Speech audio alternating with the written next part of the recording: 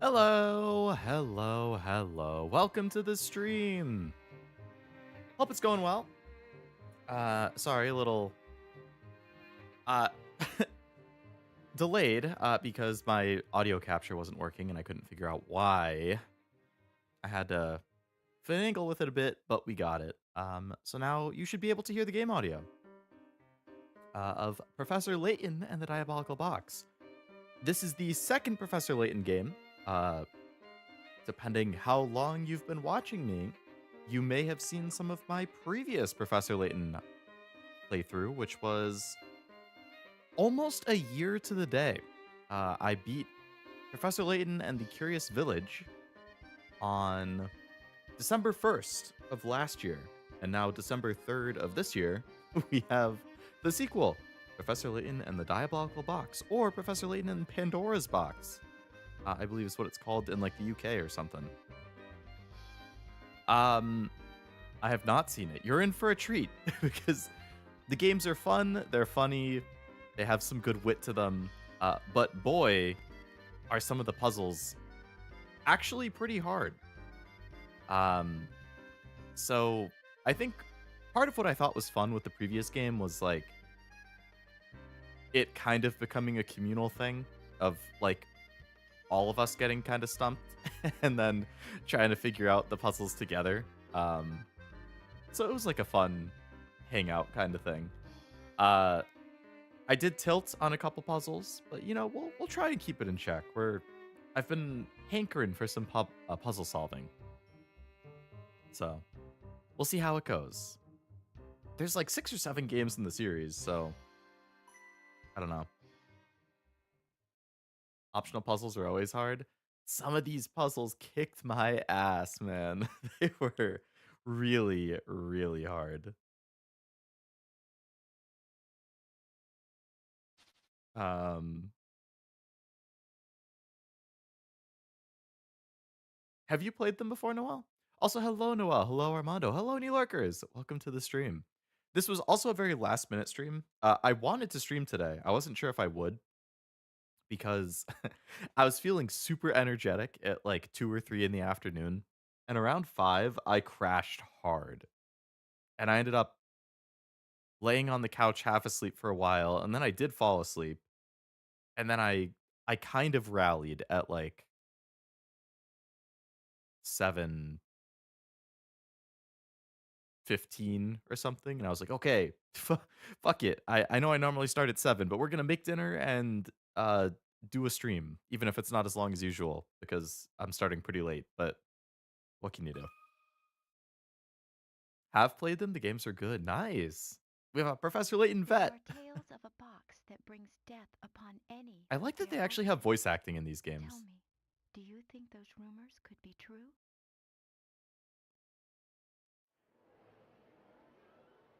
Voice acting and animated cutscenes in a DS game from 16 years ago. Hey, look, there it is! The game looks kinda quiet for you guys, so I'm gonna bump the volume a bit.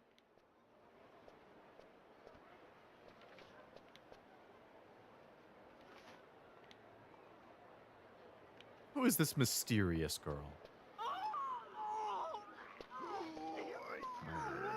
You can't even fit in the door of the train.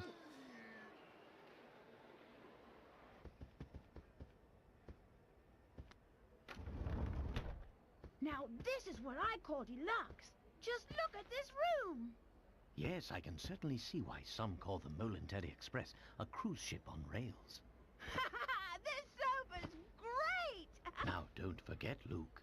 A gentleman pays attention to his manners. In Yeah, every Luke. setting.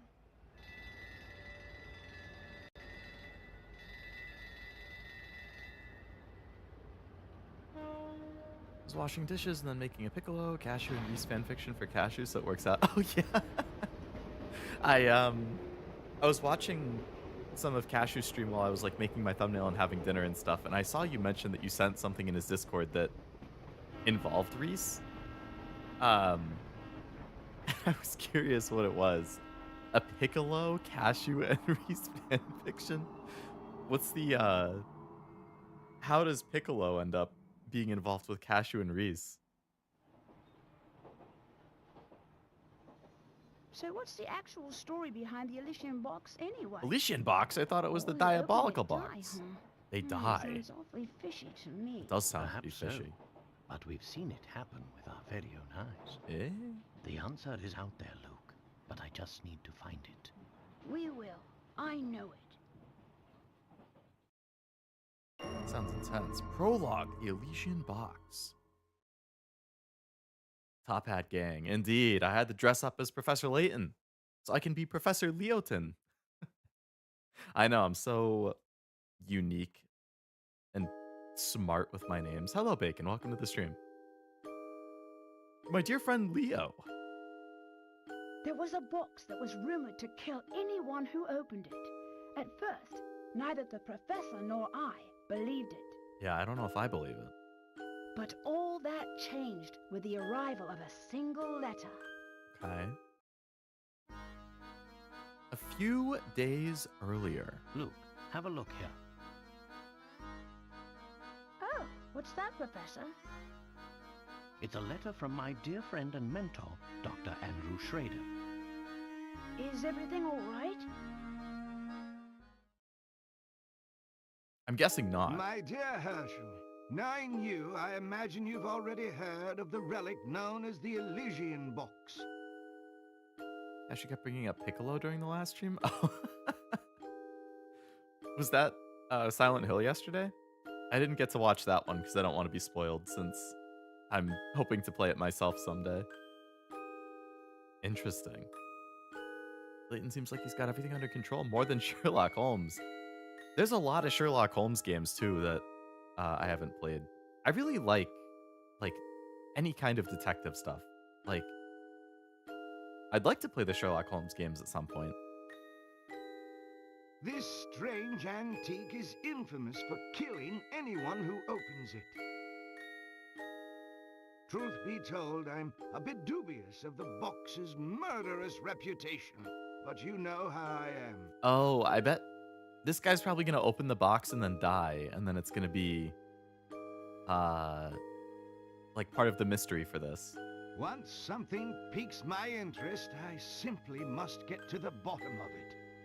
That's why I'm pleased as punch to tell you that the elusive item is finally in my possession. Yep, he's gonna open it and die.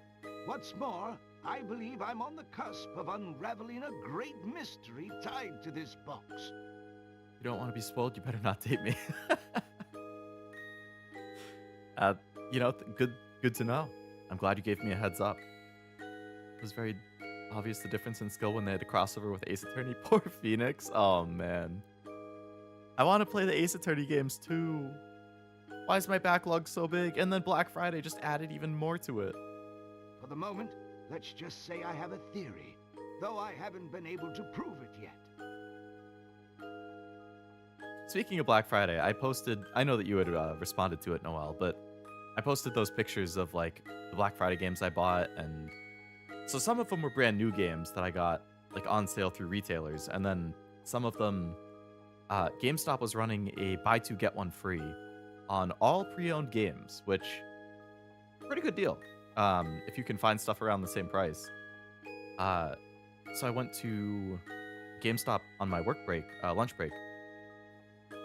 And like people rag on GameStop a lot, but like they have good deals. Like there's a lot of pre-owned games that are solid for like 5, 10, 15 bucks.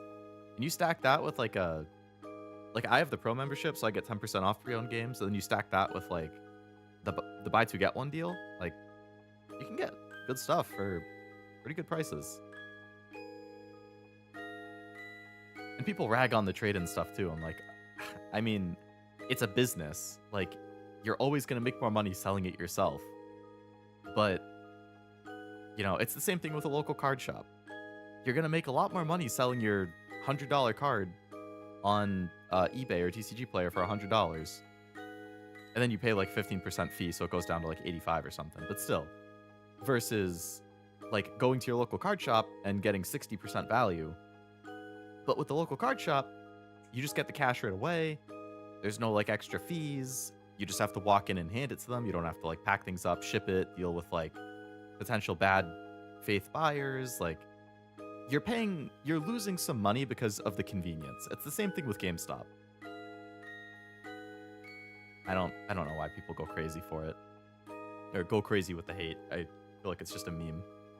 I've had like 4 or 5 GameStops in a row that, like, the people who work there are really nice. I like talking to them. They're really friendly, easy to get along with, and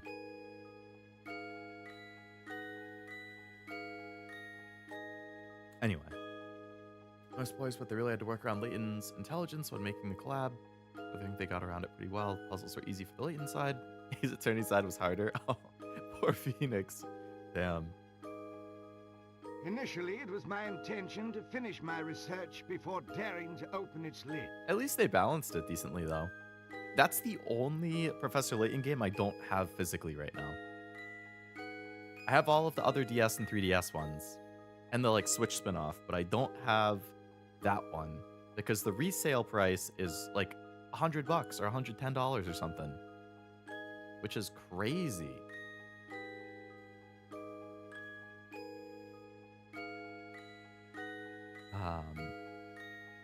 Zero, if anybody watching likes Ace Attorney, Zero has been playing the first Ace Attorney on his streams, I think Friday mornings. It's also his first time playing an Ace Attorney game, so I haven't been watching, again, because I want to play it myself at some point. I don't want to get spoiled. But if you like Ace Attorney, and you are around on Friday mornings, Zero has been streaming it. Hello, Jack. Welcome to the stream. Can't wait for Sea of Stars, Amori, Sakura Wars, Echoes of Wisdom, and Visions of Mana. I am interested in all of those games. So I thought they were some good Black Friday pickups. I think Sea of Stars is supposedly like a... not a tribute, but like heavily inspired by Chrono Trigger, was it? I haven't played Chrono Trigger either, but it's pretty high up on my list of things I want to play. Oh, actually, Jack, seeing you popped up in chat just reminded me. I know you like Octopath a lot, and I've been seeing reviews for Octopath Traveler 0 come out. I didn't realize that that was, like, an adaptation of the mobile game. Like, it's the mobile game's story, but... so instead of having to play the gacha mobile game, you can just buy the actual game for PlayStation or Switch and play the whole story there, which is cool. Like, I didn't realize that that's what they were going for with it, but they like added more features to it to make it like console oriented or something. I mentioned this before. I must have forgotten. I was watching a review of it this morning and I was like, what? I don't know. I guess I forgot. But I thought that was cool. The reviews are pretty good. I watched the Noisy Pixel one. I like Noisy Pixel a lot. They review a lot of like RPGs, JRPGs, indie games. I've discovered games I'm interested in thanks to them. They gave it a 10 out of 10. The reviewer was like, this is one of the greatest RPGs of all time. Like, the ending sequence and the story is one of my favorite things I've ever seen in a JRPG. I was like, holy crap, this is high praise. I had it on my list to potentially get at some point, but seeing such a glowing review, I was like, damn. I'm broke. I didn't know it came out tomorrow. Yeah. I think, I don't know if it's tomorrow or yesterday, or I think it is tomorrow, yeah. I mean, you can always wait for a sale. Tressa, my goat, won't be there. Is she in like the first or the second game? I haven't played any Octopaths. I have the second one on PS5. I heard that one was really, really good too. I don't have the first one. But I think I heard that they're not connected. Like it's anthology or something. Like you can play them in any order or something. From the first game, and you can gacha for her. Oh. What game comes out tomorrow? Octopath Traveler 0. Wanted to play it day one. I mean, Christmas is coming up. Maybe not day one, but if you can wait 3 weeks, Maybe you could get it for Christmas. I think actually, yeah, 3 weeks from tomorrow is Christmas. Hello, Tapper. Welcome to the stream. Hope it's going well. But I must confess that my curiosity is simply overpowering. In the unlikely event that anything should happen to me, Oh, please something's gonna happen to him. finish the work I've started here. I like the mobile, so I'm gonna like the Switch game. I'm sure you're gonna absolutely adore it. Is it coming out on Switch 1? I wasn't sure if it was Switch 1, Switch 2, or both. Your friend, Andrew Schrader. According to the postmark, this letter was sent 2 days ago. We should go pay the doctor a visit. I just can't shake the feeling that something awful has happened. It is coming out on Switch 1. Nice. Well, your intuition's usually spot on. I say we head out right away.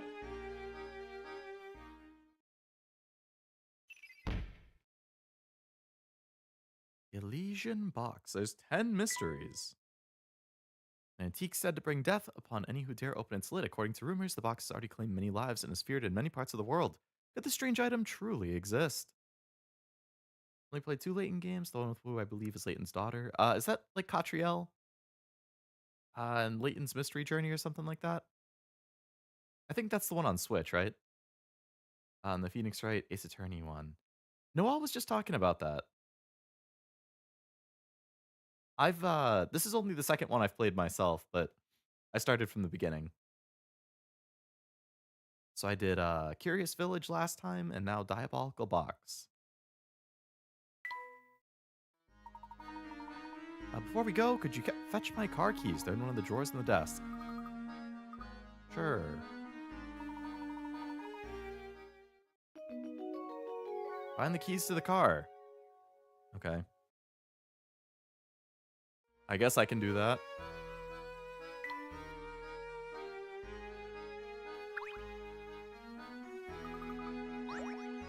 Got Eaton's keys. Wow. You do know how to move about, don't you? There's like arrows on the corner of the screen or something. Tap the shoe in the corner, and then the arrow. Yep. I remember that from the first game.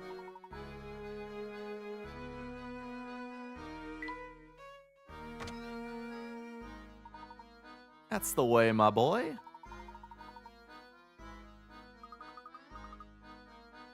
All right, let's go see if anything happened to the poor doctor.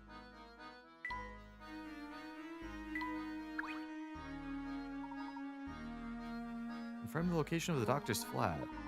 He left me a map to his home. It's a rather unusual piece of cartography. Oh, is this the first puzzle? What the hell? It has holes in it.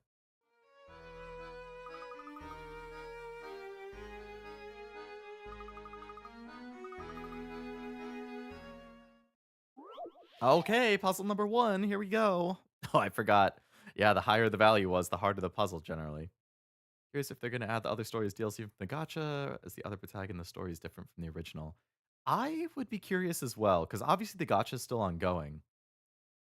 I mean, I could see them just continuing to do releases every couple of years or something with like, oh, the next like arc from the gacha or something gets made as a console game, and you know, maybe like they have Octopath Traveler 0 be the gacha version adaptation and release like new entries in that every few years, and then do it separate from the main series, or I don't know.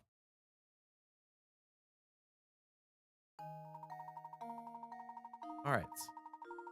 Oh, I just have to actually put them into place. That doesn't seem that bad.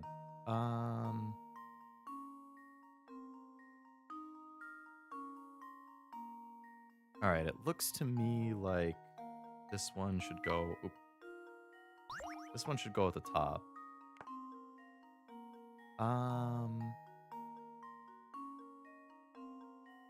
This one should go on the left.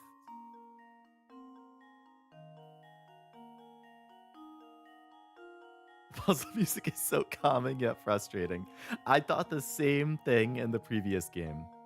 Like, it's so relaxing, but when I sit here and listen to it for like 10, 15 minutes because I'm stuck, I'm like, this this frickin' thing.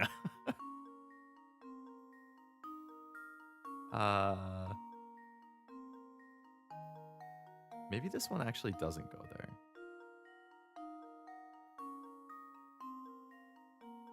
Oh, wait. It says I can move stuff already in the map. I see. The one in the middle can be moved.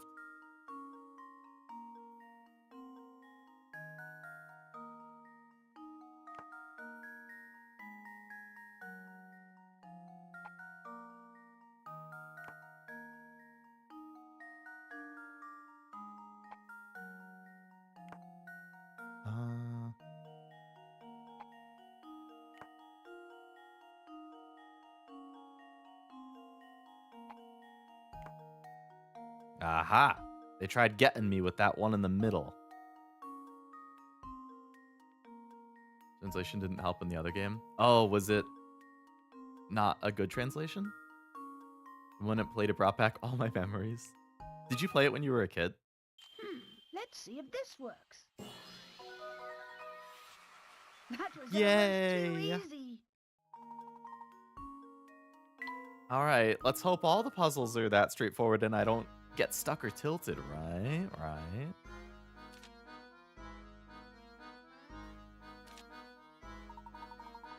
Our destination confirmed. We're ready to pay the doctor a visit. Come now.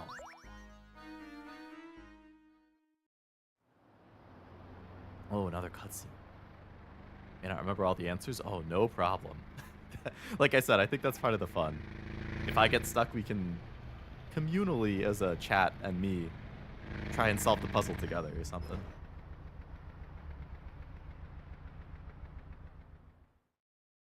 I believe we found the doctor's building. Cool. You don't know which flat is his? Oh, okay.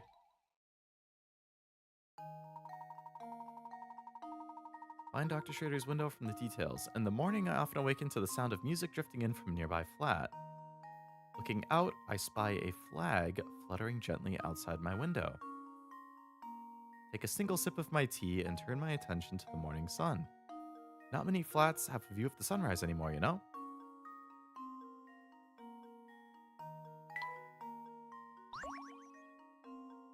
There's music drifting in from a nearby flat, so the music is coming from the top middle.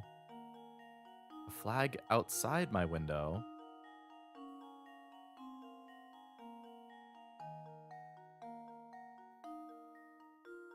Sun rises in the east and sets in the west. So I'm assuming it's the one on the bottom that has a cat. Because there's a flag right outside it, and the music is close, and it's facing the east. Consider this puzzle solved. What? Well, I suppose that's Oh one no, I possibility failed. eliminated. I got the second puzzle wrong. Oh no. I don't actually... Is it? Does the sun rise in the east and set in the west? Music drifting in from a nearby flat.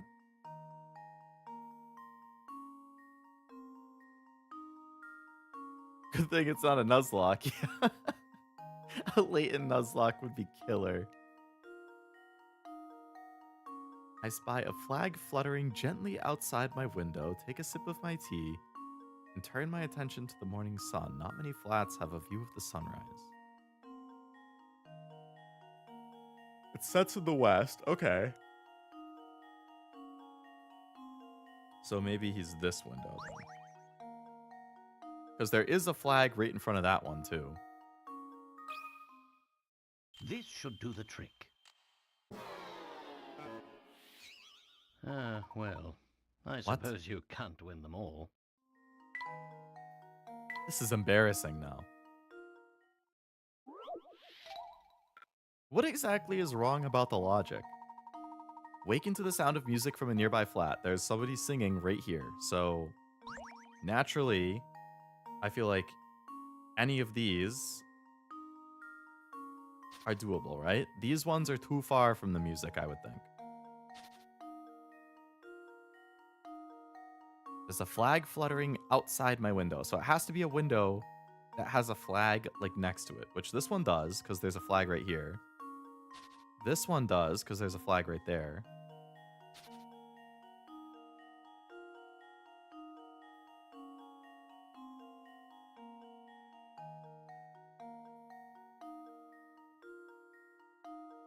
Turn my attention to the morning sun. Circle all of them, you'll get it eventually. Yeah, the brute force method. I might get 0 points for this puzzle, but if it sets in the west, it's definitely not one of these. Because those are looking... Like, I'm assuming this is the east, and the sun is then going in that direction. So if you're in these windows, you're looking towards the sun.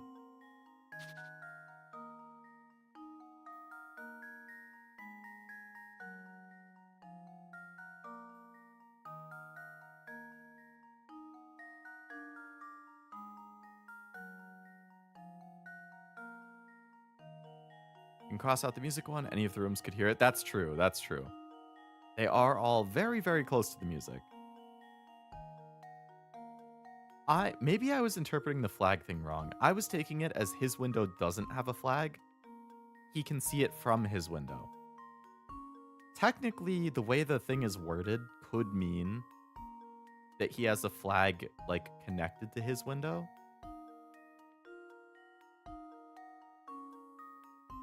But that doesn't really help either.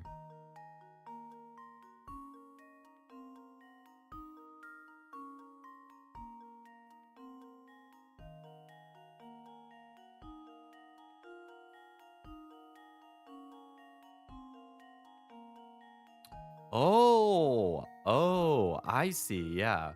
If the flag is above the window, then he would see it while he's looking out the window. But if they're under the window, he wouldn't see unless he looks down. But like in this window, he would see it just by opening it. Consider this puzzle solved. So I guess the thing about the sun, wonderful. I was thinking he was seeing the sun rise, but I guess if it already has risen, then he's not actually seeing the sunrise because he said the morning sun. That's Layton for you.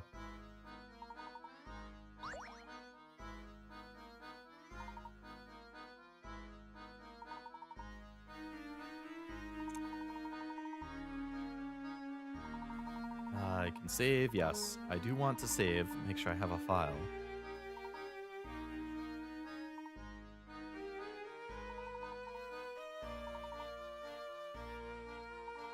It's nice that it shows you the location of the unsolved ones. Sometimes some texts are there just to mislead you. Magicians do the same thing. Oh, absolutely. Magicians throw in all sorts of like meaningless things just to distract you while they're doing the trick.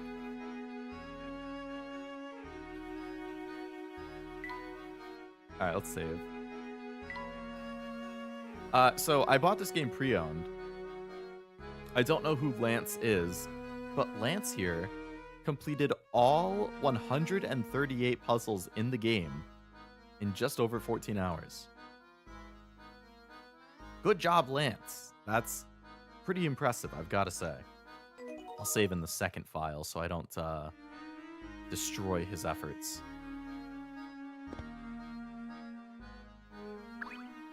Who are you, guy? Hello there, mister. Never seen you around here. I hear something useful. Tap on the mailbox. Okay. Oh, there's a coin. Thank you.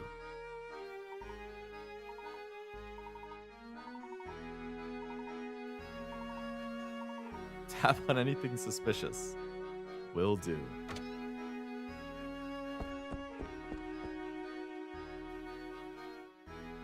Lance isn't just a good dragon trainer, he's a master puzzle solver. Yeah.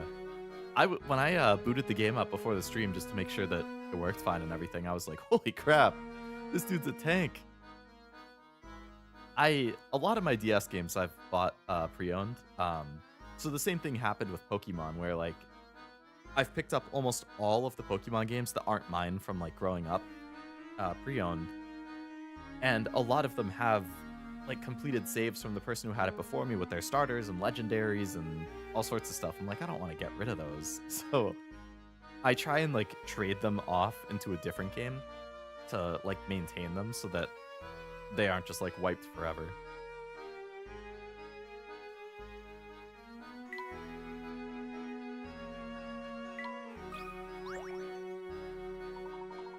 All right, is Dr. Schrader dead?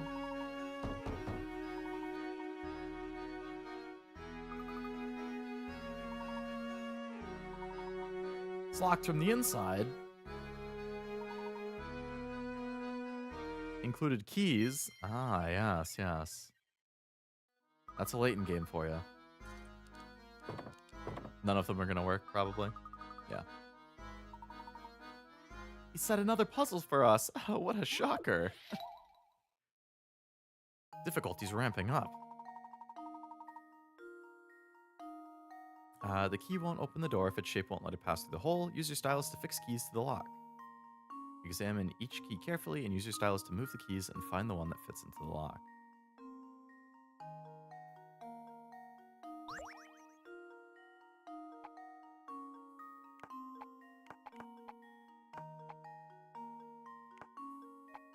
I mean, this one looks the closest, but the problem is that they need to be like flat. Bubble, hubble, bubble, puzzle, trouble. All right, so I can rotate them.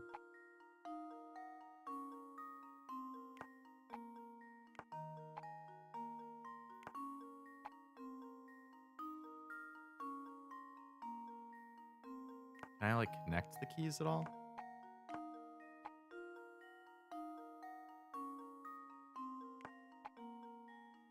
So it's definitely not this one. Regardless of if I rotate it,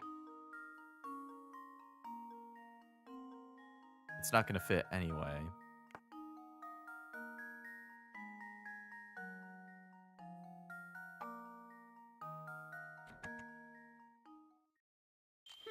Let's see if this works. Yeah. Layton's Wow, I apprentice strikes redeemed again. myself.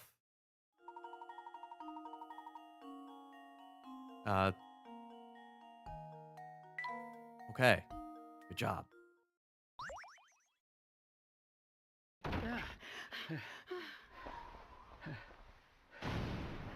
Oh no! Professor! No, untrue. How could this have happened? Well, you probably opened the box that kills you.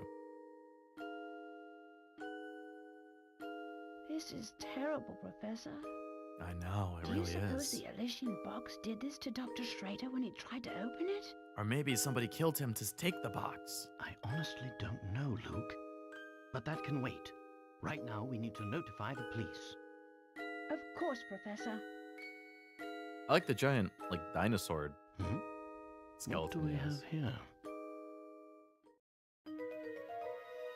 Is that a train ticket? A train ticket? For the Momentary Express. Well, there was a big train on the cover of the game, so I'm assuming we had to go on it. Now, this is strange. Look, there's no destination written on this ticket. Hmm. Have you ever Peculiar. seen a train ticket that didn't say where it was taking you? Yes, very strange indeed. The second mystery is the train ticket. Okay. To flip it to the other side, it was obvious since nothing is that straightforward. Not in a Layton game, it is. Oh, this guy again?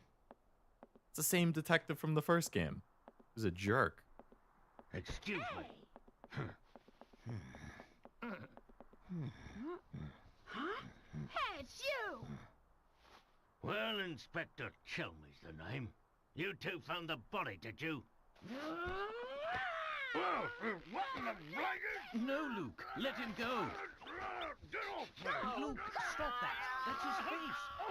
Listen here, Luke. I don't know, it's stretching a lot. Maybe it's a mask. Oh my gosh, his face doesn't come off. He's the real deal.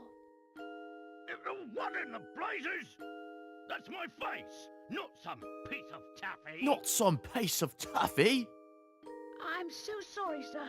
I didn't mean it. I was sure we had another imposter on our hands. Imposter? What in the world is this child talking about? I swear, young ones these days have no manners. My apologies for the confusion. Allow me to introduce myself. My name is Herschel Layton. I'm a professor of archaeology at Gressenheller University. And I'm his apprentice, Luke. Interesting. So if I understand correctly, you keep a child around as an apprentice, do you? The game is afoot, as said by a certain detective. Not at all, sir. In truth, he's... Professor Layton's apprentice, like I said. Well, it's really none of my concern. I have a crime scene that needs my attention.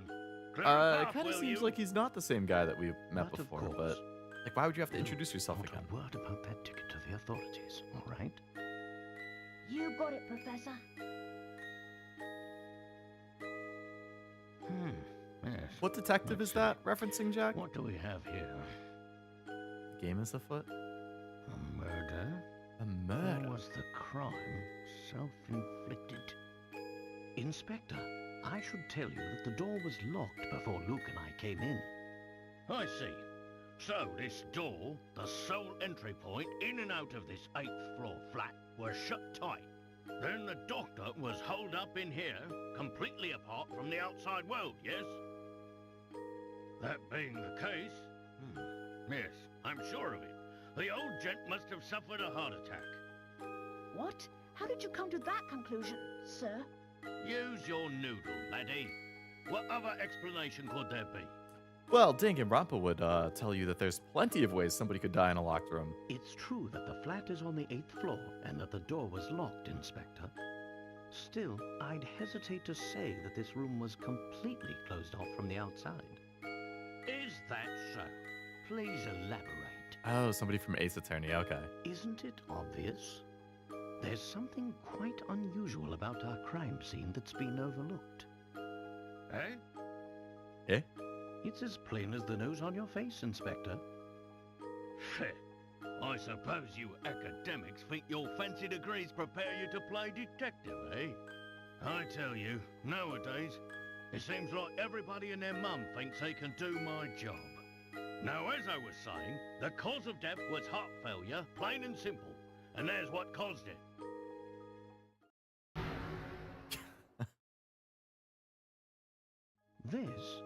It's a scaled-down model of a Chronosaurus, if I'm not mistaken. Chronosaurus. Chronichiwa. I reckon that ugly mug will give anyone nightmares. Here's what probably happened. The old fellow turned on the light, took one look at the beast, and then keeled right over. Well, considering this is his flat and it's probably been in there for ages, I really don't think so. I don't think you're a very good detective, Chalmy. But this is the doctor's own Yeah. home. Why would the bones he put up himself scare him? Well said, Luke. People have a way of becoming forgetful with age. Not that you'd understand, boy. Well, you're right about that. I don't think I understand it at all. Mr. Layton, was it? No? Ah, yes, Layton. Mr. Layton, what do you think?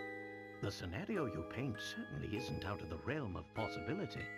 But, considering the lights were off when we entered the room, I don't think we've found our answer yet. I agree. Really? Furthermore, look around you, Inspector. Doesn't anything strike you as odd? What do you mean, Professor? Just remember the plot of the first game. This is technically his first appearance. No spoilers in case there's others who want to play the first. Vaguely. I vaguely remember. It has been a year.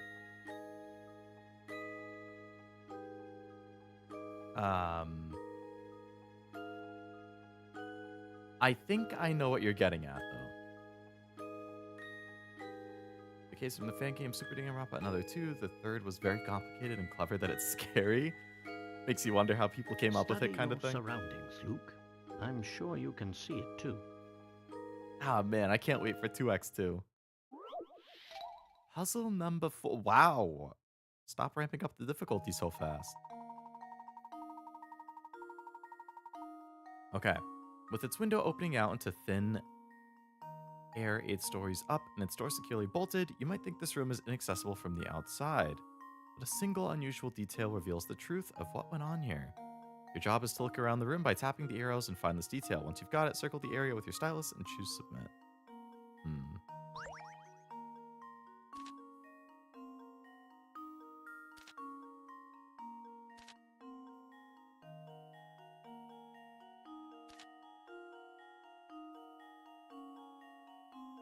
Oh, so I can't tap on stuff to get information. Okay.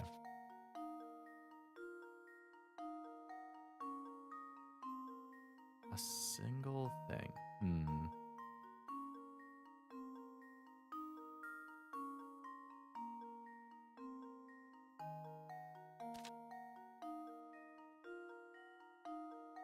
So we have a bookcase, lots of shelves, a desk.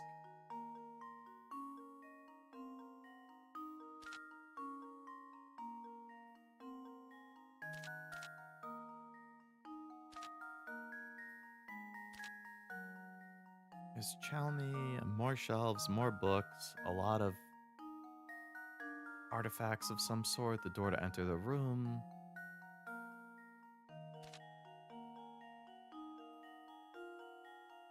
Dinosaur.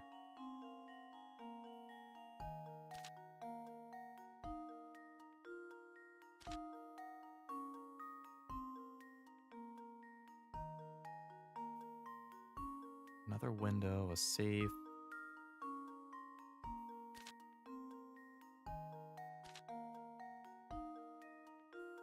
The games assume you probably played the last ones and kept getting harder. Oh no. I'm gonna get my ass kicked today, aren't I? Scary and complicated that the creator had to put a warning? Oh man. I didn't realize it would be that intense.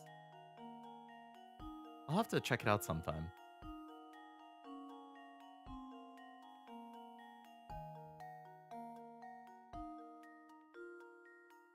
I haven't seen I just had to mute to cough for a second. I choked on my drink. I haven't seen any of the stuff about the fan games except for a trailer for one that came out like last year or 2 years ago. I think Kiwi played a little bit of the one I'm thinking of.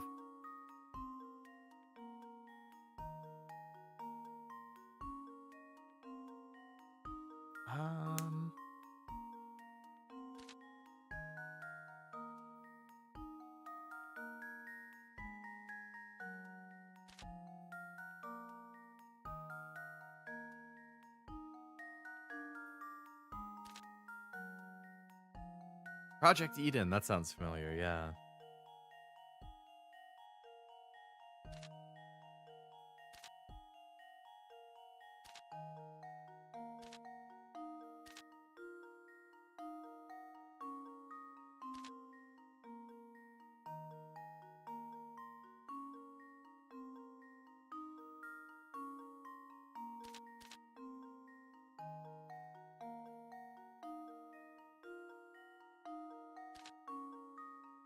I'm like,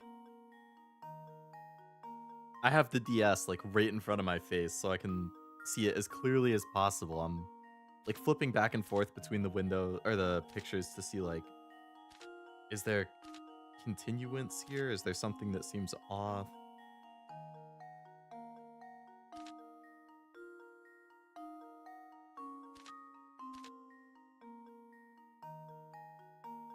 I mean, I wouldn't be surprised if there's like a hidden passage behind the bookshelf. That's a classic trope. Like, clearly, there could be space behind the bookshelf. And what I'm interested in is like this makes sense. Like the flow of the thing follows. You can see the books in the bottom right are here in the bottom left. The desk and stuff. The corner cabinet. But then at the right side of this room, it looks like there's like a corner wall. And then there's a bookshelf. So I feel like behind the bookshelf, there's gotta be something. Let's see if this works. Nope. Okay. Looks like I botched that one. How would the assailant try to flee the scene? Out the window, obviously. Window's open, but is it really that easy? I would think not. Not in a Professor Layton game.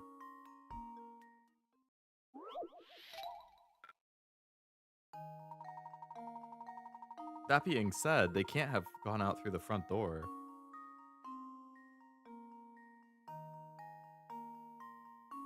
Unless they're still hiding in the room. In which case they'd have to be, like, in here. Just leave it to me. Nope. Oops, that wasn't right. Alright, I need a hint. There are a lot of odd objects in the room. While many may be strange, they aren't the brand of unusual you're searching for. That doesn't help me at all. How's it going, Leo in chat? It's not going good for us, I must say. It took me like 3 tries to get the second puzzle, and I'm already stumped on the 4th one. I feel like the difficulty on this one, they're already stumping me super early into the game.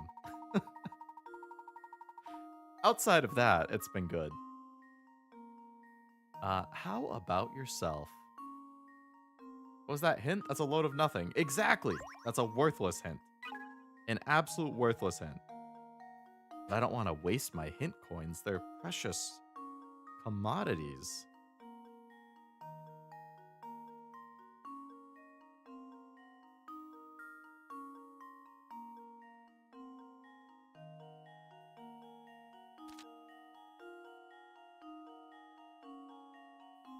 And a lazy day off? Hey, I love those kinds of days. I took the next 2 days off.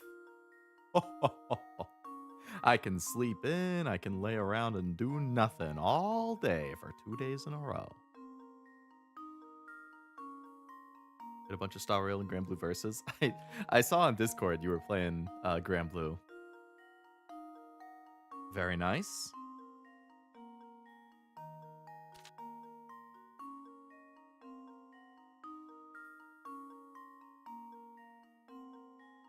Hope it was a fun, lazy day off, though. Alright, I think I need another hint. You won't find the answer in the areas that Layton or Chalmy are. Okay. So it's one of these two, then. The safe? Here I goes. don't know, I can't think of anything. The safe doesn't make sense, but I'm at a loss. I'm stumped. How the assailant would have tried to flee the scene. Yeah, I mean...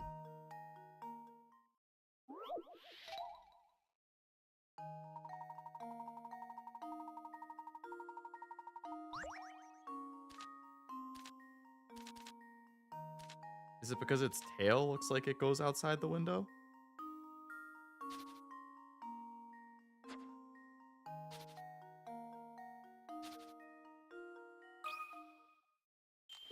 Let's see if this works. Oops, that wasn't right. Unfortunately, it was not just the window. I don't get it. It's only the 4th puzzle and I already don't get it.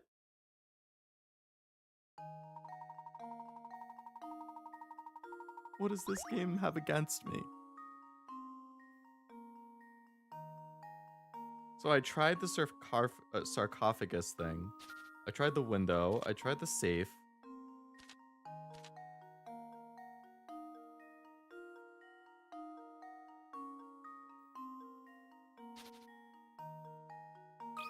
That thing that's in the corner of the window. Let's see if this works. Piece of cake. Okay. I was wondering why there was just a little thing in the corner, but part of the curtain shown here has been ripped off. Oh, it was a ripped curtain. I couldn't tell. Of course. This window is missing a curtain. So they jumped out and rappelled out of the window with it. So it is. But what exactly does this have to do with my crime scene? Oh. It means someone exited the building through this window, and I'll bet he's our culprit. Good job, I say Luke. That's a sound theory. Well done, my boy. Those dang 8-story long curtains. Game logic, yeah. Oh, yes. Sound as a pound. I was just about to propose the same idea myself. Yeah, okay, Kami. Liar! Liar! Shh, Luke, listen. I don't believe our friend the inspector will be of much help It didn't to look us. outside? Exactly. They would have just seen that What thing right say there the you whole and I time. conduct a little investigation of our own? Professor, look! There's something in Dr. Schrader's hand. Oh, okay. Yes, yes. Something got smashed It's up. an old photograph, but it's been torn into so many pieces, I can't make out the original image. So tape them together. That inspector got the ooey mama posture. Oh, man. Poor ooey mama. I love those pictures. Twin fragments of a photograph were found in the doctor's hand. What could it be depicting? Hey, what's the big idea? You can't just point evidence in a crime scene. Get your hands off that. What is this anyway? Not that it matters. I'll be holding on to that. Now out with the both of you. You found the photo, but Inspector Chalmy confiscated it. What the hell, guy? But we're not done! Shouldn't have called the police until you finished investigating. There was nothing resembling the box in his home. The person who did this to him was after the box, probably. Yes, yes, let's get on the train.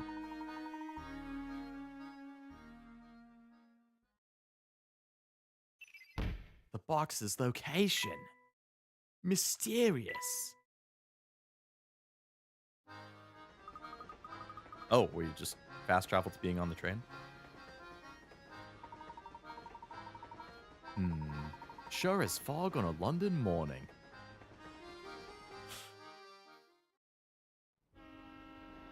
Alright, let's go to the train station. Professor Layton and Luke sped away from the city, unaware of the secrets that awaited them down those iron tracks. Secrets. Eh? I'd love to.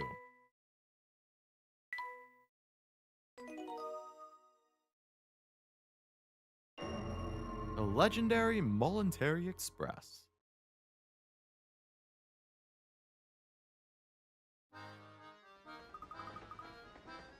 It's so posh. I feel like I should be wearing a monocle.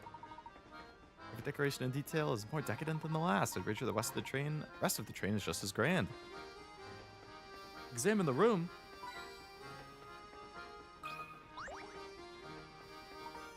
Bag's wide open and your belongings are scattered everywhere.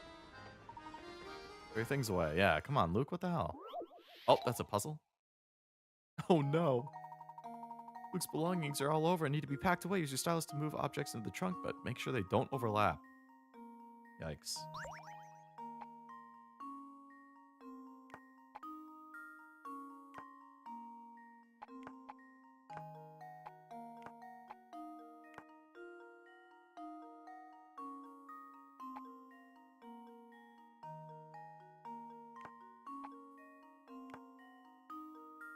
Oh crap, I didn't notice there was stuff at the top.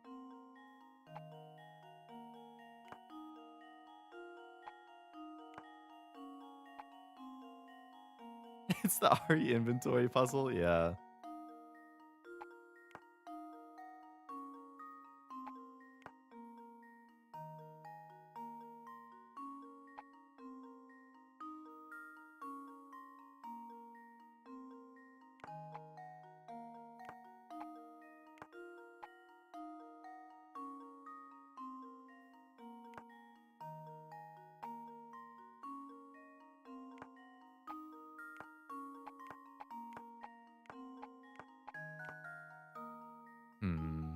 RE players could solve this instantly. I know. I'm not versed enough in RE to be able to insta-solve. This is going to be the hardest thing because of the weird shape of it.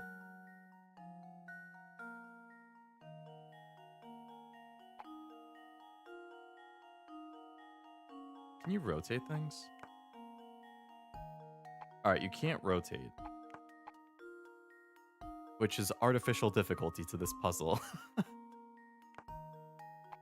Alright, these are just typical things. So those I'm not that concerned about. The weird shapes are what you need to be concerned about.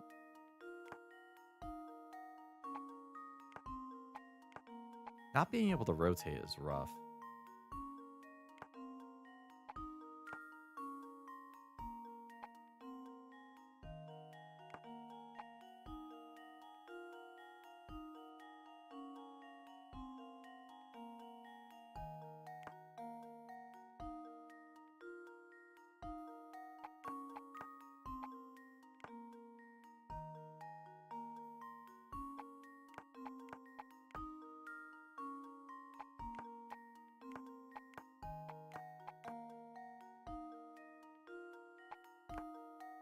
Okay.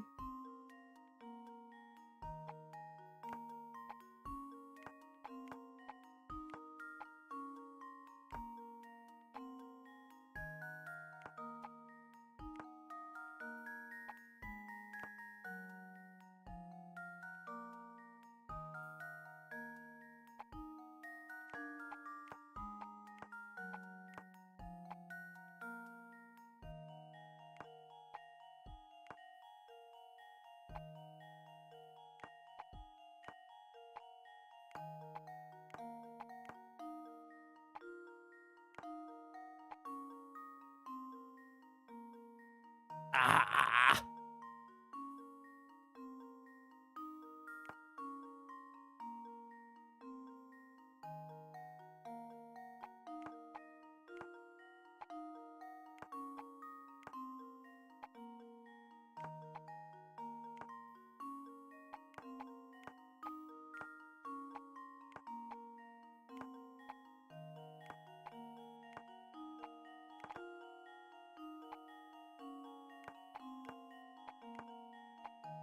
Mm.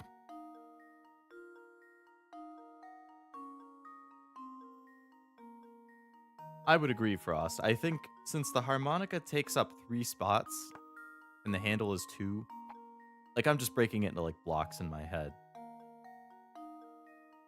I feel like it makes sense.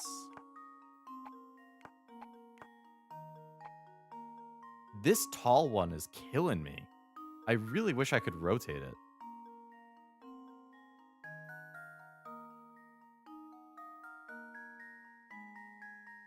Like this would fit really nicely above that, but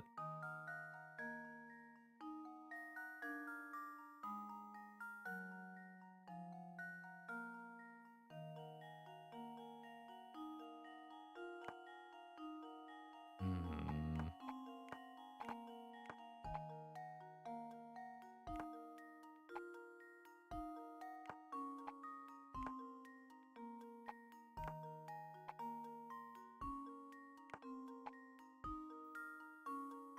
Just why the hell can't I rotate things? Rotating would make this like a cinch. It had the weird ass pieces are a nightmare.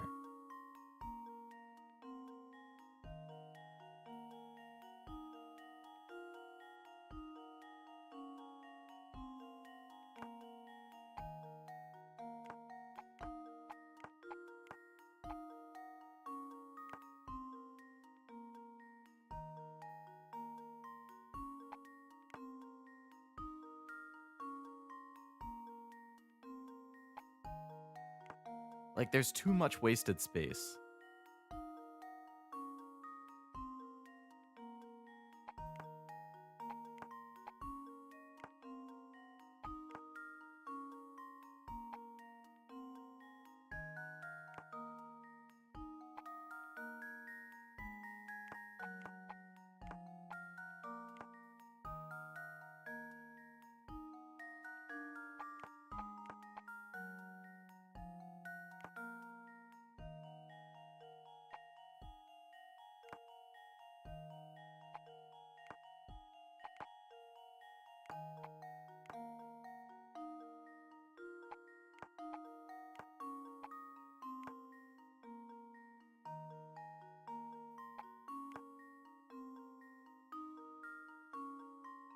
Oh no!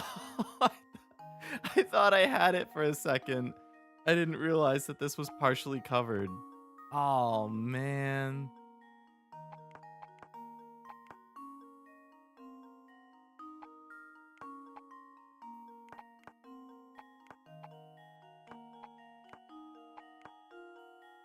What the hell?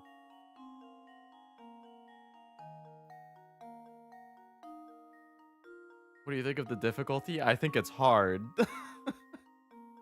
If the whole game is stuff like this, I'm gonna get my ass kicked. They didn't have any easy gimmies like the previous game where I flew through the first like 15. I'm already getting stumped in the first 5. Okay. What if I just put the pan in the middle and work around it?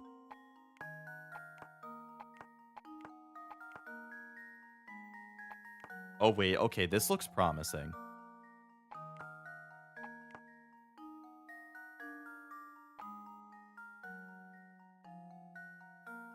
Like, why the hell can't I just rotate this? Like, if I could rotate this and put it right here, that would be perfect.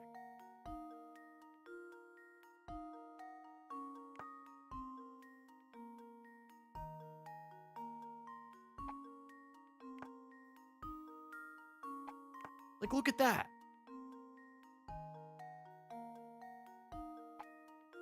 Obviously, this thing's too big, though.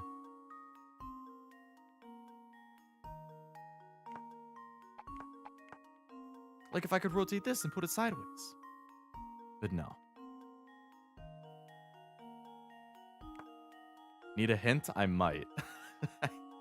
I might. I'm getting pretty whammied over here right now.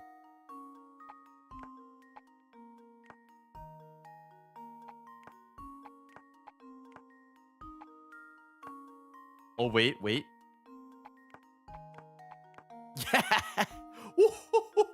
Ooh, baby. Let's see if this works. That was almost too easy. Almost too easy. Shut up, Luke. Making me feel like a fool.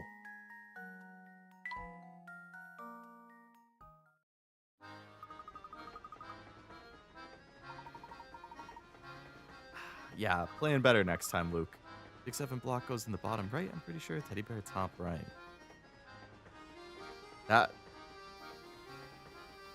I am screwed for any future Resident Evils, let me tell you.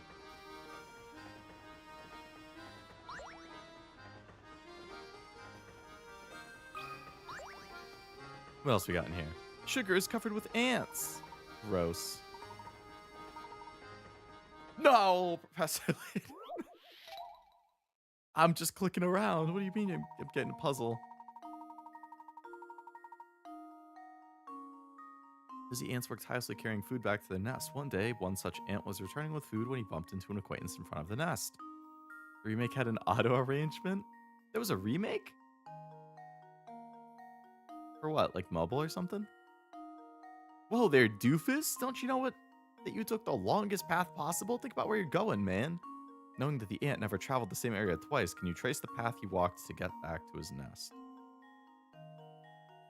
Oh, Resident Evil. Ah, auto arrangement sounds like nice quality of life.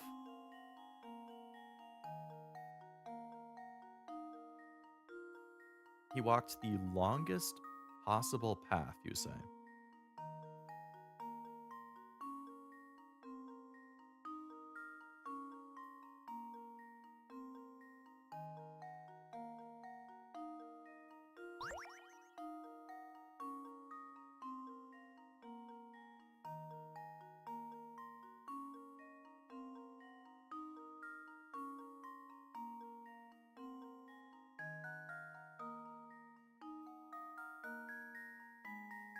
Is that the longest possible path? It feels pretty long.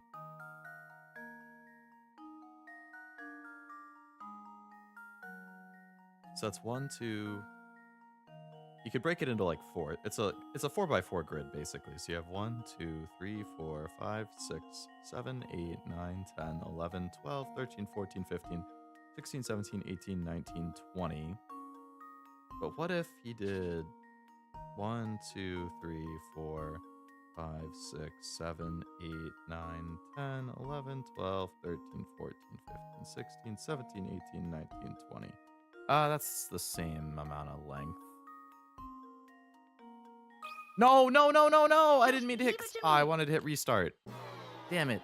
I clicked the wrong button. I knew that wasn't right. Oops, that wasn't right. Yeah, no shit, Luke. I didn't even mean to click that.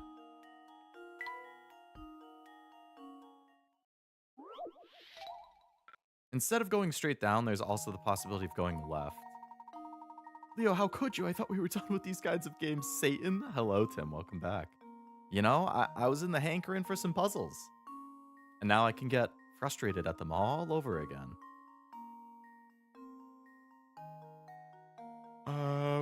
So if I go 1, 2, 3, 4, 5, 6, 7, 8, 9, 10, 11, 12, 13, 14, 15, 16, 17, 18, 19, 20. That's also 20. Let's see. What does Frost say? Down, left, up, left, straight, down, right, down, down, right, up, right, down, left. All right, how many is that? 1, 2, 3, 4, 5, 6, 7, 8, 9, 10, 11, 12, 13, 14, 15, 16, 17, 18, 19, 20. So that's 22. That one is longer. And it could technically be even longer if you went further.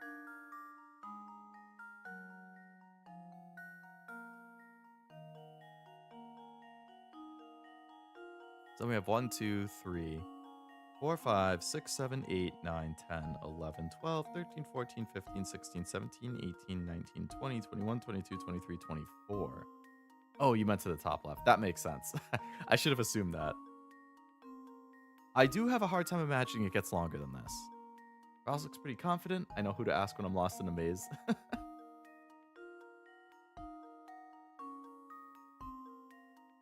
Went straight at the intersection. Okay.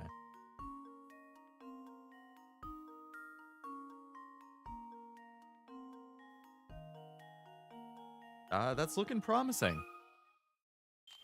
Let's see if this works. Wow. Nailed That it. was almost too easy. Very good, Frost. Very good.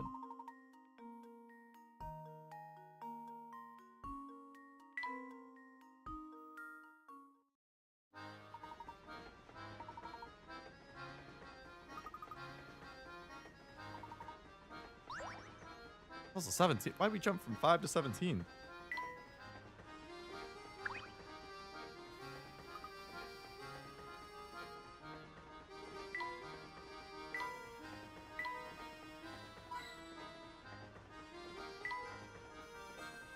Alright, I think I've clicked on everything here. We're here to find the box, so don't get sidetracked. Alright. It's time to explore. Oh my goodness. Hello, girl walking. Yeah, the rooms in the front are super fancy and the doorknobs are made of gold, but no one's allowed in except for really rich people. Are you really rich? If you are, you can go see the super fancy rooms. I'm not. I wish.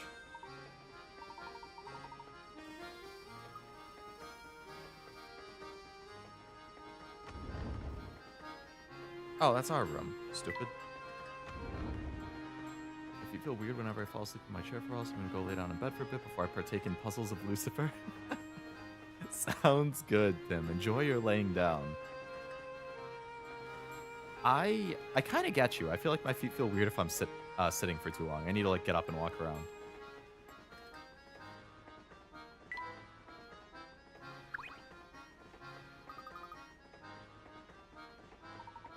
Hold it right there, man. Sammy Thunder says entrance to that car is for VIPs only. Capiche?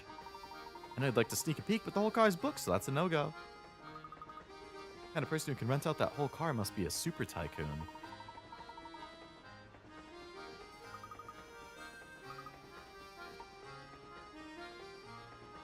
If he was rich, he wouldn't visit those rooms. He'd have been getting every Uma. True. I would just wail on every banner. Yes, I suppose these accommodations will do. I do hope my darling boy will be pleased. Babette? That reminds me, I believe it's dinner time for my sweet baby. I'm off to visit the dining car. What the hell is this voice acting? Oh my god. It was just the type I'd expect to see on here. Talk about rich and fancy. Have to watch our deeds and words. Okay.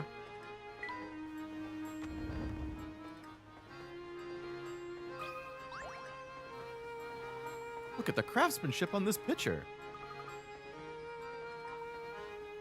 Could be more relaxing than sitting in your suite with a cold beverage and watching the sunset. A puzzle. Oh no. Tell me it's not one of those things where you have water in two things and you have to move it around to balance it. Pitchers and poison. Two men known here as 1 and 2 are playing a strange game. Both men put their empty pitchers on the table. Next, a judge brings a pitcher filled with purple poison and places it in either spot A or spot B. He then starts shifting the poison from one pitcher to any adjacent pitcher over and over. After moving the liquid 55 times, the owner of the poison-filled pitcher must drink its contents. If you were the judge and wanted one to win, would you place the poison-filled pitcher down in spot A or B?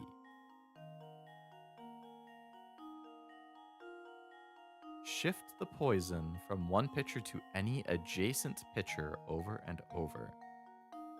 After moving the liquid 55 times,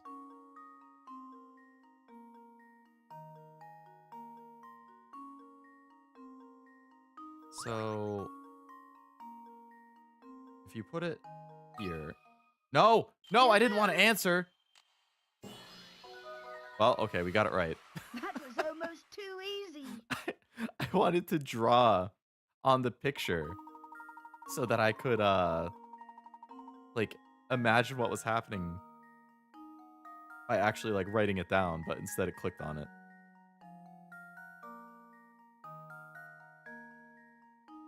Whatever pitcher's in the middle will always contain the poison after an odd number of pours. So for 1 to win, the poison pitcher must go in B. Well, I was leaning B in my head, but I wanted to actually do the math. But you know what? Hey, easy win. Wow, congrats. The bet reminds me of a nickname, Babe, from P3. Oh, Bebe, yeah. He was a cool dude.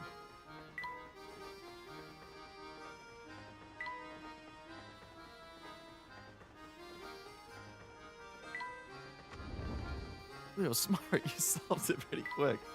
Yeah, I'll take that dub.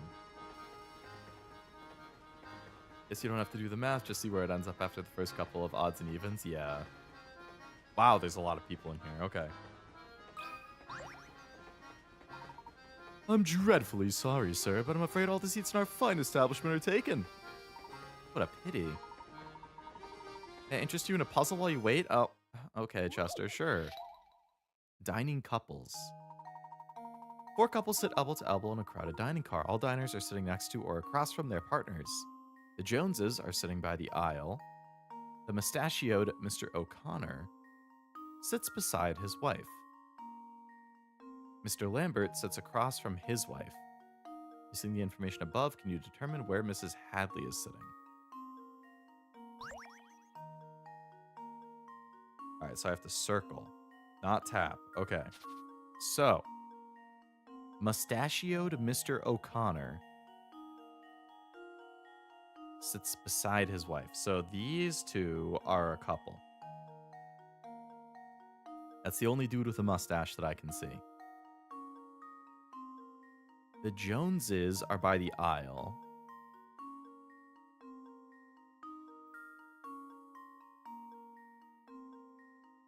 All diners are sitting next to or across from their partner.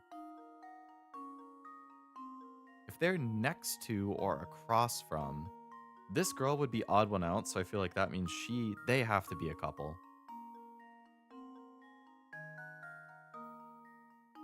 That must mean that these are the Joneses, because they're sitting by the aisle.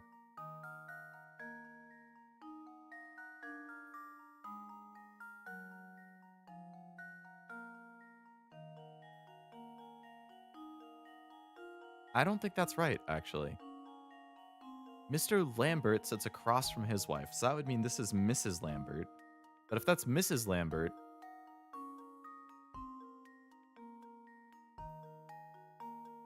oh no, then that would mean this is Mrs. Sadley.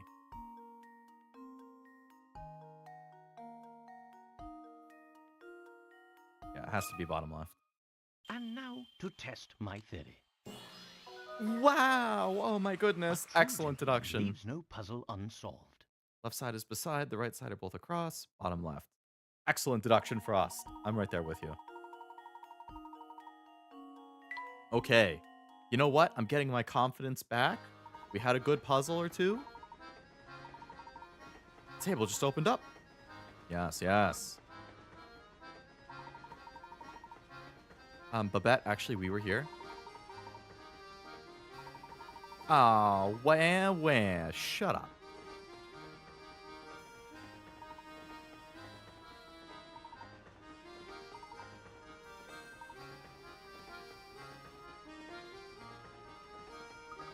Talk about pushy. I apologize, sir. It says lovely observation deck on the last car. May I suggest you spend a few minutes there while we prepare a new table? Your job's not an easy one. No, it isn't. Working with the general public is never an easy one. Visit the train's observation deck. I can do that. Anybody else here want to talk, though? Ew, Babette. Don't you know that ladies always go first? Especially ladies of a certain class, like me. Shut up. Not sure if class is the word she meant to use there. Exactly. Look at all the stuff there is to eat. Macaroon. Passengers in the kitchen. Can't just have that. Wearing those dirty clothes could earn me a health code violation. I'll have you know there's nothing dirty about our clothes. See what you like, short stack.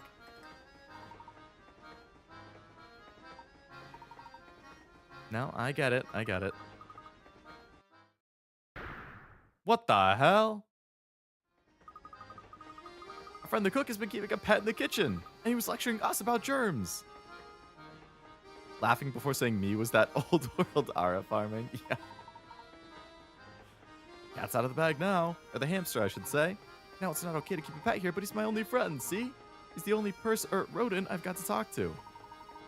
He is generously proportioned. I'm gonna start working here. I need someone to keep me company, so I bought him. I fed him all the table scraps we take back, which makes for a diet that's a bit rich. He's put on the pounds. Looks like it.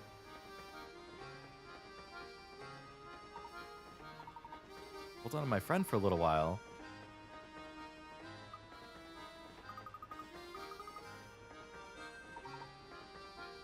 Yeah, I guess we can hang on to him. Hamster minigame.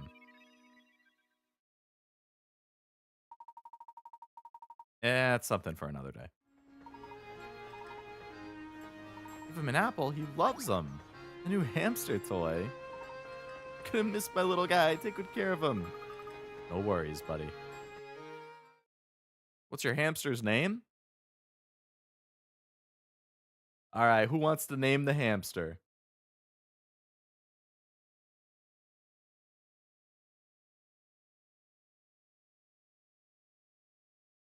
I don't have a good hamster name off the top of my head. My sister used to have a hamster. Hamlet, Hamtaro, those are both good. See, my first thought was Hammy. 2 Hamtaros. Is that an anime thing?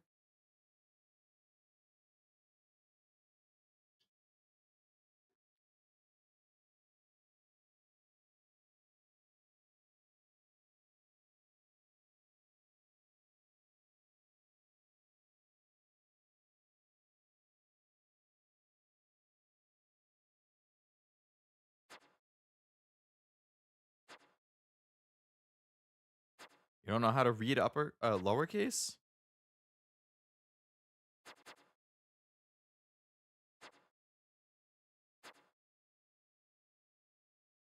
It is an anime. Okay. All right. Well, we got 2 Hamtaros, so I guess we'll go with that.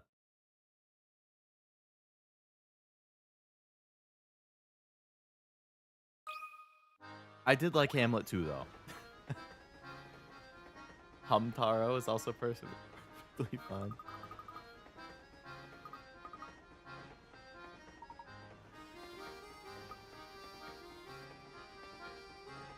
Do you have a puzzle for me while we're here?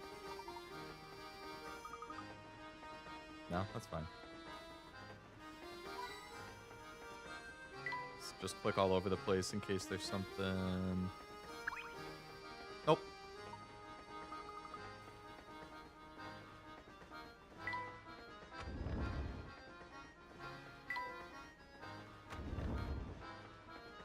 Okay, I clicked on the wrong thing.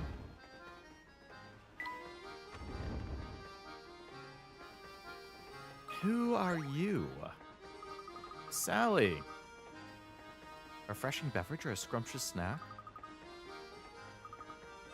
For legal reasons. We got this ritzy dining car. Most people get their chow there. With competition like that, it's hard to even sell a cup of tea. I'm so bored. Help me pass the time with this puzzle. Okay. Pancake stacks. Take the big stack of pancakes on the left plate and move them to the plate on the far right. You need to follow these rules. You can move one pancake at a time. A pancake can never rest on another pancake smaller than itself.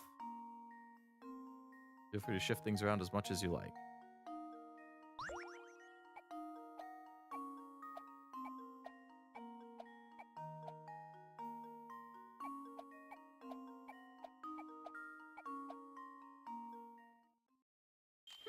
Let's see if this works.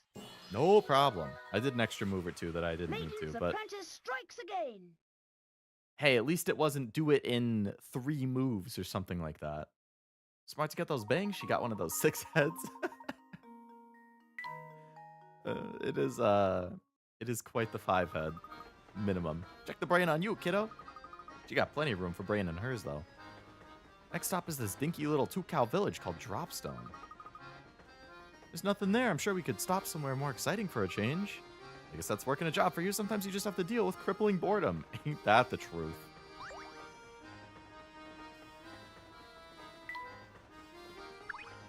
Alright, what's in this room? No one's here right now. Oh, okay. I guess we can't go in. How many rooms are there? Whoa, there's a freaking... The Wicked Witch of the West lives in here or something?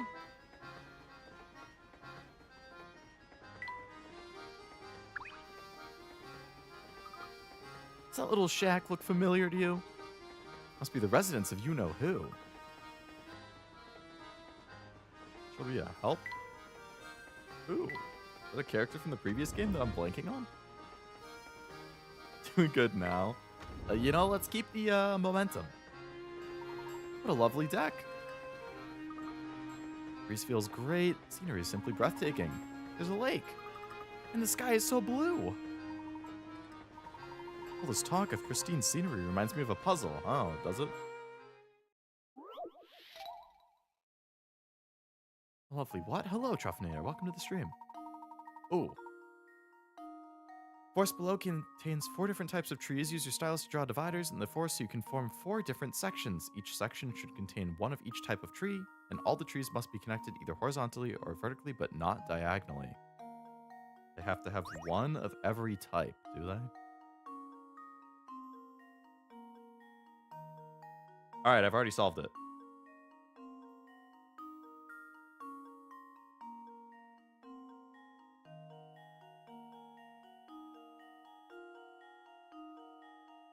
Easy peas. Let's see if this works.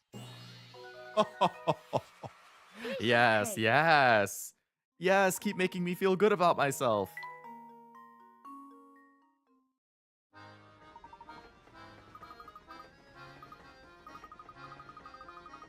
Did you see that New Zealand deck commercial? New Zealand deck commercial? I don't think so. But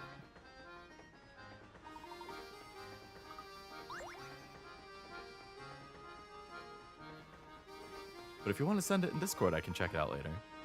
You got one of them good brains? I don't know, Frost. I was getting pretty stumped earlier. Just you wait. We'll find one puzzle in here that makes me look like a complete fool. I was saying at the beginning of the stream, it has been almost a year to the day since I finished Layton and the Curious Village. I still think about that candle puzzle. I don't know how many of you guys were here during the candle puzzle, where it's like, oh, a breeze blows in and blows out this candle. How many candles are left at the end of the night? Over a year later, I still think about that puzzle and how annoyed I got. Especially when I got this. I literally tell that puzzle to people in person so that I can see them get stumped on it and they get mad just like I did. Nobody gets it right away. That puzzle was brutal.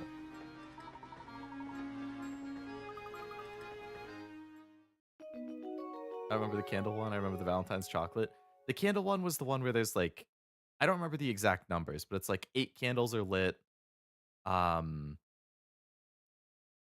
know, the guy is eating dinner. At one point, the wind blows through and blows out 2 candles. He relights one.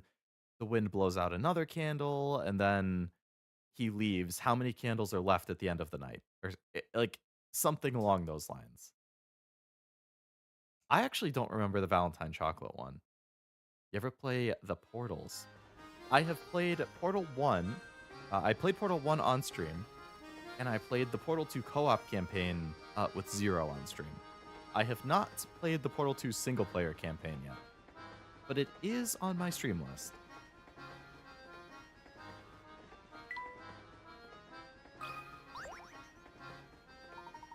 Did he carry one with him? Was that the twist? No, it was, any candle that was lit would burn out completely and there would be nothing left.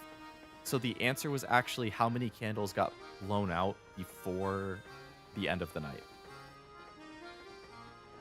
So if there were 8 candles and 2 of them were blown out, then that means 2 of them were left. Because the other 6 completely melted until there was nothing left. And I was like, that's so bullshit. That is not how I interpreted that question.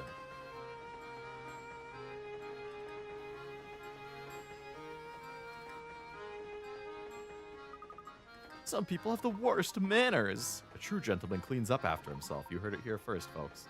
I feel like it was worded poorly. I think it was intentionally worded like that, so that you'd have to like look at it from a different perspective. How is this a puzzle? 45! This is going to be a hard one. Put that garbage into the trash can where it belongs. Using your stylus, move the blocks. Oh, God, it's a block puzzle. Oh, I hate block puzzles. Oh, my God. There was one of these in the previous game, too. It took me forever.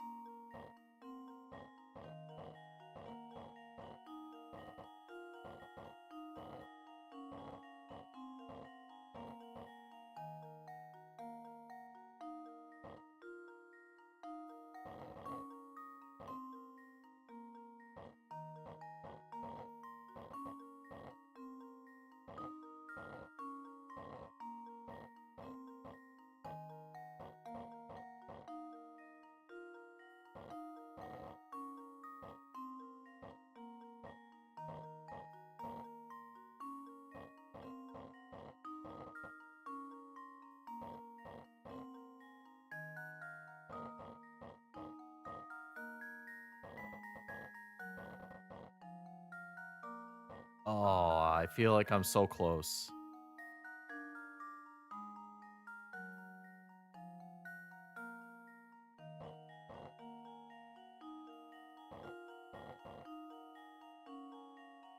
Frost, are you the one who said you like block puzzles? It'd be hard to help on this one. Oh man.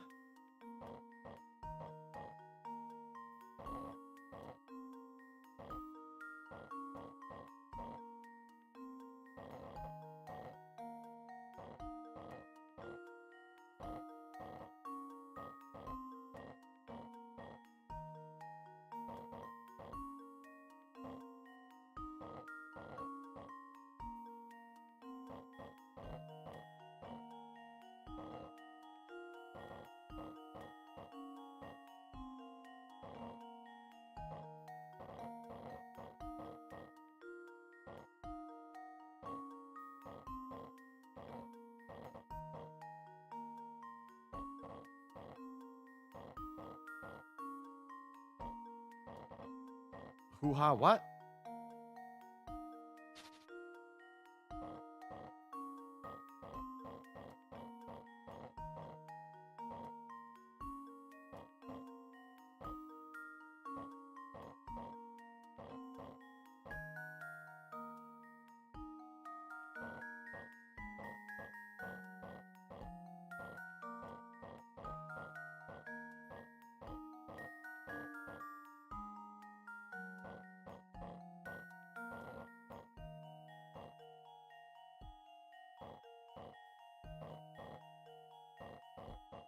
Oh no, I completely lost where I was.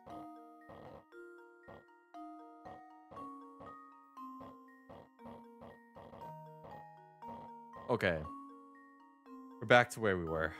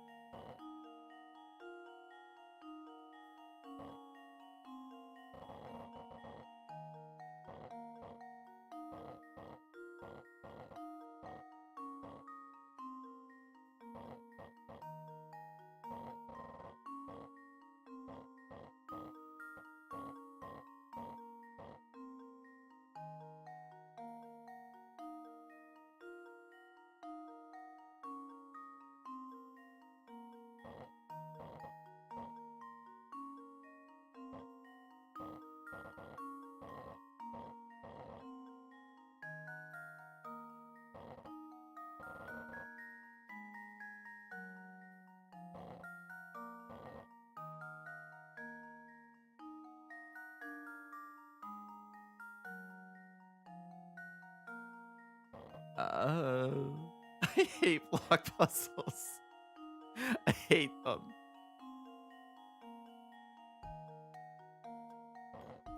I've made over 100 moves. Oh my god, you can probably do this in like 20 if you know what you're doing. I want a gold block to go on the top.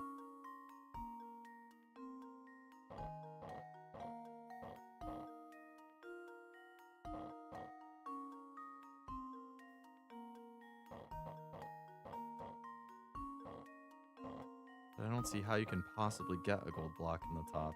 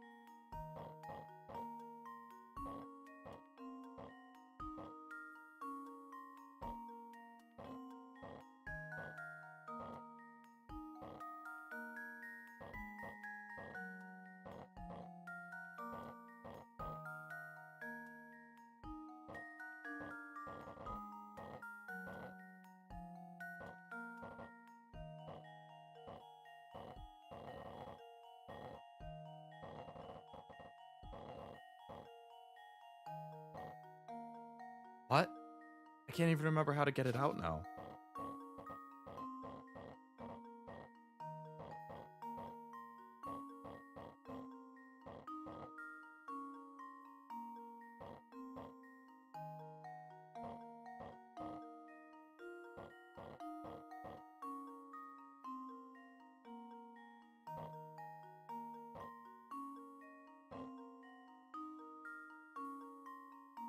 What? Oh no.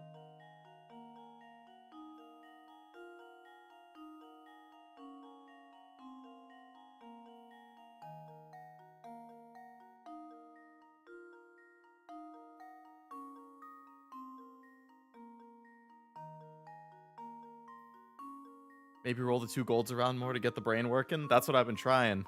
I think my brain is getting. It's like the rolling of the gold is actually smoothing my brain out. So I'm getting stupider the longer it goes. You can't even get it out. I can't. I've forgotten how to get it out. I've done it like 2 times already, and I can't remember anymore. How the fuck this is?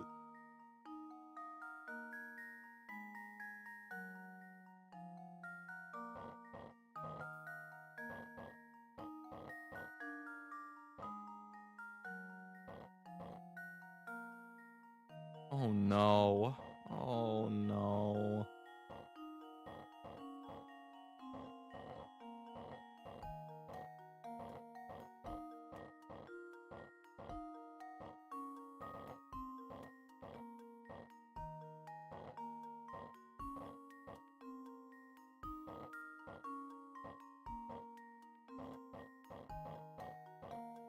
Okay, okay.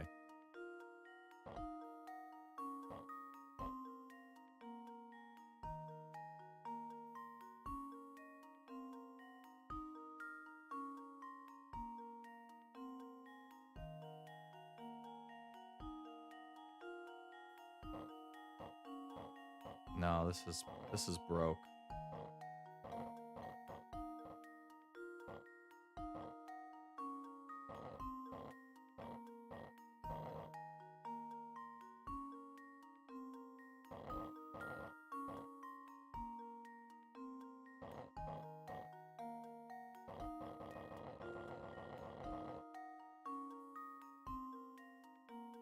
Once you get the gray blocks in the top left, you're close to getting it out.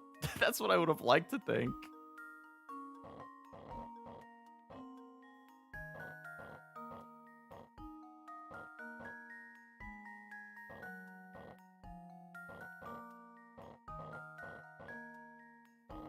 How did I have the 2 gray blocks there? I like undid it and now I can't. Oh god. How did I have them in there?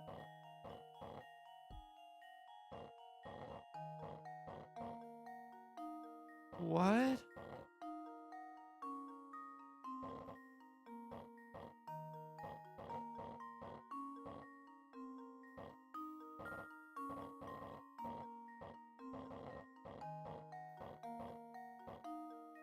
Okay.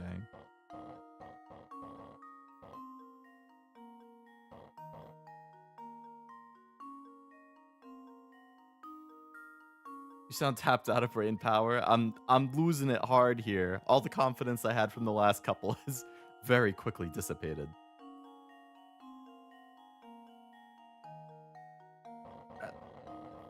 This one bitch block.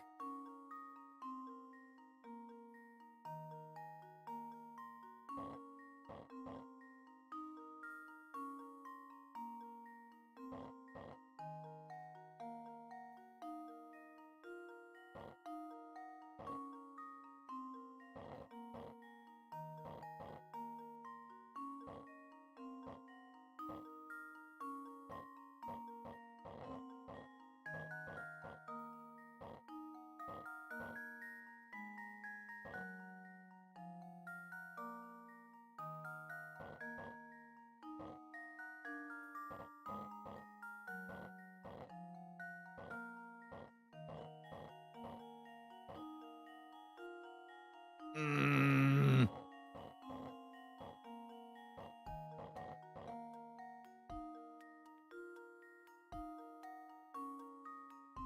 Just do it one more time, baby. Let's see how Cash is doing. He's having. Oh no, Liza P is not going so well. He was still doing really well when I last, before I started the stream at least. YouTube Rewind came out. If people don't know about it, you can see like what your most watched channels of the years were, what your top most watched games of the year were, like all that kind of stuff. Would you believe it if I said Cashew was my most watched channel of the year. Crazy.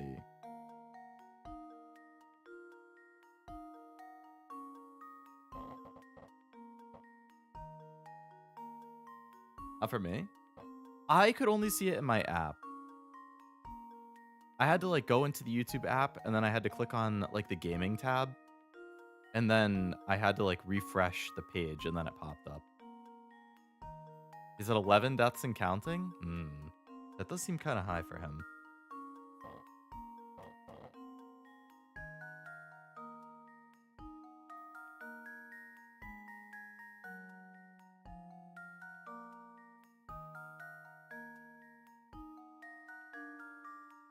I can't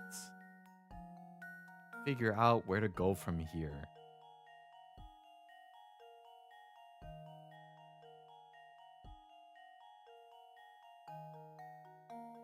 Not for me, I'm jealous. Mine still hasn't been posted, still rolling it out. Maybe it is a general rollout thing? I mean, a phased rollout? I'm gonna open up my app again and see if I still see it.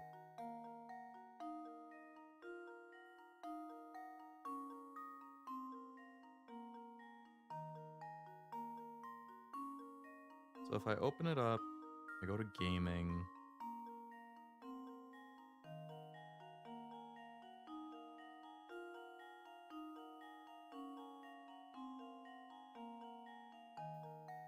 Now it's not popping up for me, but maybe because I already saw it?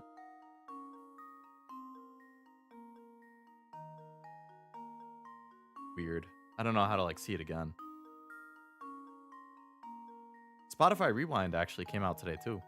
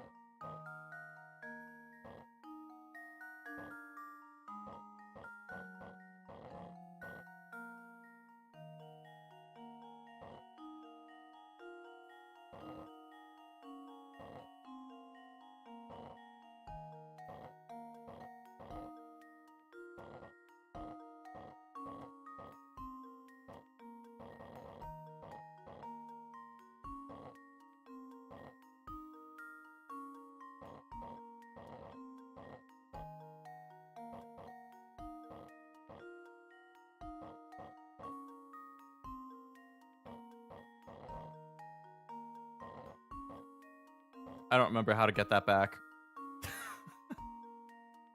I don't remember how to get it back.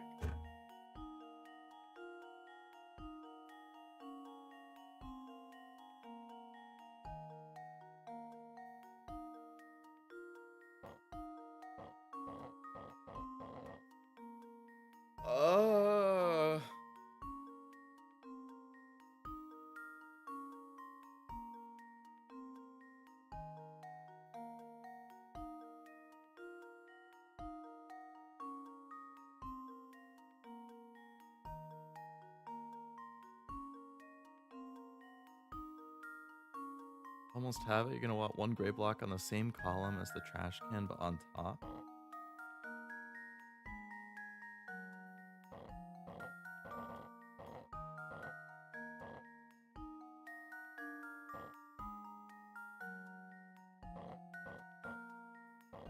Oh! Oh! Ah! Consider this puzzle solved. A true gentleman leaves no puzzle unsolved. I hated it.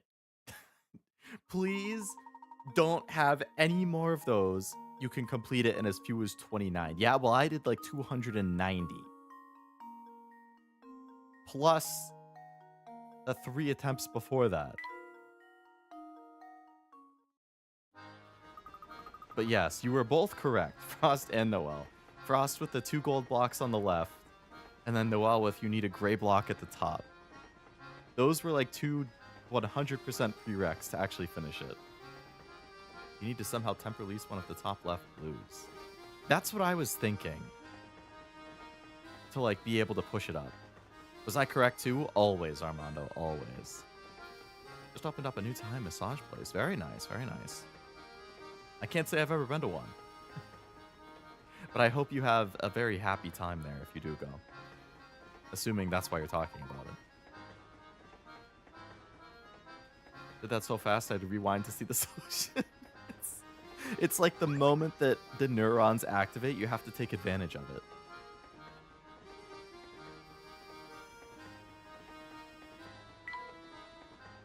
Okay. Now we can finally progress. Who's this guy? Ah, there's nothing like travel by rail to put a spring in your step. The guy's name is Beluga. I couldn't agree more. And there's no better way to do it than on a train as fine as yours, Mr. Beluga. So you know my name, do you?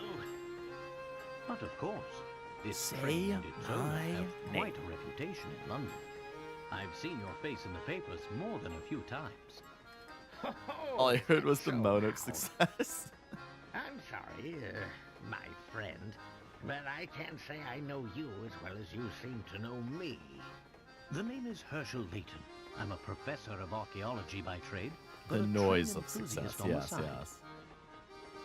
I've heard tales of this train's grandeur, so I decided it was time. Well, Oops. isn't that something? It certainly is a pleasure to meet you, Mr. Layton, was it? Oh my, just look at how late it's I don't like the way he said I Layton. really have to run. Do I enjoy feel like your this time guy's aboard. plotting against me.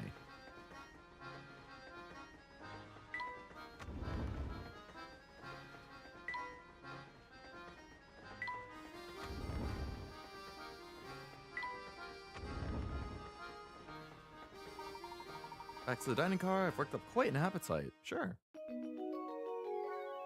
Surely, Babette or whatever her name was isn't, or Babette isn't gonna screw us over. I'm very sorry you're about to keel over from boredom.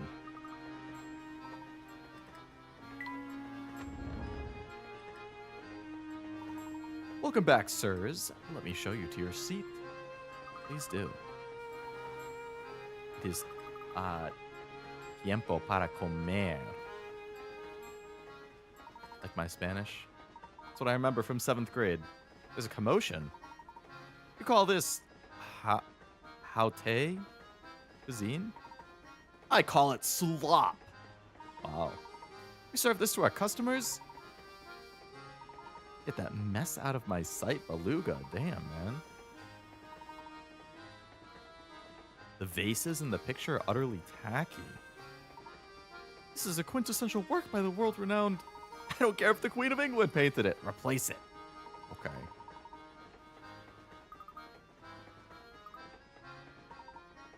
That's Mr. Beluga.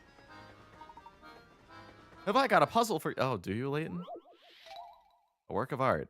Okay, it's only 15. I should get my confidence back.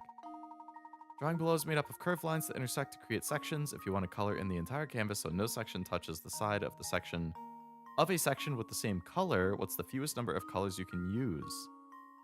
You can use a color as many times as you want, as long as it doesn't touch any area with the same color.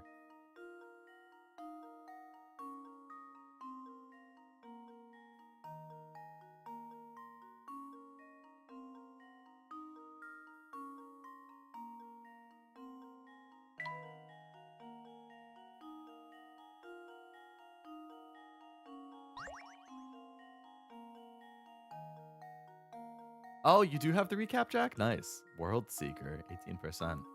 I don't think I was a World Seeker. Are you talking about Spotify or YouTube?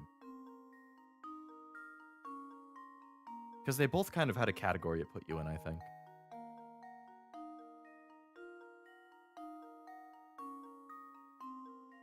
The fewest number of colors you can use. Can I actually draw? I can't draw. YouTube, nice. It's not one. No, it's definitely not one. So if you put a color in the top right, let's say.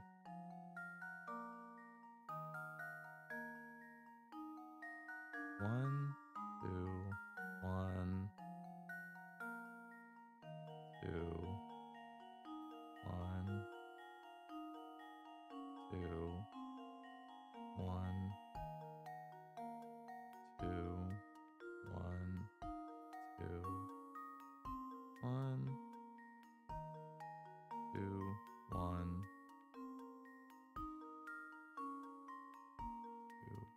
I really wish I could draw on the picture. Oh, I can. So if you have color 1 here, and then you say like that's 2 and that's color 2, then this could also be 2. Because they're still not touching. Which means that could be 1. This could be 1. That would be 2. This is 1. That's 1.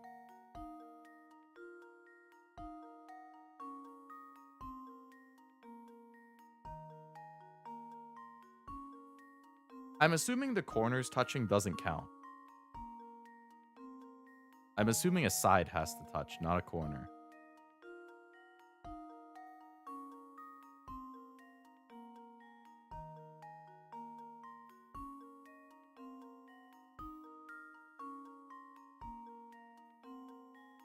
Oh, but then this bottom one, it would break the rule.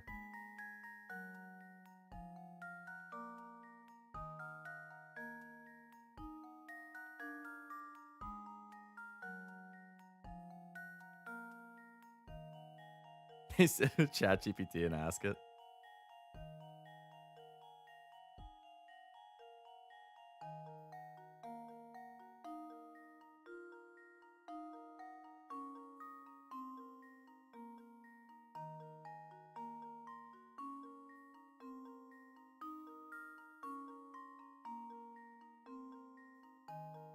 You have 2 2s touching?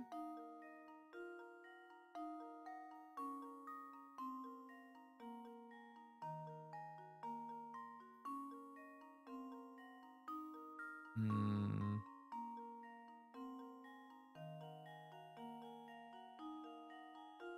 I'm just... Oh, no, you're good. All right, I'm going to go with 3.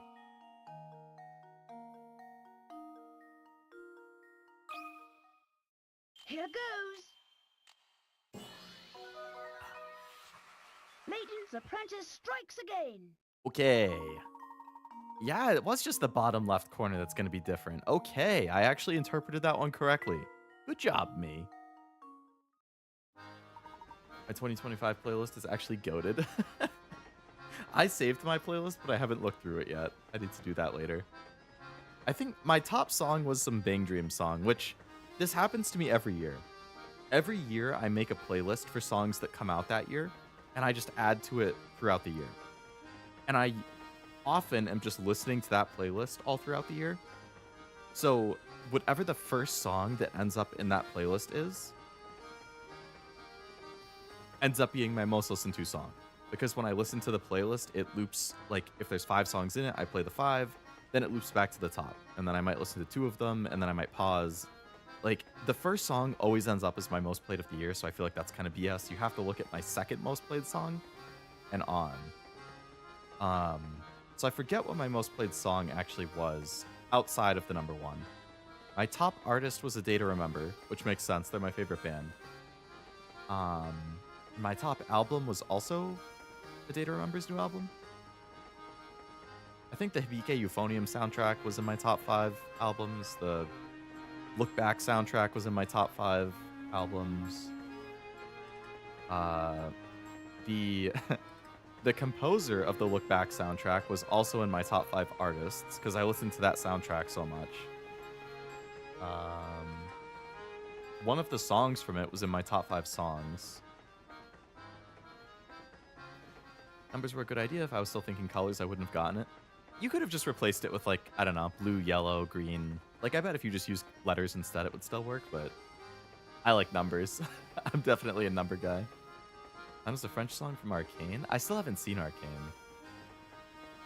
Bryce Vine was my top artist. Saw it coming because I listened to him daily. That does make sense.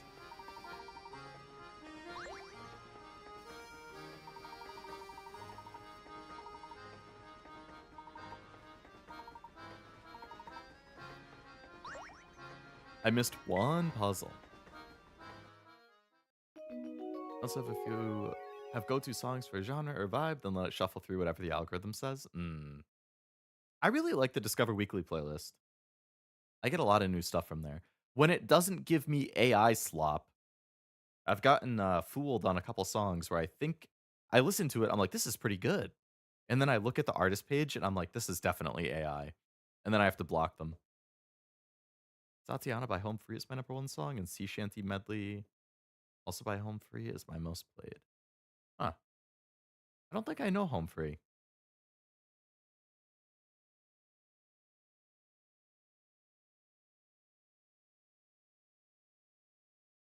Maybe Man by AJR is my top album.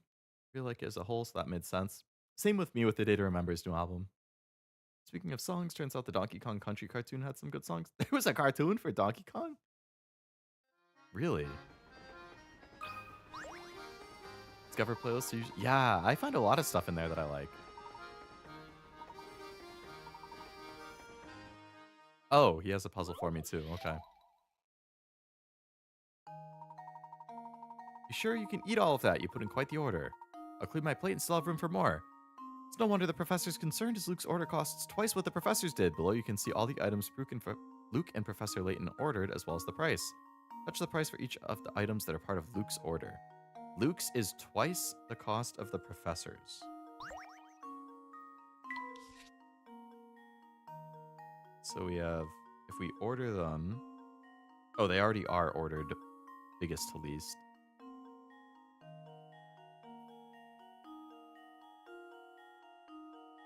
Alright, so if you connect things, those are the same as this.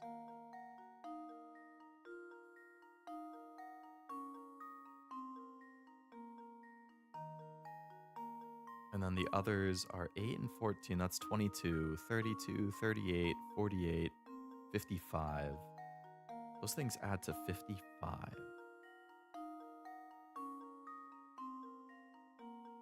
For something to be twice the other, they either both have to be even,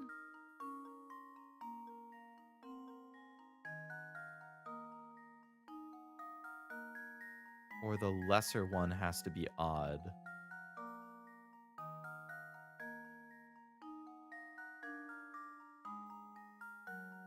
So if you assume that Layton has this one,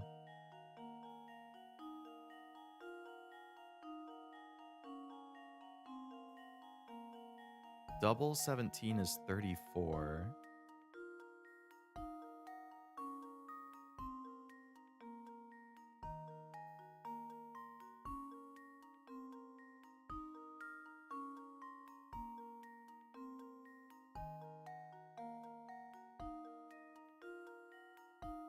Layton probably has the cheapest thing. So let's say Layton has this one. Those add to 25.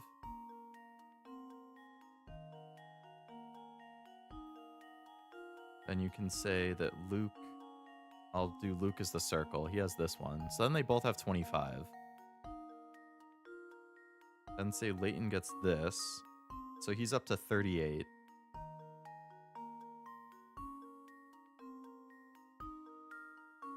Sorry, 36. Wait, what? Yeah, 38. And then Luke would have... So a double 38 is 76? And you'd have 25. Oh, this is going to add up to an odd number, so that doesn't work.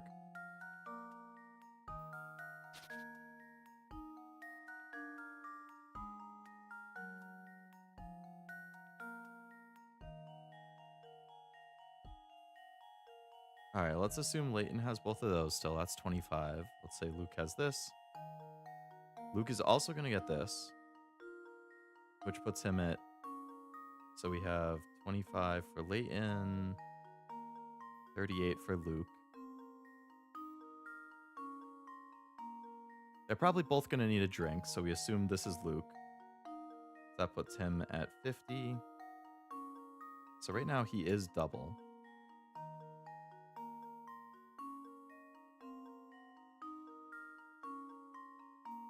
But then you have a 14 and a 16, so that doesn't work. Is the answer Oguri Cap? Yes, yes. Oguri ordered everything. Donkey Kong Country is the best game-based animation of all time. Really? You Used to watch the DK Country cartoon, been a while? I've never even heard of it. I missed Discovery. I liked how it would stay the same for a week so I could easily move back. Go back and find songs. YouTube Discovery is less static.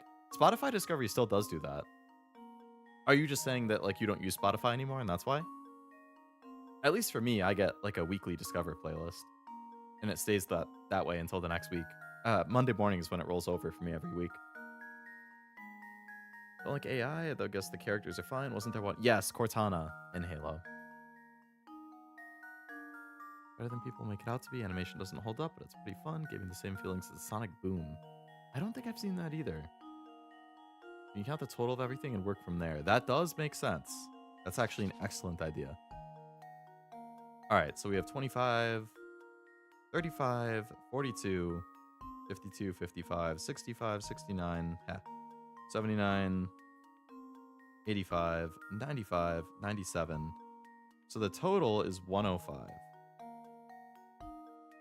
Which means if the total is 105,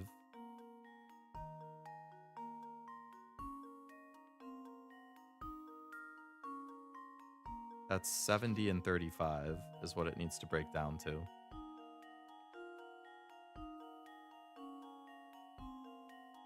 So I need two things to add up to 35. And then...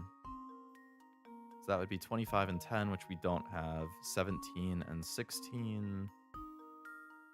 Oh, no, we don't need that. We can do... oh, yeah. No, that doesn't work. That's 33. Or 20... 27, 31, no.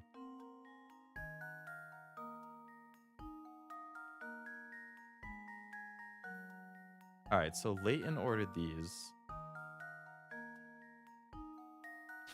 Those are 27, 35. So that means Luke ordered...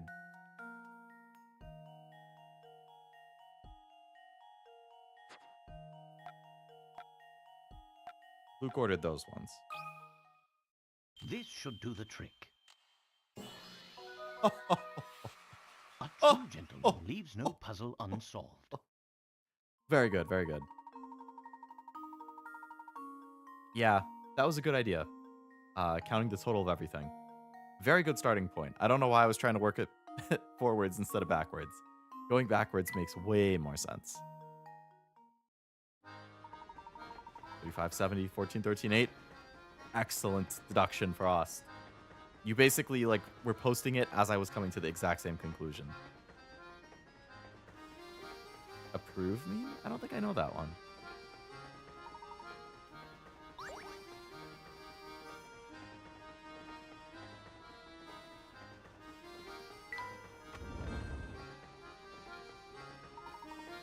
What do we have here? My sweet little boy, you've got to do something right this instant. Search the entire train. Chalmy is here too. There's a missing boy.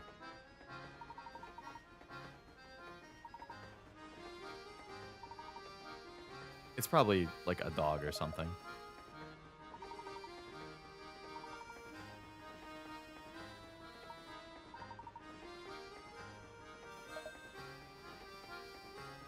Nope, never mind. The shoe on this tyke left behind and is named Tom.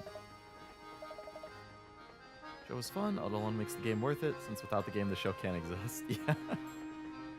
That's true, if it's based on the game. Alright, there's a little shoe.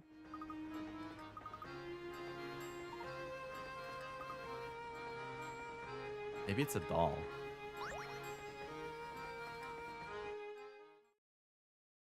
Another mystery. Tom.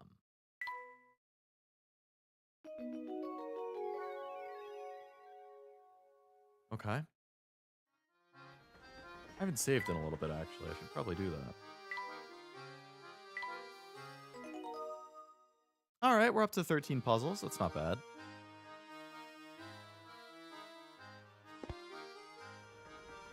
What's in Mega Lucario Z? Design's not bad. I'm confused why they decided to do that now. I think the design looks really cool. I'm not like a huge Lucario guy, but I really like the design. I think I've heard the DLC is supposed to add like at least around 20 new megas, maybe. I forget if I feel like I've heard 17, 20, and 35. I don't know if one of those is the number of new megas or total megas being brought over or what.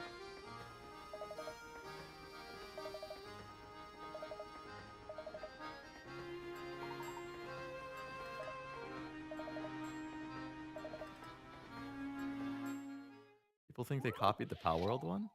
Oh, is there a Pal World one that looks like that? When in a shoe store pays for a pair of $30 shoes with a $50 bill, the clerk doesn't have change, so he goes to the shop next door to break the 50 bill. He then gives the woman her change. A while later, the clerk next door comes into the shoe shop complaining the bill she got from the shoe clerk was counterfeit. The mortified clerk gives the other shopkeeper a $50 bill of his own in apology. Both the woman with the fake bill and the shoes she took are gone. In total, how much did the shoe store clerk lose in dollars? It's a $30 pair of shoes.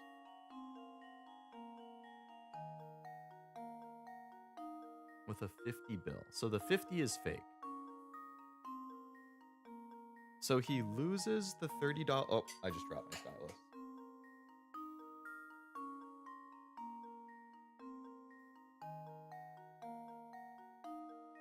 Okay, so he loses the $30 pair of shoes.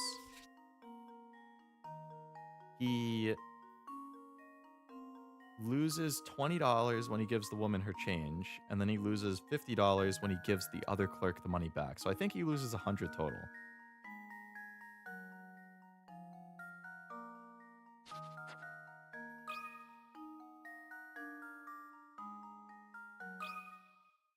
Consider this puzzle solved. What? Well, I suppose that's one possibility eliminated. Let me reread this.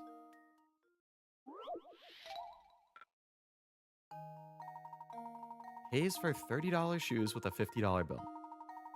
Doesn't have change, so he goes to the shop next door to break the $50 bill. So let's go step by step. He gets 50. Right? Then let's say he turns it into like 5 tens or something. So he gives the woman her change. Oh, okay, I think I see. So he gives her 20 back, which means he still has 30 of real money. So he's lost the $30 pair of shoes.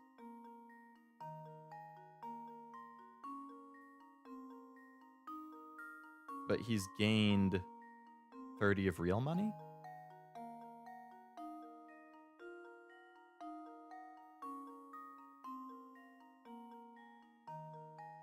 And then he lost 20.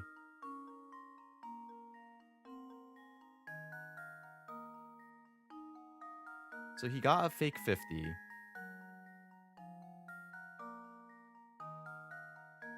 He loses the 30 pair of shoes, so he's down 30. He gets a real 50 in exchange for the fake 50.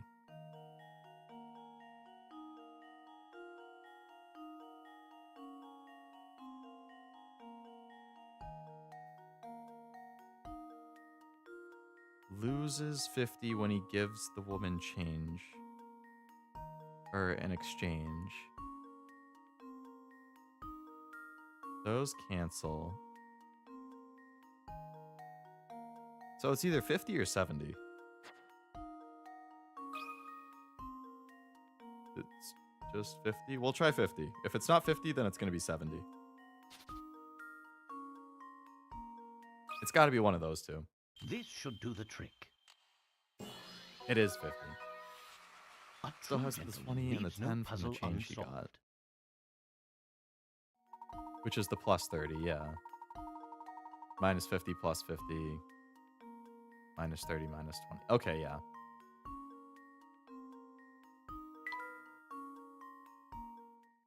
And you're getting a Mewtwo in both Mega forms. I wonder if they'll add the Mewtwo pack from Pokemon Fighter. I didn't even know that was a thing. Oh, I actually picked up Pokken Fighter for the Wii U from GameStop the other day.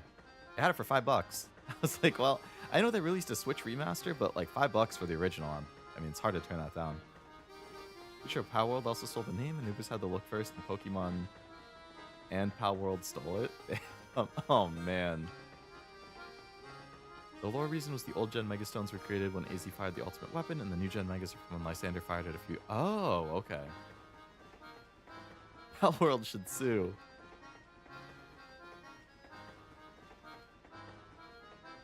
Fighting game, I thought you didn't like those. I don't. But it's Pokemon. So maybe I could tolerate a Pokemon one. But I also like collecting physical games that are probably worthwhile for that console. That being said, okay, technically it was $5 and I got 10% off, so it was $4.50. I was like, it's hard to say no for $4.50. The case was in like basically mint condition too, which usually I assume most Nintendo stuff is pre-owned by kids a lot of the time. So I assume the condition's not going to be very good, but for $4.50 I was like, meh. For sure Anubis is public domain unless they expand the copyright. I've never even heard of Anubis. This was another one they added something else to trick you. The other guy just added to the confusion. Yeah, it definitely did.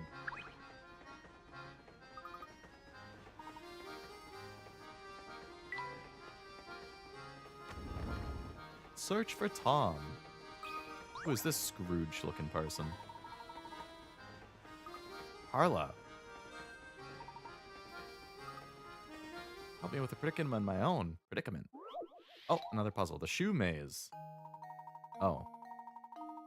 Travel from start to goal. You may only travel horizontally or vertically one space at a time. You must alternate between the left and the right shoes every step. You may not pass through any walls. Tap each space one at a time to highlight the path you want to take. If you make a misstep, you can deselect it. You can only go horizontally or vertically one at a time, and you have to alternate between left and right shoes with every step.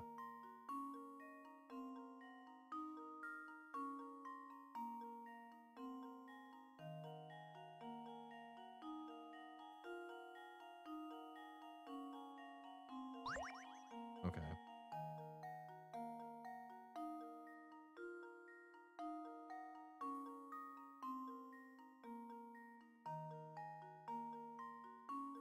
Am I stupid? Right, left, right, left, right, left, right, left, right. Okay, yeah, you can't go that way then. You hit the double rights. Right, left.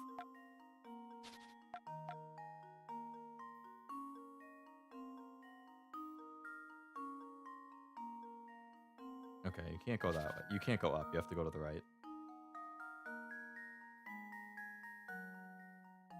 Right, left, right, left, right, left,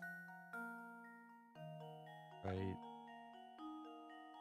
left, right, left,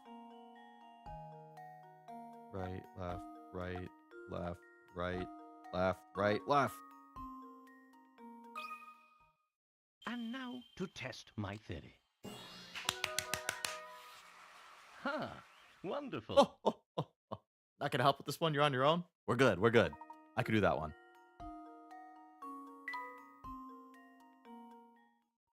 Seems like it requires too much brain. Gonna keep doing Uma. Good luck. I know some of you who are in the Discord, you probably saw my Taishin that I posted. I was so happy with that. The only thing that I was like... the very, very, very last turn, I think I was at like 11:10 speed or something like that, or 11:05 speed.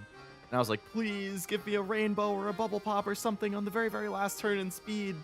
And then I'll end up with like 11:75 or something. And I ended up just getting a normal speed training of like 15 points. I was like, which is why I ended up with like 11:35. But I really can't complain about that. Turf S, Long S, over 1100 speed. Pretty much all the skills I would want. And an S rank? No. I was 100 points away. I was like, this has to be an S rank. It has to be. And I was like 102 points away. So I'm still chasing my first S. So I'll roll with that, Taishin. I'm still trying to work on a Brian. That's giving me a lot of trouble. Oh, and an S rank if you got Rainbow Speed. Yeah, I think it would have been.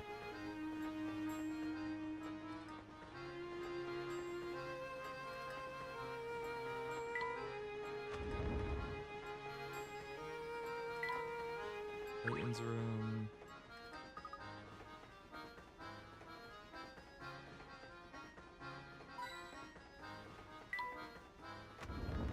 I guess I never went up. I am dog food. Snuck into my uncle's room and borrowed his camera, but I dropped it. Been trying to find the pieces for like an hour, but I've only found one.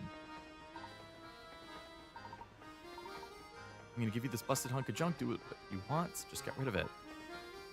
Get rid of the evidence.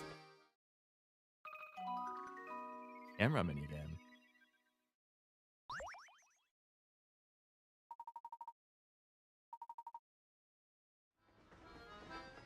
Okay.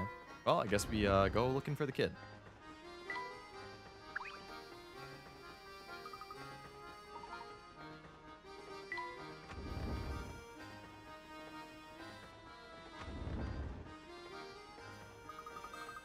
Something's fallen behind the boxes. It's a hat. A kid's hat?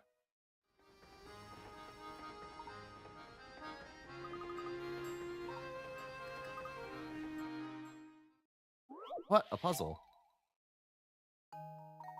Those are my Spotify screenshots. Have you now?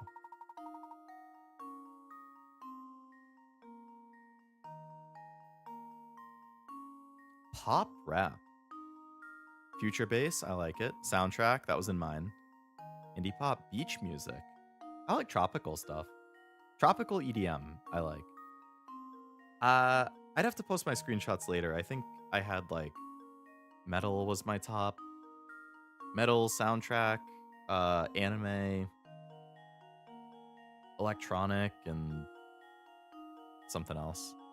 My listening age was 31, which is kind of funny because I think I'm like a year or two younger than you.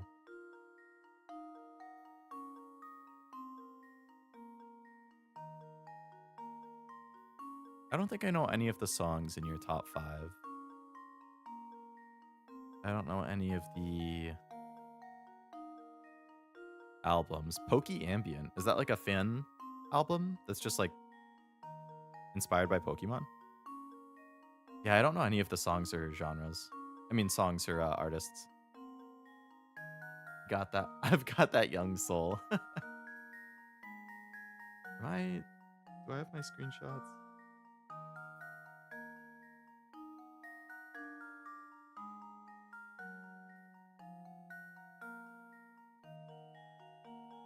Oh, Friday Night from Yakuza 0 is in my top 5 songs. That was my number 4 song of the year. I've listened to that thing so many times. Oh, it's good.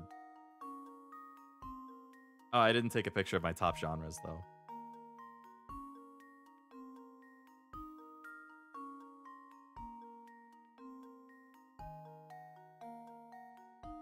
Let's see. Can I get a picture of the genres quickly?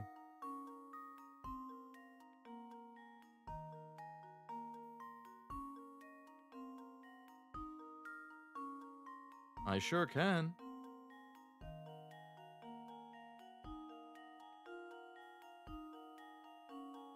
Really calming versions of Pokemon songs? That sounds very nice. I'll have to look that one up.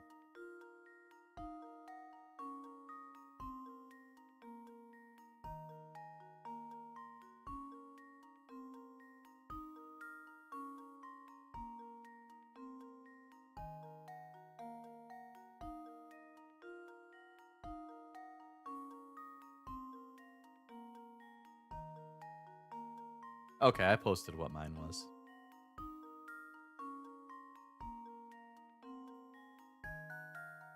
So my top artists are A Day to Remember, my all-time favorite band.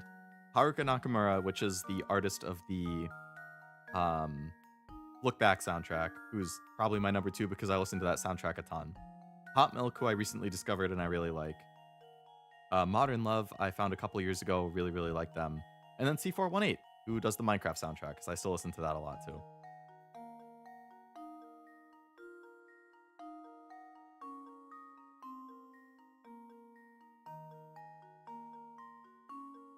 I'll be right back. I'm gonna grab another drink.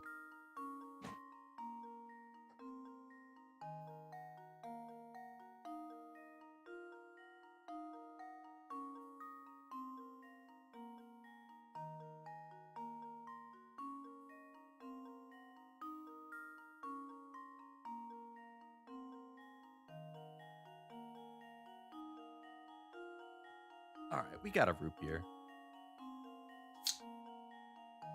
And Sweep Tosho eats so many veggies during my runs. I think you should. Oh yeah, a great card, and that's definitely the response I pick when I use her too. Phineas is Billie Eilish's brother. Oh.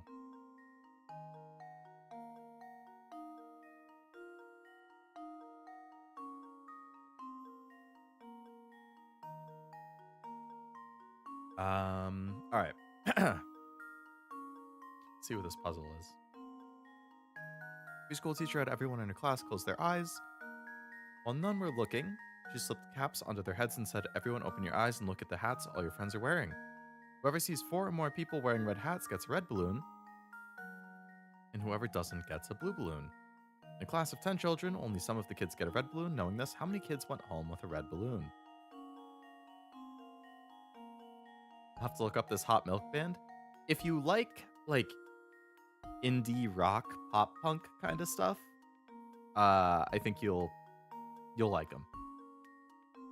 They have a dual vocalist thing. There's a guy and a girl, and they both sing, and I really like the contrasting vocals. They just came out with a new album. I like the album before that a little bit more. If I were to recommend a couple songs though by them that I think are my personal favorites, I would say Breathing Underwater and Bloodstream are my 2 favorites from their A Call to the Void album a couple years ago. Alice Cooper's Pool House is really catchy too.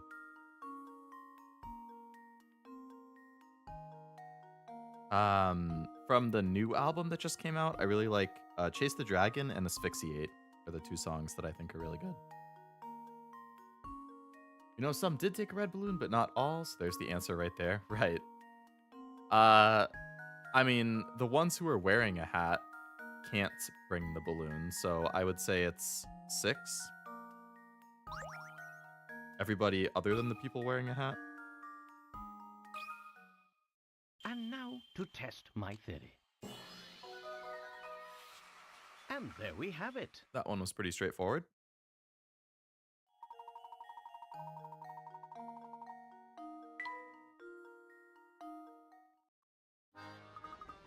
I was sure I could stump you with that one. I don't know about that.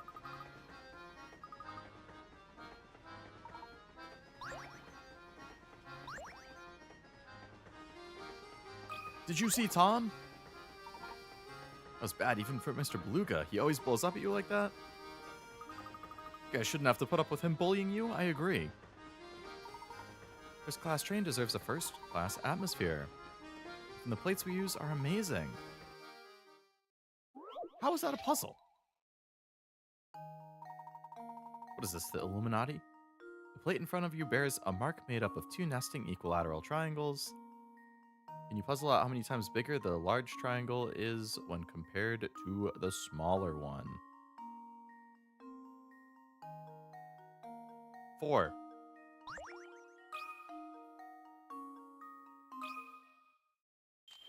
Let's see if this works. Oh, Piece of cake. I'm a genius.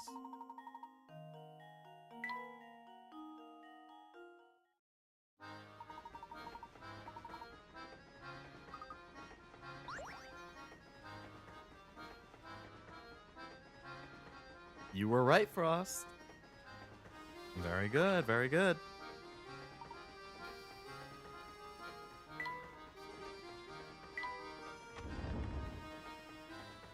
All right, let's keep on moving through the train again.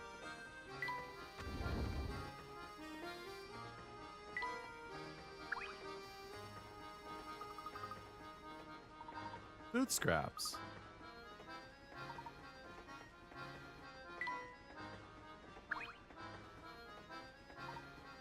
Snork.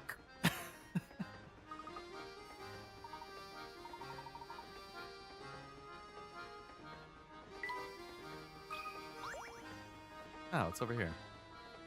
Expensive flower vase. Oh, okay. Of the 3 pictures labeled A, B, and C, one is actually the same as the picture on the far left. Okay. It had its contents flipped left to right and its colors inverted and changed to black and white, which is the same.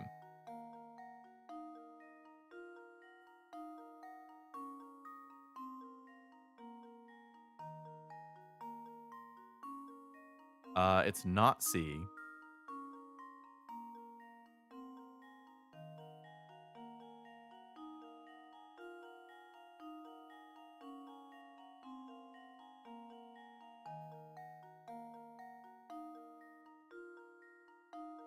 It's A.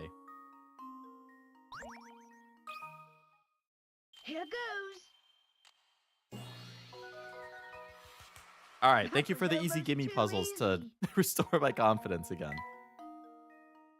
That was just a spot the difference picture.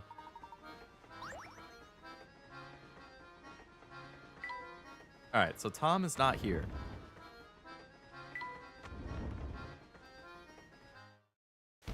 Oh. Who's this mysterious girl? Is everything all right, miss? What the? Is that little dog, Tom? Does that lady seem kind of familiar? Is that the girl that we saved at the end of the first game?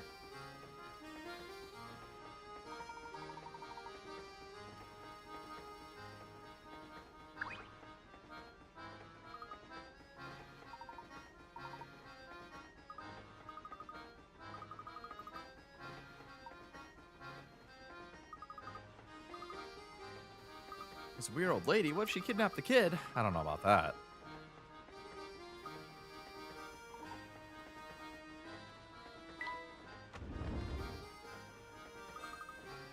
Oh, is that her?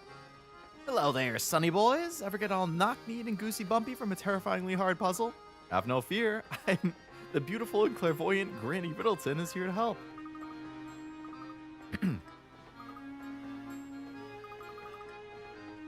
We've met before. I've seen the wrong Granny. Specialty is puzzles. Yep. Yep, I've had plenty of puzzles.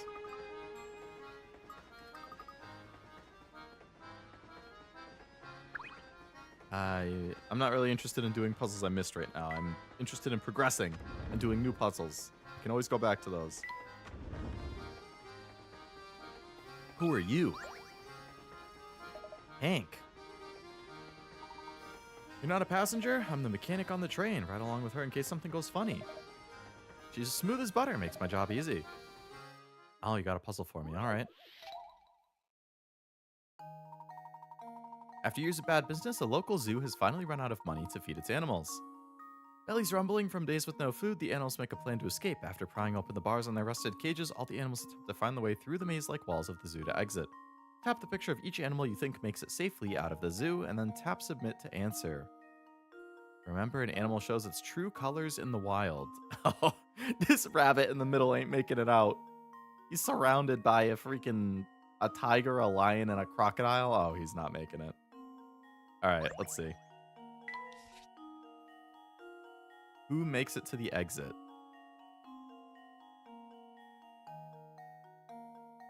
The panda would run into the crocodile, so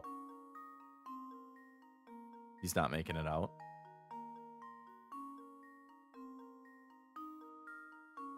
Yep, the panda and the crocodile do not have an exit, unfortunately.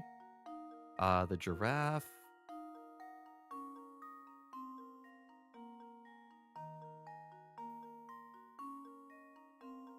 Does not have an exit. Damn, none of these animals are getting lucky.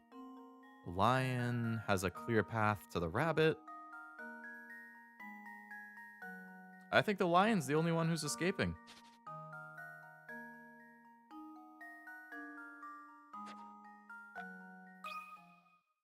And now to test my theory. The lion eats the rabbit and runs away and nobody else has a clear path. Feels bad.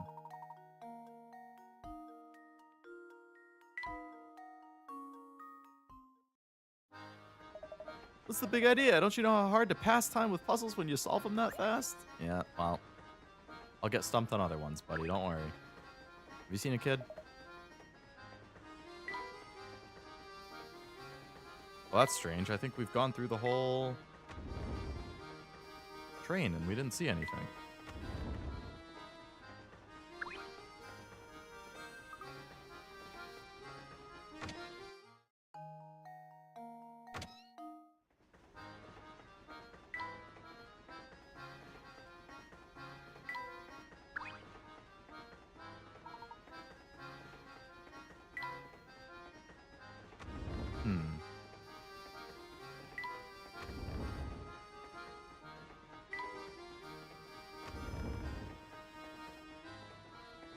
That's her room and she's sleeping.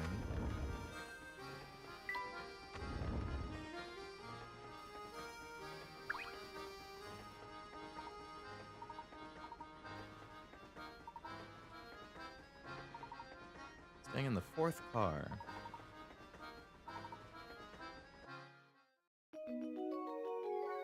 Okay, I guess I just didn't talk to him when I came through the first time. Or maybe he wasn't there.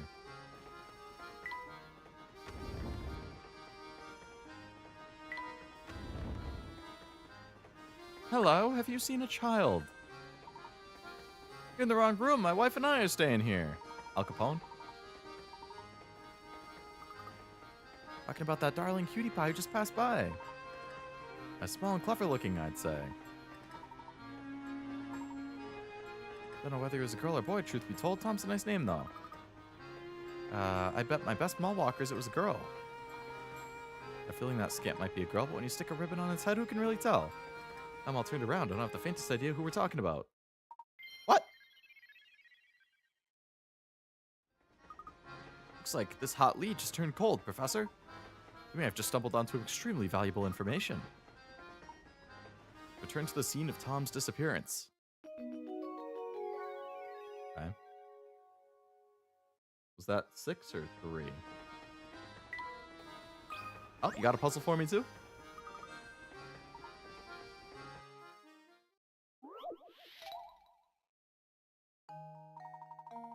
Eight people are playing an unusual communication game. In this game, one person has to get a message to 7 other people. Oh, telephone. It takes 1 minute to pass along the message, and each time the message is spoken, it can only have one recipient. Using these rules, what's the shortest amount of time in minutes for the message to pass to all 7 other players?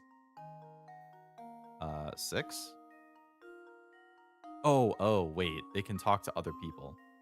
Okay, so in the first minute, this person gets told. Then that person... Oh, wait. One person has to get it to 7 other people. If only one person can do it, then it's 6, because you have to tell 3, 4, 5, 6, 7. Oh, sorry, there's 8 people, so it'd be 7 minutes. But if each person can do it at the same time, then it's 1... 2.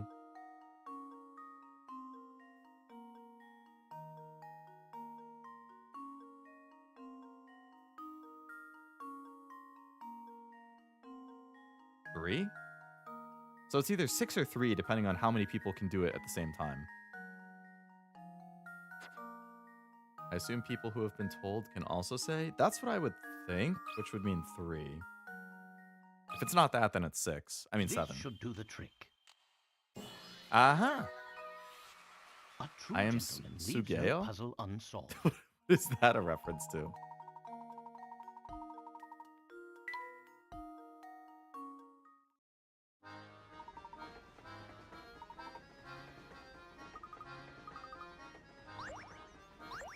Oh, we got a part for the camera for that. Okay.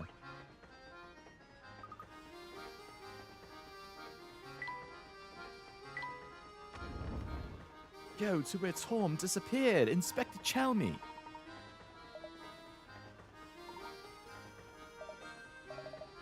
The child's no longer on the train.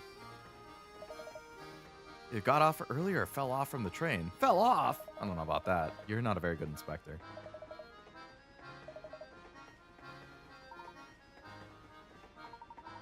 Hachima had a telephone game With Justice and Flogel, Vivi heard I'm scared, but thought it was I'm Sugeo. Oh. Okay. I know I've seen a clip of something similar to that. I don't know if it was the same stream or different. I believe Miko was in it. And obviously Miko's speaking voice, especially to non-native speakers, can be hard to understand everything. It was really funny seeing people try to like decipher what she was saying after 3 people had already gone through it.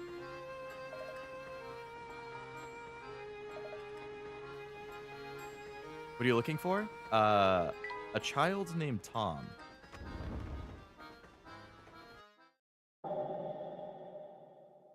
What's this jump scare?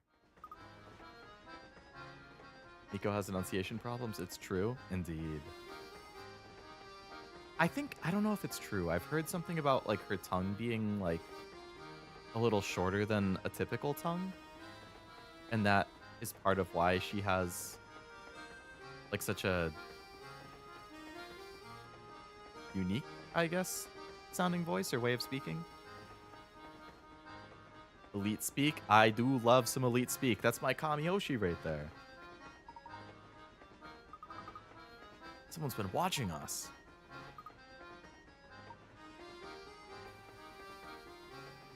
What's this? Another shoe?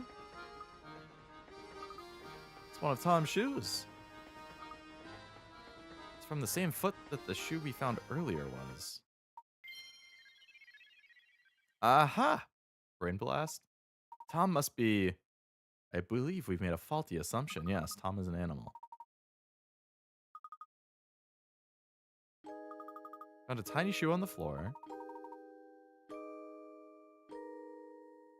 And there was a cap in the kitchen.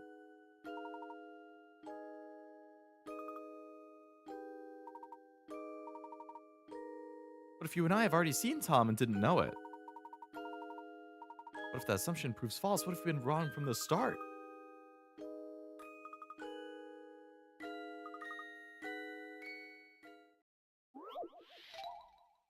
Who is Tom, really? Yeah, it's a dog. Move the L-shaped pieces around and arrange them into a plus shape in the middle of the board in a way that sheds light on the identity. Ah, fuck, man. It's another block puzzle. Are we serious right now?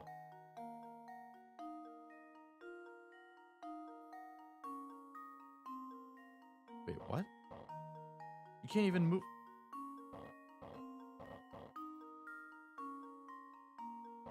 Oh, you can move those separately. Fuck. Stop giving me block puzzles, man. I hate that shit.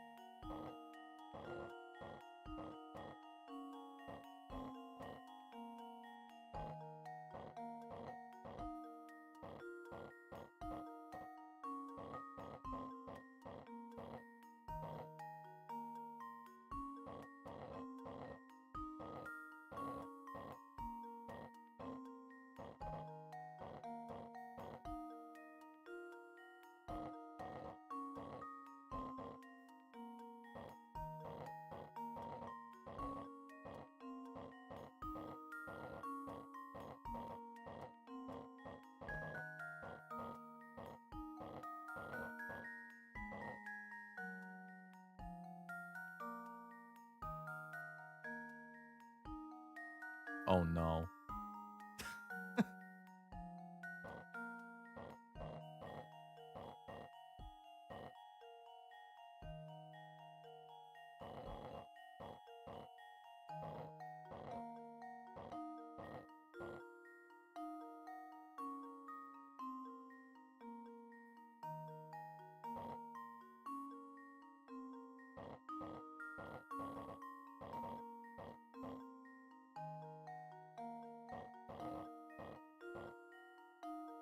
Huh?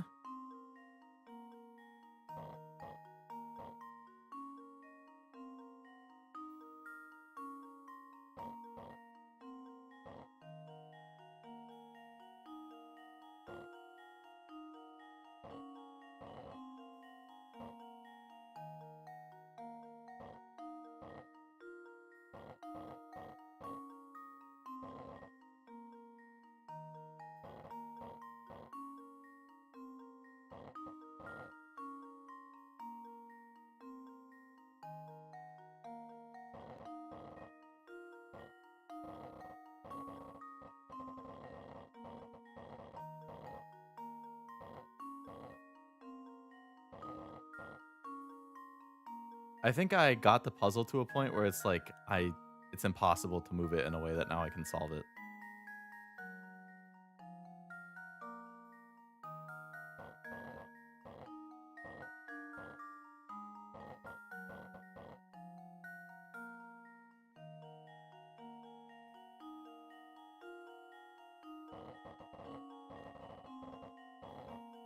Like, I don't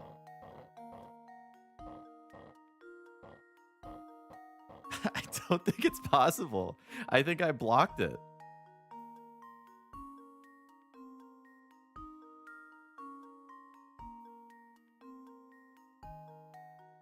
Fuck me.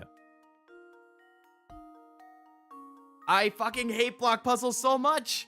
I hate them. I hate them. I hate them. I hate them. It's unofficial Fire Emblem Heroes update. Now I regret wasting my orbs. Is there like a really good banner that's coming up soon and you spent all your orbs or something? Pull pieces that have a paw print back towards the middle to make a path for the other pieces. But the paw pieces were in the middle too, so like I couldn't move them in at the same time.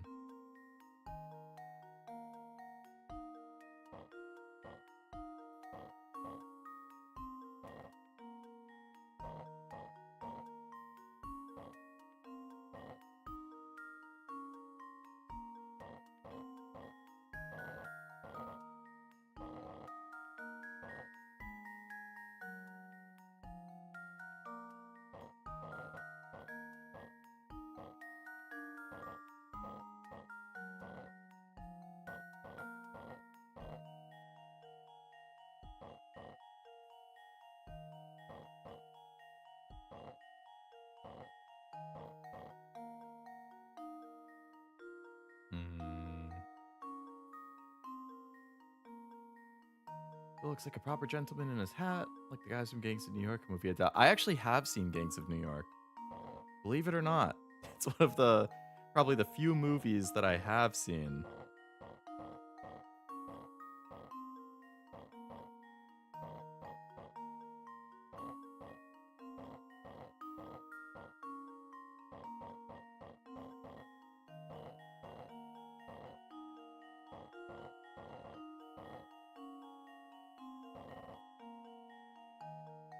If you can get it back to where you had all the L pieces in the right quadrants, I can tell you from there. Let's see.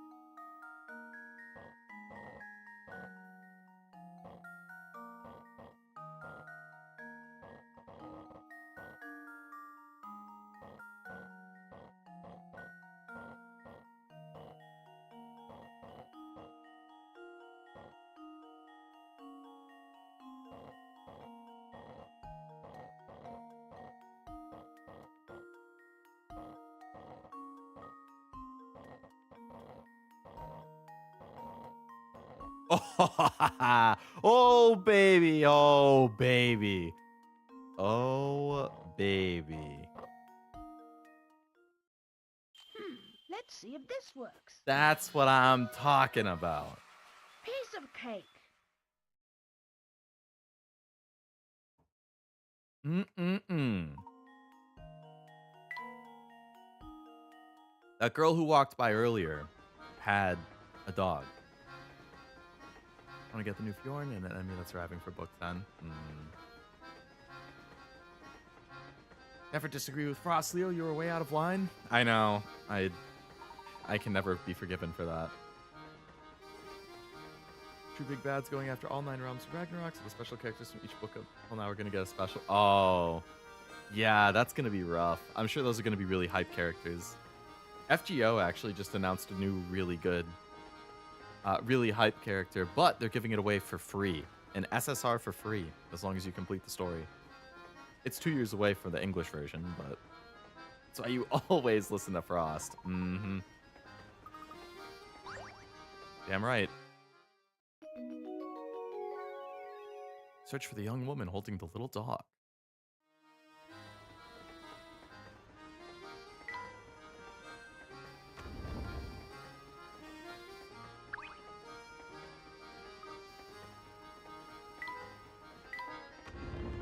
Question is, where is she?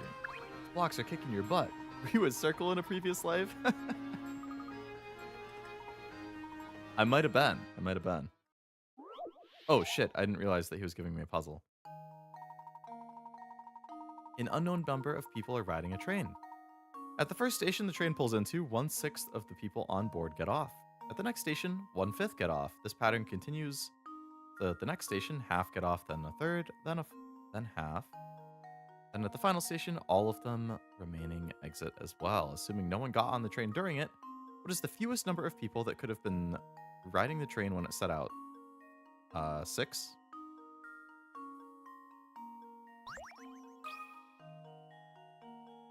One gets off per stop. Let's see if this works.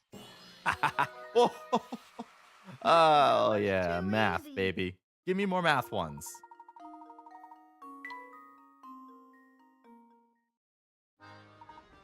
Don't give me none of those block puzzles. Don't give me those riddles. Give me math. Math, math, math.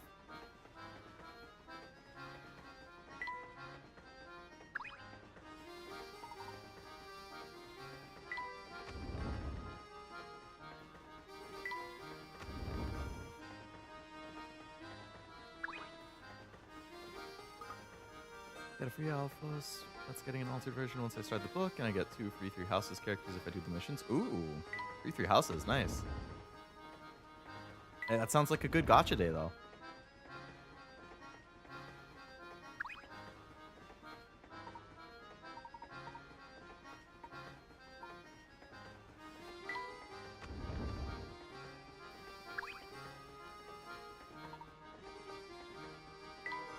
Okay. You press on. Hello, Chalmy.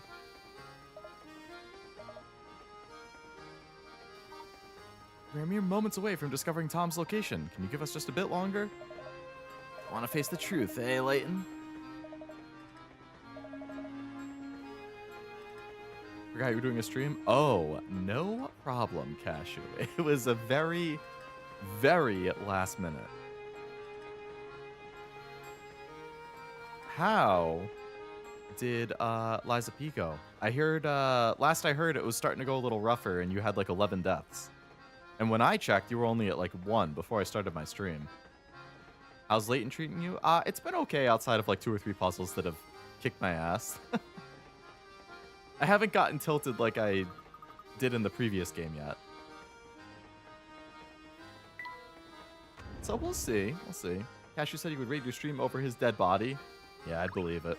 I'd raid my stream over my dead body. You guys have solved at least 12 puzzles. I applaud you. Let's be pals. I mean, I guess we can be pals.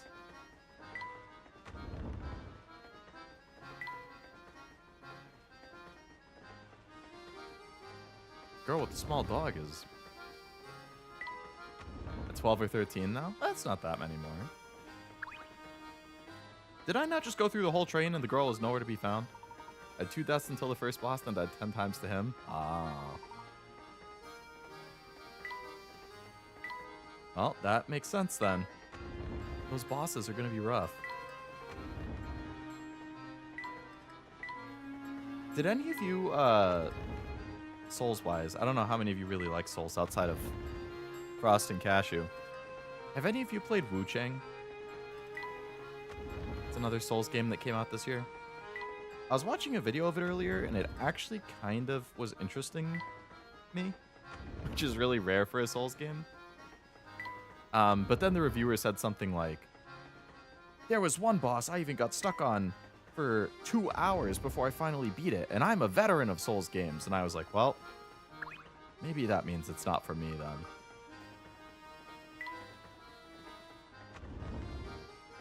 I like Mario Kart. Me too. Well, I still haven't played Mario Kart World. Heard of it, but haven't seen any. Okay, I've gone through the whole train, and this girl is nowhere to be found.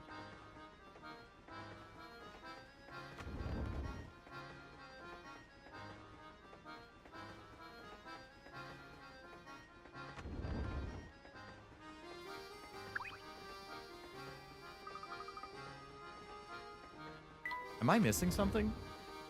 It won't let me go to the observation deck.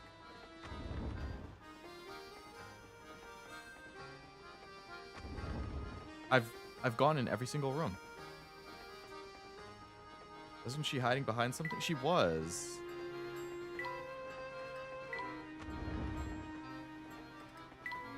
But I don't remember seeing her like in the art on the page or anything.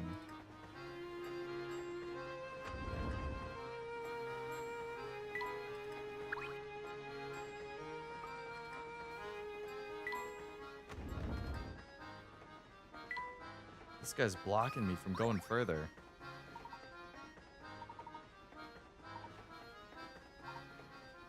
Oh, never mind. I just had to talk to this guy again, and he would give me a puzzle, and I have to solve. Oh, okay.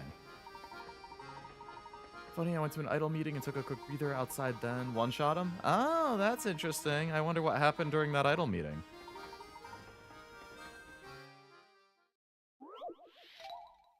Clouds in the sky. Let's say this picture has a total area of 10. Can you figure out how much of it is made up of clouds compared to the area that's made up of sky? Don't think you need to guess the answer. There's a definitive method you can use to work this out. How much of the area is cloud versus sky? So it's math, huh? Puzzle me this, Lovelace. Yes, yes. Puzzle me. And people are saying you lowered the game difficulty, beat the boss during his idol meeting. I could see that becoming a controversy in the chat. I'm going to guess that this is half. I feel like it looks to me like, can I draw? Like this thing right here looks like it would fit into this. For example.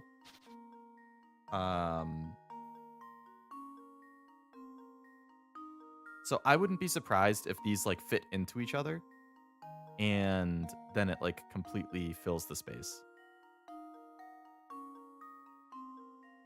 This right here looks like it would fit into this spot.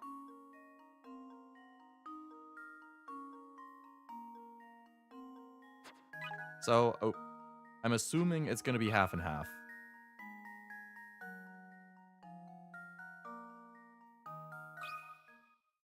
This should do the trick. What? Oh, my. Okay, This never one mind. is quite formidable. Let me think about the proportions of these things again. Top center fits the bottom right area. It would be nice if I could like drag stuff around and... Way more blue? I don't know if I'd say way more. Maybe it's 6-4? Okay, hold on a sec. Let's like... What if I like cut it?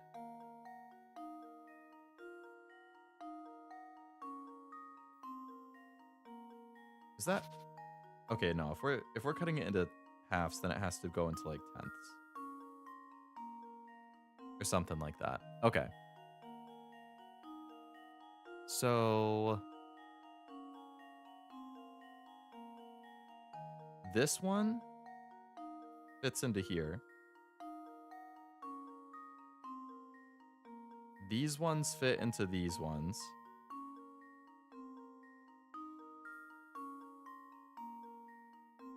This one fits into this one. So then there's just two completely blue ones, here and here.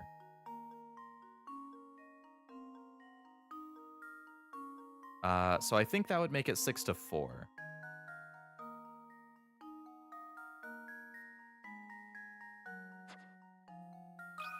So there's 6 sky, 4 clouds. Consider this puzzle solved. Good eye, There we Truff. have it. Good eye. Nothing fits the big blue. You were correct. Oh, that's exactly how they solved it. Okay, nice. You were kind of on the right track there.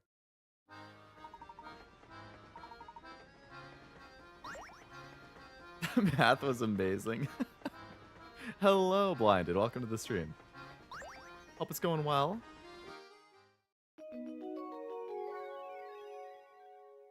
Always listen to Frost. Followed up by the never listen to Frost.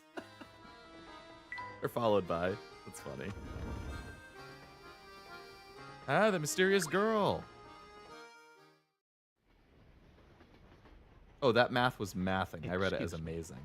It was mathing, wasn't it? Hello, Tom. Whoa, whoa, whoa! Hey, it's you! Yes, I had the sneaking suspicion that it was you who was tailing us. Flora! Oh, that is the girl from the end of the first game. I'm sorry. It's just... Well, you see, I just didn't want to be all alone again. Professor? What lies ahead could be dangerous. Huh? That's why you'll have to be extra careful. All right? Yep.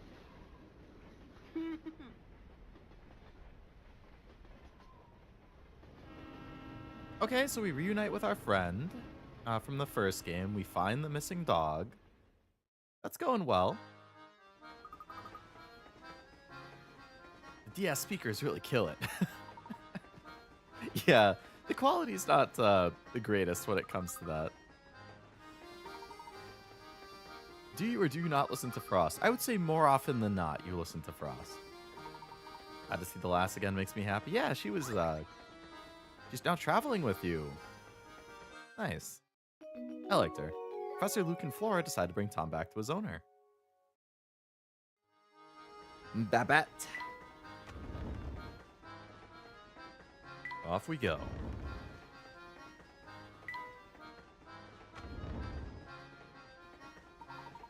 Thank heavens you're all right, my sweet little Tommy boy. I've missed you so.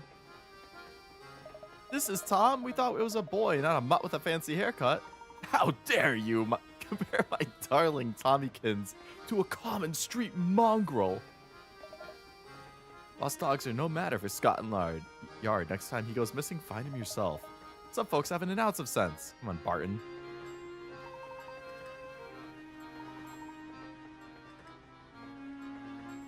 All right. Mission success.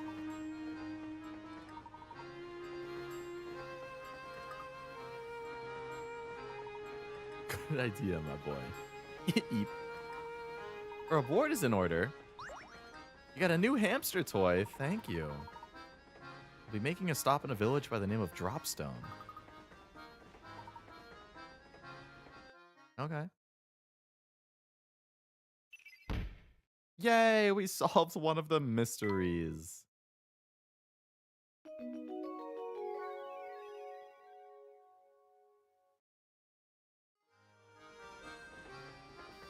Ah, you don't have a puzzle for me, lady? As a gift? What the heck? Where have you been hiding all this time? On that little dog, I've just been relaxing in my room. Middle one in the third car. That's the room right next to ours. My powers of observation are a bit rusty. Oh, come on, Layton. Oh. Why is the train stopped? Samuel, you dolt! What'd you do this time? Hey, boss man, chill out. There's a down train just sitting on the track. Until we move it, we're not going anywhere, man. I'm just the MC. Shouldn't we get someone a little more gear-headed to handle this? Train cars are heavy, man. How am I supposed to move it? I will not hear excuses. Okay, Beluga. I might be your uncle, but I'm also president of the railway. What does the dog lady have a hamster toy? Maybe some hamster toys could be used as dog toys?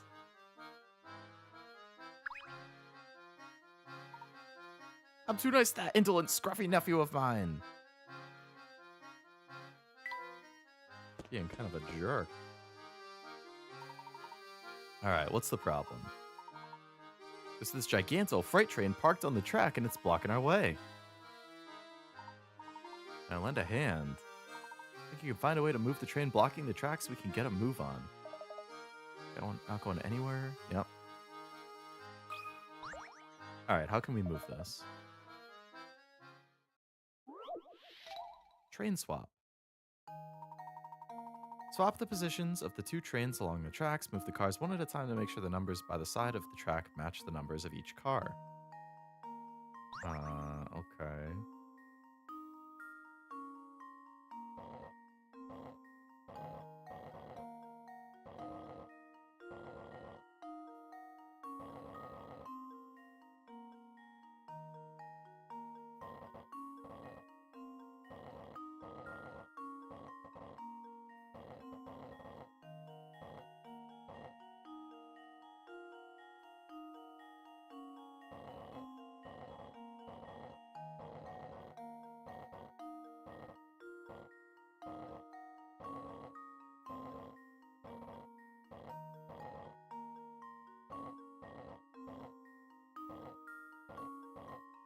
Easy.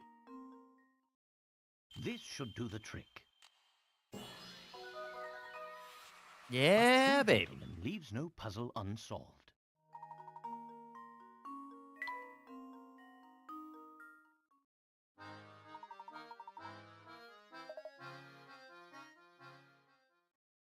Give me more of those instead of the block ones. Bravo, bravo.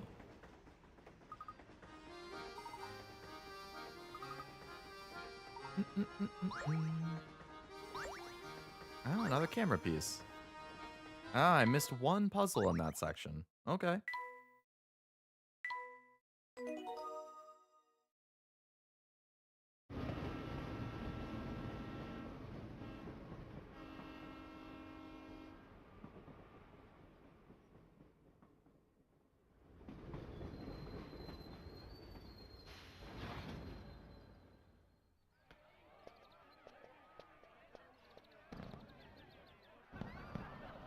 Oh, they got a festival here or something. Dropstone 50th anniversary.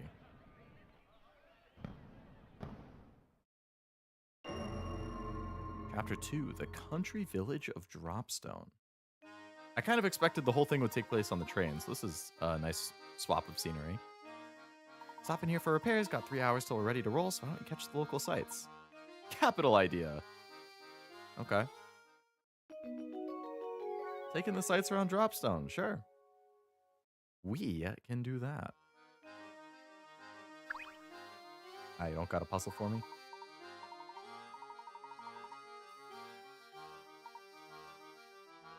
That is a pretty young village.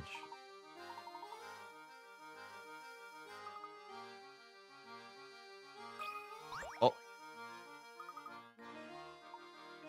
Something odd about the picture of the train.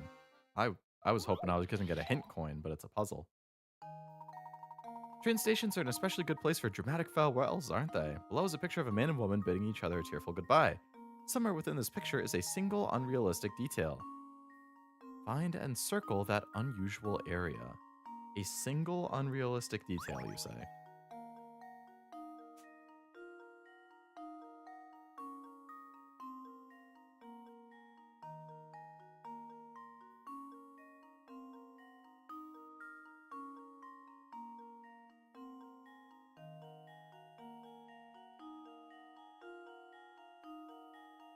I don't know who, because there's like a chibi dude walking around. I don't see anything else unrealistic.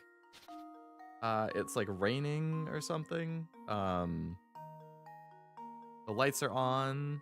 The moon is in the background, so that makes sense. It's nighttime because the moon is there, so the lights are on. I mean, they're having their tearful goodbye. That's fine. There's a dog, just probably the woman's. That's fine. I don't get the really short person with the coat. This dude's just carrying a box as normal. I don't see anything strange. Let's see if this works. No bottle on the dog. Looks like I botched The card that about the one. clues you've been given. I've been given no clues, actually. Speaking of Train, have you seen Bullet Train? I have not. Is that an action movie? Or like a zombie thing? I feel like I've heard the name. Oh, I might be thinking of Train to Busan or something.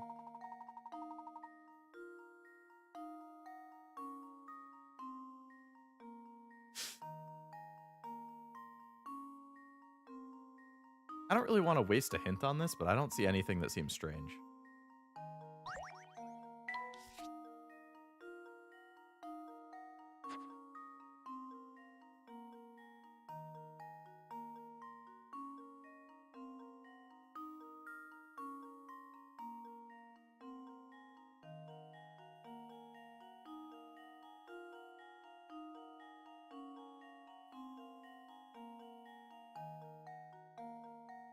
I'm like, what's up with the guy's hand carrying the bag?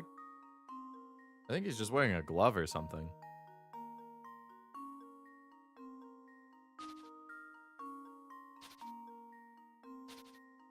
Yeah, it won't even let me circle it. So the bag is an option. Dog is an option. The woman is an option. The man is an option. That thing on the side of the train is an option. The moon. The light post. The lady. The window.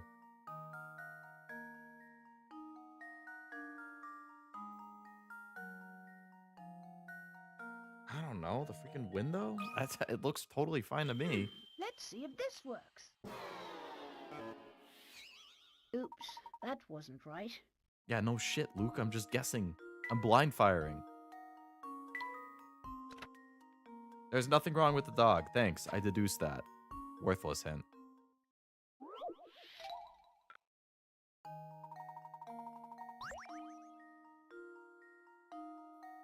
I'm just gonna start circling things one by one until I get it right. Let's see if this works. We're brute forcing it. Oops. Because that none of wasn't these make right. any sense. And then when it tells me, I'm gonna be like, that's stupid. Because every once in a while, Layton has something like this. I've moved you to the higher res monitor.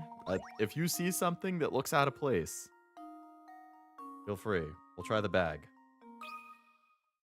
Just leave it to me. Nope.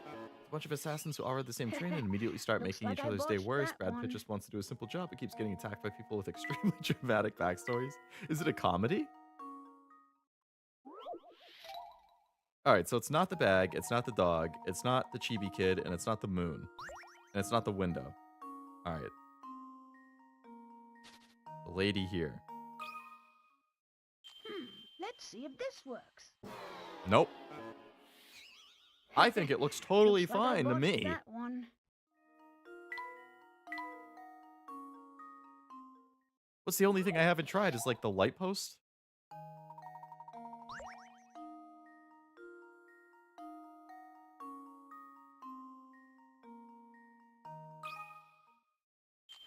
Let's see if this works.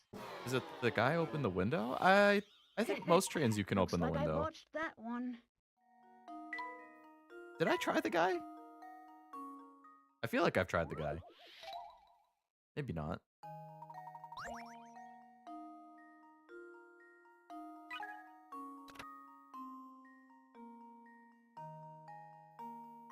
The moon hanging in the sky and the lamppost are fine. Don't bother searching the man in the foreground either. So it's not the guy, it's not the dog, it's not the moon, it's not the lamppost. Did I try the weird looking kid? Let's see if this works. This is Looks like I unbelievable. botched that one. This is the worst puzzle of the whole game so far. Nothing looks wrong. There's nothing wrong with this picture.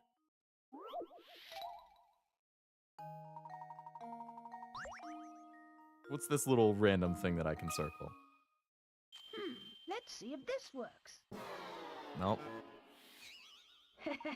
Looks like Just I checked. botched Apparently that there are one. games that take place on a train the whole time. Like murder mystery things? The way the window slides up doesn't make sense. We can try.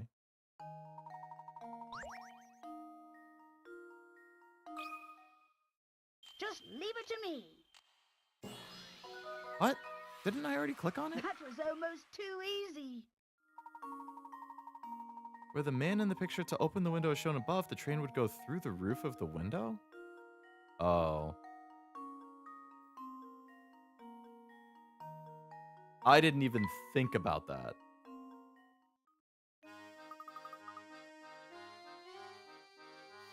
Squinting my eyes at this. Mm-hmm. That was almost too easy. You're gonna make me feel bad. But you wouldn't be wrong.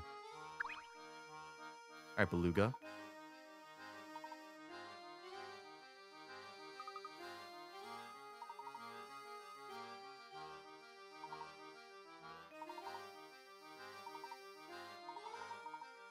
Sheer coincidence, of course. Oh, yeah? Is it? Most windows that slide up have 2 panes. That's true. That's true. Just a little kid taunting you made me laugh.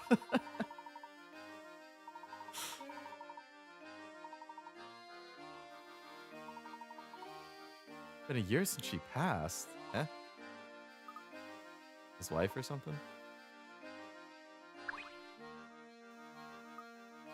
Fancy seeing you, laddies. They booted me off the train until they fix it.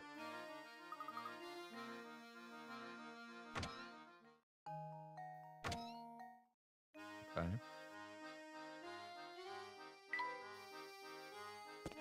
Doesn't seem to be anything else here. Visitors from out of town. Traveling on the Voluntary Express. If you're here for repairs, I bet I know where you're headed. Really? What do you mean? I was just thinking out loud, just chatting with myself, forgot about it. Notice the festival that's running today? The 50th year. Mysterious.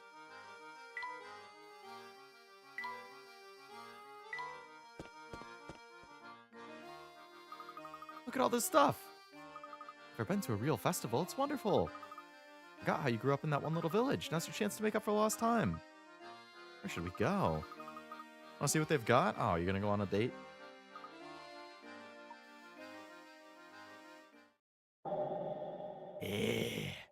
Is that the Nemesis dude from the first game who's just out to get Layton? Oh. It's a carnival game. Angus, hey there, Squirts. Try your hand at this fine game of skill. Since business is slow, the first try is on me. That's how they get you at carnival games. They're made to not be winnable. Bag of candy dangles from 1 of 3 arrows. Assuming that all 3 are perfectly straight, which arrow is connected to the candy? Is that not y'all? What is not y'all?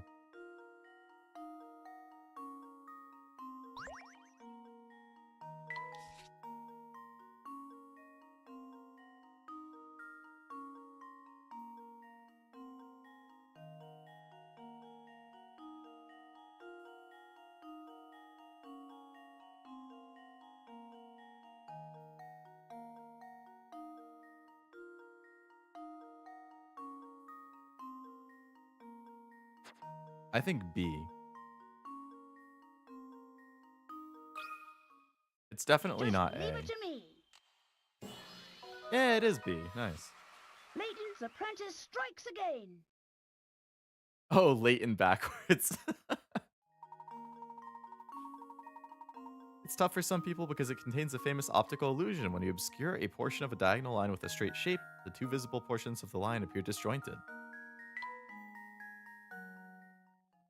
Yeah, I guess you guys didn't have the advantage of being able to draw on the screen. C felt like it was slightly off to the right. Hold my phone up to try and make the straight line. Oh, look at all the fruits and veggies. The wheels are dented, so it's difficult to move. Puzzle about a busted wheel. Uh-oh. A lot of random puzzles here. In the back of the train yard, there's an old warped wheel lying on the ground as shown below. A star is pointing to its axle, while no longer functional, the wheel is interesting because when rolled on a flat surface, its axle traces a funny pattern if you look at it from the side. Of the 5 diagrams below, which one depicts the actual path of the axle?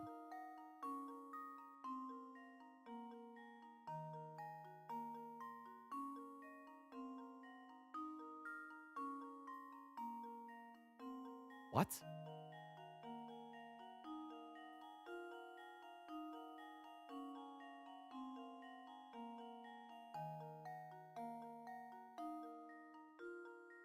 Oh, I see.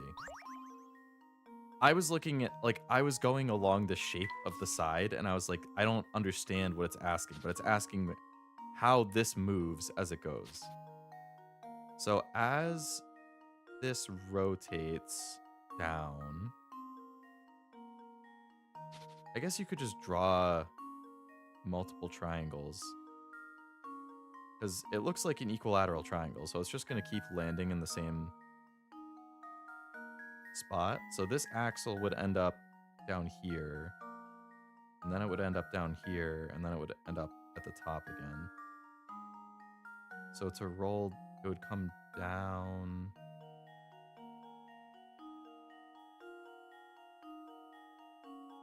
And then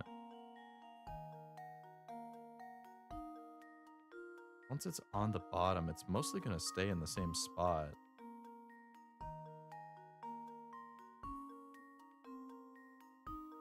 And then it will kind of come up like that. I think it's B.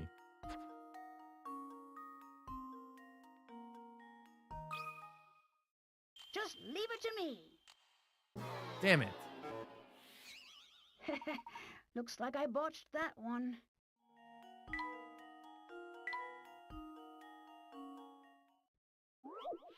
What did I have wrong about the rotation?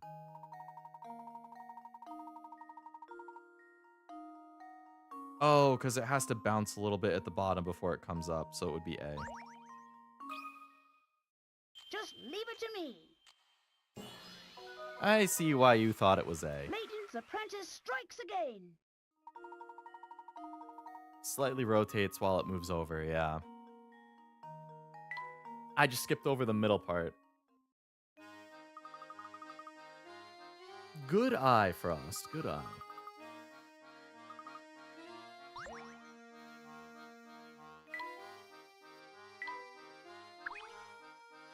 Okay. Doing some top secret festival prep, so you can't come back yet. Okay. Sorry for disturbing you. It's off to the right.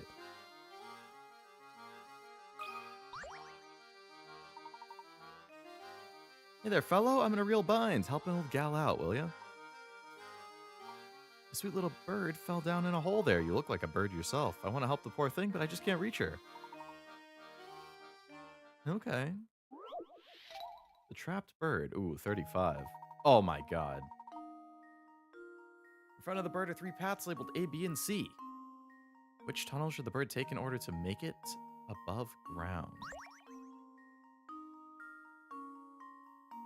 Alright, A goes to the snake and kills it. C...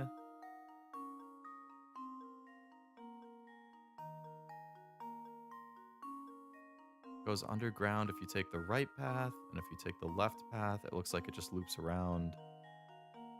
If you take A, it can go underground and kill it.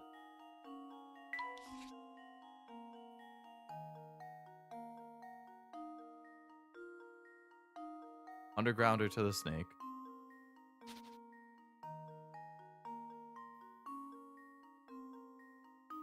B. Alright, you end up here, and then you can go multiple ways.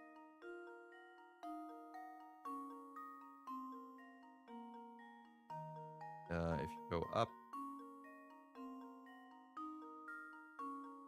it actually comes back around.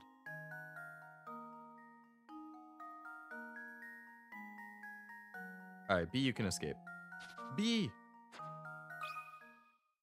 This should do the trick. If you don't know the answer, my teacher told me to go for C. Huh, wonderful. Yeah, if it's like an A, B, C, D multiple choice thing, I feel like C was the most common to just guess.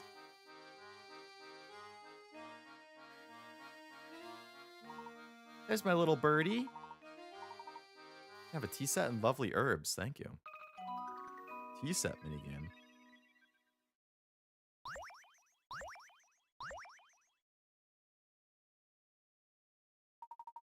All right, I think we've unlocked all the minigames.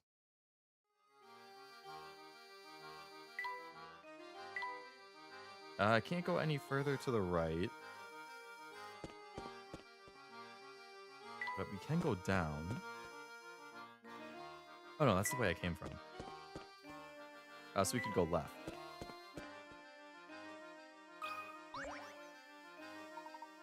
Hostia, gracious, the weather couldn't be finer for celebrating the fancy 50th. My memory's not what it used to be, but you're not from here. Waiting on the train? This isn't the first time it's happened. As fancy as that train is, it must be in rotten shape. Take heart, Sonny. More often than not, the train gets fixed up in a few hours. This always happens, eh? I've never heard of that dreadful thing. Well, you called it a dreadful thing, so you clearly have heard of it. Now I'm crabbier than a crab apple. All right. This town has a mystery. The world's best golfer. Not me. A pro golfer has the amazing ability to consistently putt distances of 3, 5, 7, and 11. Strangely enough, those are the only distances he can putt. Currently, they stand on the green, which is 20 feet from the hole. What's the fewest number of strokes he can use to get the ball into the hole? Assume that if the ball is hit further than the distance remaining, it will roll over to the other side without going into the cup. The fewest he can do to get it into the hole.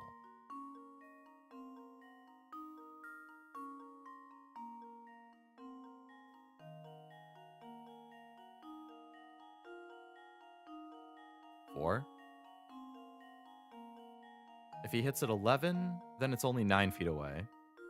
Then you hit at 7, and it's 2 feet away. Then you hit at 5, and it goes 3 past. And then you hit 3, and it goes in.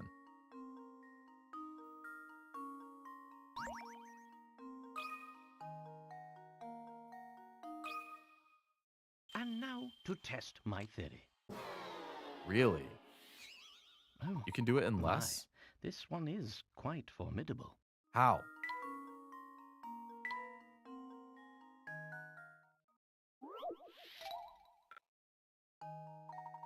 Yeah, 4? That's what I'm saying.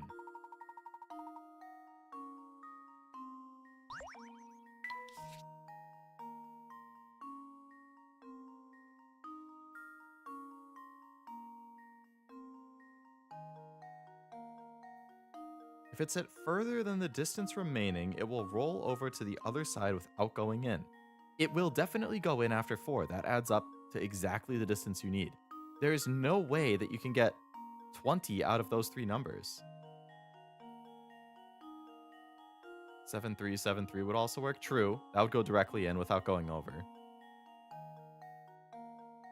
If you hit it 11 and then 11 again, you're 2 feet past, but then 3 puts you 1 feet back over.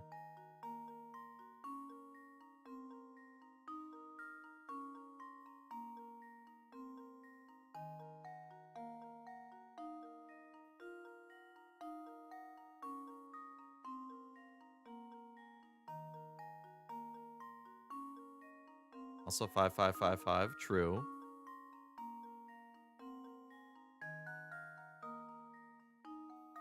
I don't see how it could be less than 4. But there's multiple ways that you can do it in 4.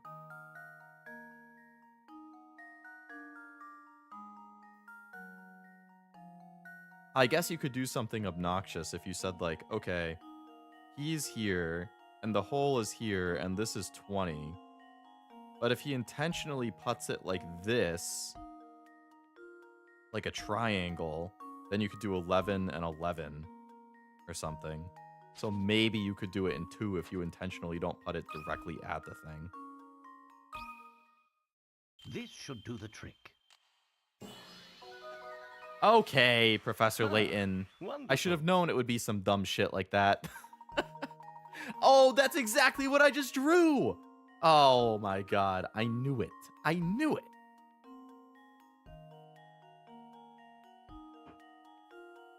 You don't think outside the box in this game, you're screwed.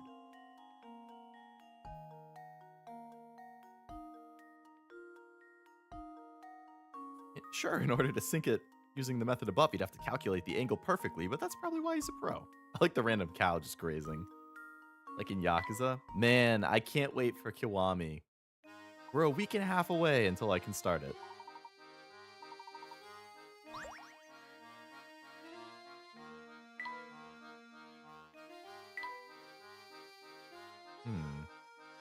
I can't go any further than that. Okay. Oh, they finished preparing in the middle. This is what I call a festival. Just love all the hustle bustle. Shall we walk around and take in more of the sights? Check out the plaza in front of the town hall. Sure. We can do that. Ooh, parting with one so dear to your heart is even more painful than the tightest wig. When she was a child, I used to read to her until she fell asleep. She looked like an angel. Oh. Maybe this guy's talking about the same person as Beluga was.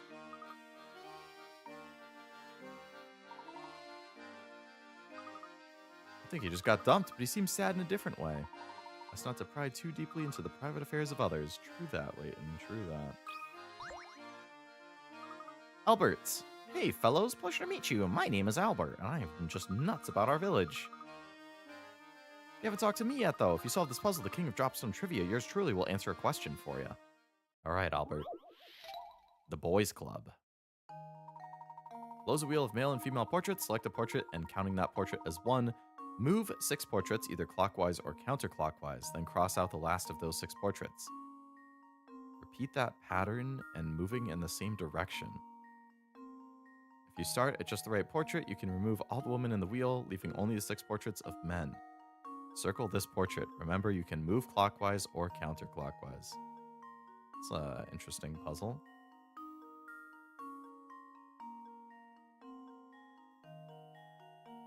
I don't understand what it's saying. Select a portrait and counting that portrait as one, move 6 portraits either clockwise or counterclockwise.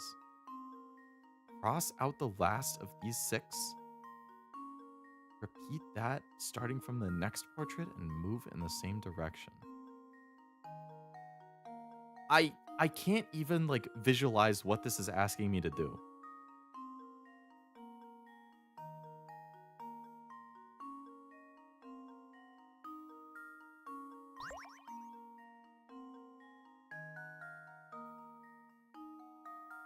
Like, okay, you start at this top hat dude.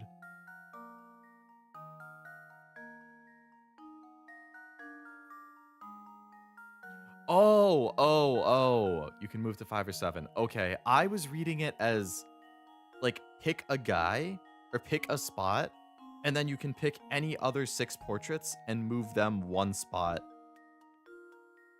And I was like, how the fuck do you start at 1 and then pick 6 other ones and move them in one direction to accomplish one? Like, I was like, that doesn't make any sense. That makes more sense. You're picking 1 portrait and moving that 6 spots across. So if you start at here, well, no, you would only go, you go 6.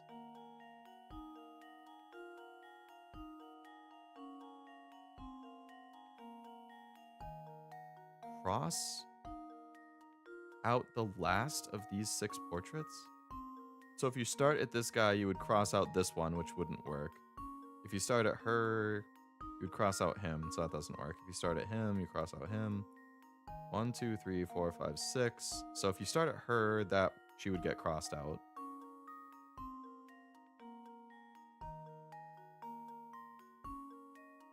And if she gets crossed out, then you start here and you go 1, 2, 3, 4, 5, 6. She gets crossed out. 1, 2, 3, 4, 5, 6. She gets crossed out. 1, 2, 3, 4, 5, 6. She gets crossed out. So if you start at this one, it works.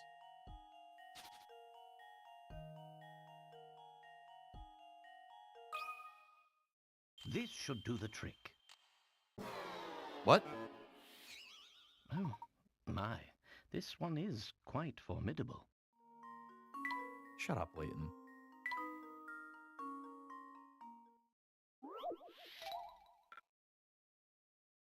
To grab a stack, what's with the demon circle? Yeah, we're doing some crazy stuff right now. Start with a woman and count backwards. Your starting point is 1, so you only move 5. Okay. I missed that part. So if they start as 1 and you only move 5, then you go, let's say you start here. So you go 1, 2, 3. Sorry. 1, 2, 3, 4, 5, 6. So she gets crossed out. 1, 2, 3, 4, 5. So that doesn't work. 1, 2, 3, 4, 5, 6. No. So it has to end on a woman. So I guess if you probably want this to be the last one. So let's say you start here. 1, 2, 3, 4, 5, 6. No. Start here. 1, 2, 3, 4, 5, 6. She gets crossed out.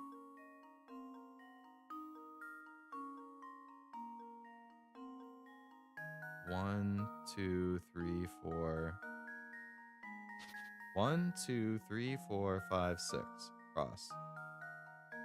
1, 2, 3, 4, 5, 6. She gets crossed. 1, 2, 3, 4, 5, 6. She gets crossed. 1, 2, 3, 4, 5, 6. That doesn't work. Unless I miscounted. So you want to cross these 6.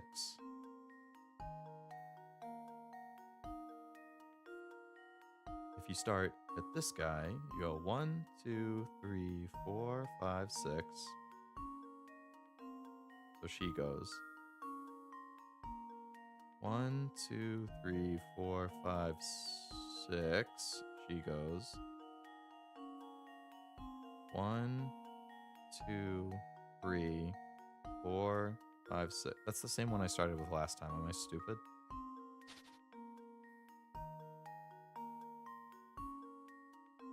Start with a redhead with bangs. 1, 2, 3, 4, 5, 6. So her first one isn't. Oh, down here. 1, 2. Sorry. 1, 2, 3, 4, 5, 6. So she gets crossed. 1, 2, 3, 4, 5, 6. 1, 2, 3, 4, 5, 6.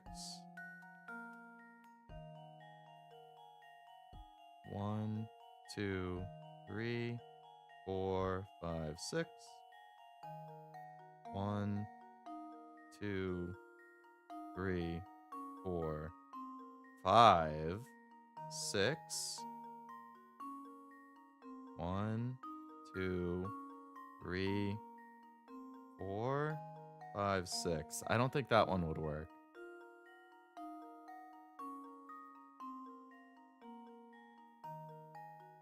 It gets 5 out of 6, but then it doesn't get the last one.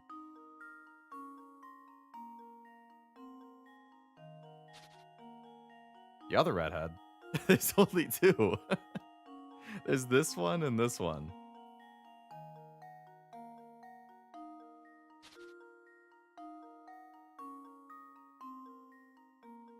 Once they're crossed out, do you skip them on the other rotations? That's what I'm assuming. I assume once they're crossed out, you skip over them. Otherwise, they would have to be in a direct line, and I don't think that would work. Like, it only works if you can cross over stuff. I would think it just means they get removed from the wheel after they get crossed out. Oh, man. I've already lost track of which ones I've started with, which means I have to start from scratch every time. Whatever one you start with, the 5th one gets crossed out after that. So if you start, you can immediately eliminate some of them. So if you start with this guy, she gets eliminated. So he's an option. If you start with her, somebody gets eliminated. So she's an option. If you start with him, somebody gets eliminated. That's those 3. If you start with him, somebody gets eliminated. Oh, but you can move in either direction. I've only been going clockwise. Oh my god, I didn't consider that you could go in multiple directions. I only went clockwise the entire time. Fuck me.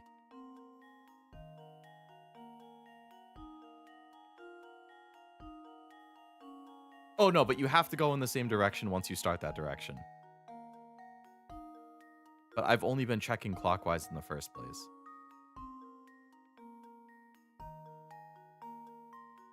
Okay, let's start with the redhead down here that Tim mentioned.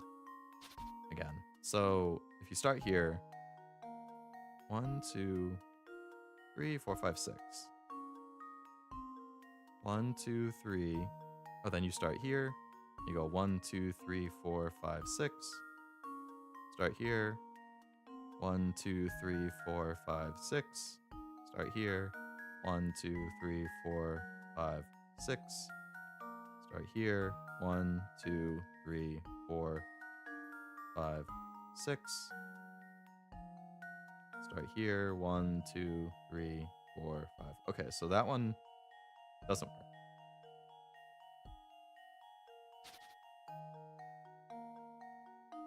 If I go clockwise, if I go counterclockwise, 1, 2, 3, 4, 5, 6. And you start here. 1, 2, 3, 4, 5, 6. That doesn't work because it goes. Oh, sorry, it does. It goes here. And you go here. 1, 2, 3, 4, 5, 6. Gets to a guy, so that doesn't work. So you can't start with her.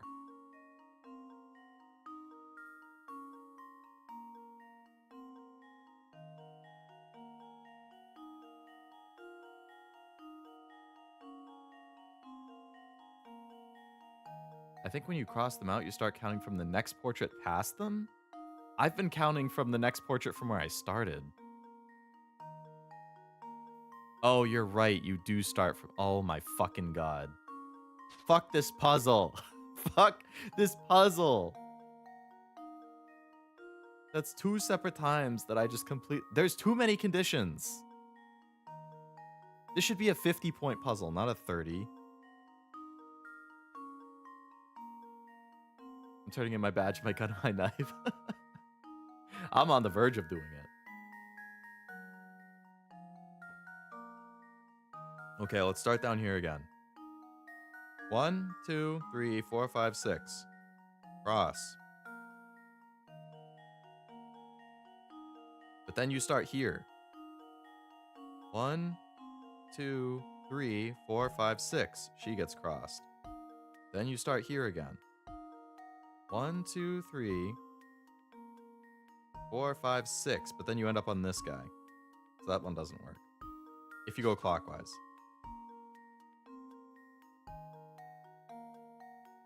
I just think that the bottom left 3 of Monkey Guy, the Kid, and the purple top hat is a thing you want to start on either side of them. Oh, you mean the girl on either side. 9, 11, and 4 are the only possible answers.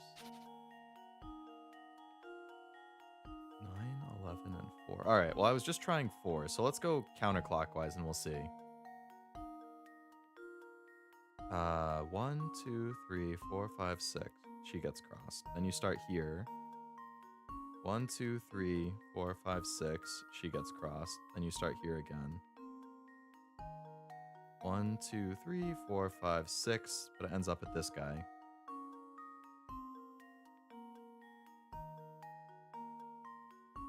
Oh no, but I didn't skip her. 1, 2, 3, 4, 5, 6.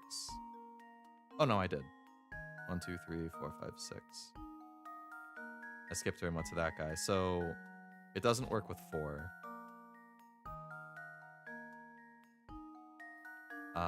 So try 9. So if you start here and you go clockwise, then it's 1, 2, 3, 4, 5, 6. That crosses him, so that doesn't work. Counterclockwise, you go 1, 2, 3, 4, 5, 6. She gets crossed, then you start here. 1, 2, 3, 4, 5, 6. Goes to him, that doesn't work.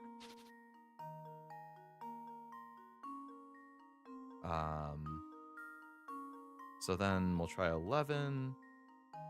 You go 1, 2, 3, 4, 5, 6. Start here. 1, 2, 3, 4, 5, 6. Goes to him, that doesn't work. Counterclockwise, 1, 2, 3, 4, 5, 6. Goes to a guy. I don't think any of those work. Unless I'm counting wrong again. Doesn't say you have to do it as a continuous circle. It says select a portrait and then later repeat this portrait. Or repeat this pattern. But it says you have to start from the next available one.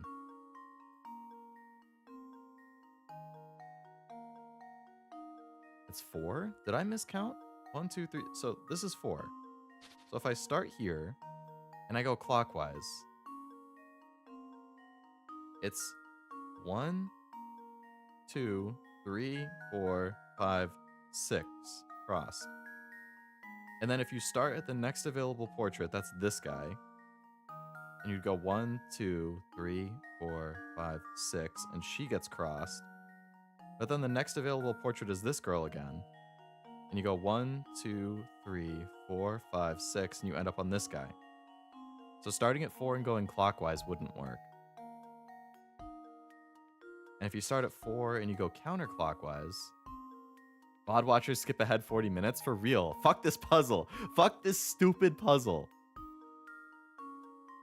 1, 2, 3, 4, 5, 6. She gets crossed. Then you start here. And you go 1, 2, 3, 4, 5, 6. And she gets crossed. And then you start at this girl again. You go 1, 2, 3, 4, 5, 6. But you end up with this fucking guy again. It's always this freaking big nose motherfucker. I don't think 4 works.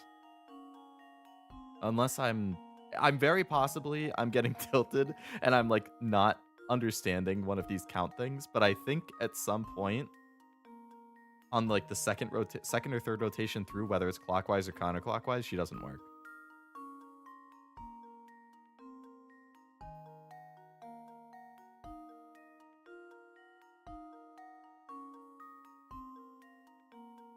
I guess what's not clear to me is when it says starting from the next available portrait. Does that mean if I start here, does that mean I start here as the next one? Or do I start after the 6?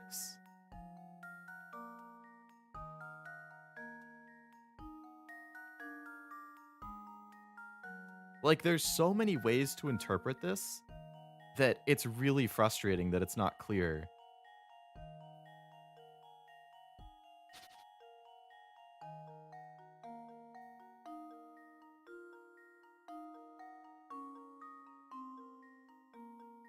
I'm literally just gonna go one by one in every single direction. Choose one and then go in a direction, counting the one you picked as 1, continue until 6, cross that out and moving in the same direction. Choose the one after the crossed out one as 1 and repeat. Okay. So if it's the one that's crossed out after, I'm literally just gonna go one by one in every direction until it works. 1, 2, 3, 4, 5, 6. No. 1, 2, 3, 4, 5, 6. No. She doesn't work. 1, 2, 3, 4, 5, 6. 1, 2, 3, 4, 5, 6. Nope. 1, 2, 3, 4, 5, 6. 1, 2, 3, 4, 5, 6. No. Okay, so this one and this one both don't work.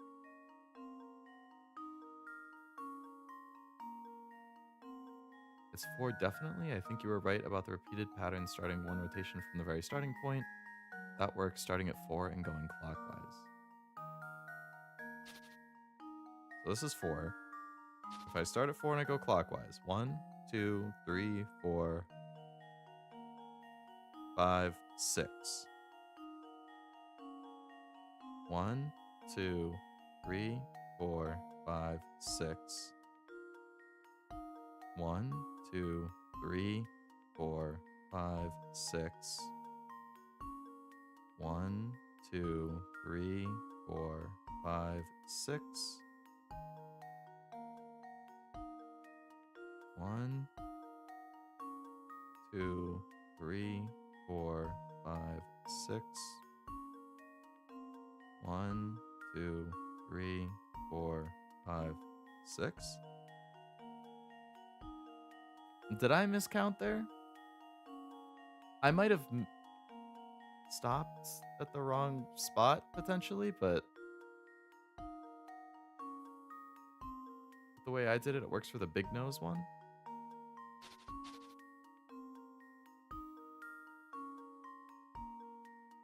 Oh, the guy down here, you mean? And it says next available portrait. See, that's what I'm getting. Does it mean after the starting point or after the 16th? That's what I'm saying. That's what I'm saying. This stupid ass thing. Noelle was saying that it's after the last crossed out one, and then Frost is saying it's after the one you start at. The Mario one. This guy? I think you started at the wrong spot towards the end. I hate this puzzle so much. I fucking hate this puzzle. I hate it. Whoever wrote the description needs to go back to writing class. All right, let's try Big Nose Guy and we'll see. 1, 2, 3, 4, 5, 6. And then Noelle was saying starting from the next one after the crossed out. So that would be 1, 2, 3, 4, 5, 6. 1, 2, 3, 4, 5, 6. 1, 2, 3, 4, 5, 6. 1, 2, 3. Oops. Yeah. 4, 5, 6. Okay, that's going clockwise though, so we'll go counterclockwise. 1, 2, 3, 4, 5, 6. 1, 2, 3, 4, 5, 6. 1, 2, 3, 4, 5, 6. 1, 2, 3, 4, 5, 6. 1, 2, 3, 4, 5, 6. 1, 2, 3, 4, 5, 6.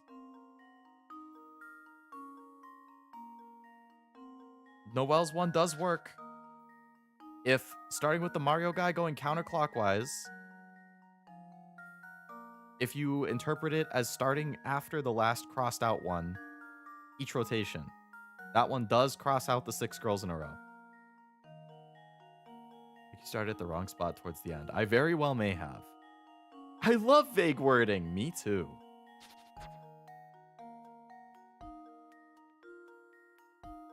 Let's see.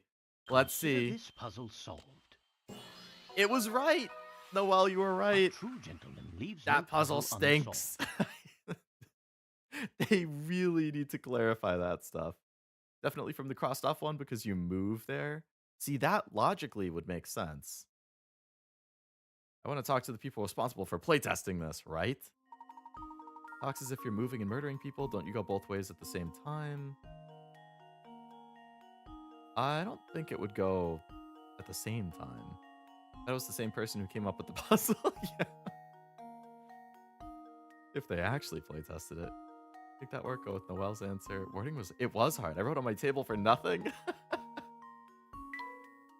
I really like the memo feature in this game. That helps out a lot. You know anything about the Elysian Box? Hard to believe that you've gone beyond my area of expertise. Never heard of the thing. What I can tell you is that people in this town jump at the very mention of curses. From what I gather, it seems to have some connection in the village to the days of its founding. That's all the info I can give. Well, thank you very much, everybody, for trying to help me on that one, because I was definitely losing my mind a little bit. That was the first time I've gotten tilted at a puzzle in this game so far. The sliding block puzzles were mildly annoying, but this one was tilting.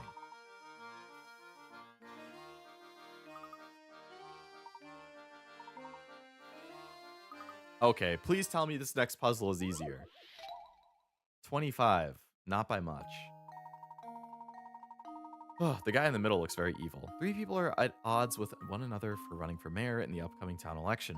Including these 3 candidates, the town has a voter population of 40. In order to win, a candidate must get more votes than any other.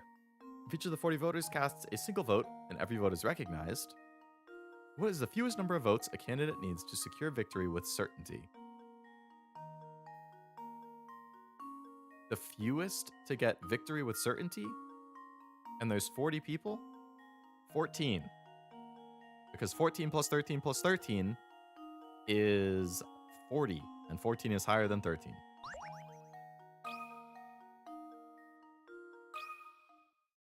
Just leave it to me.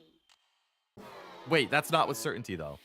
Because one of the other people could get... Looks like I botched It could that end up one. being like 1426 or something like that. So no, that doesn't work. That doesn't work. I didn't think about the question before I answered. All right, let me think about it again. The fewest with certainty would be 21, wouldn't it? Wait, no. Because if you got 20 and somebody else got 20, then it's a tie. If it's specified that every candidate gets at least 1, then 20 would be correct, because it could be 2019 and 1. But you could get 2020 and 0. Oh, wait, including the 3 candidates, there's 40. So it's actually... Oh, never mind. No, it's 40 total. 40 total. You must get more votes than any other candidate. Okay, you could probably assume that each person is going to vote for themselves, right? So then that leaves 37 other people to distribute.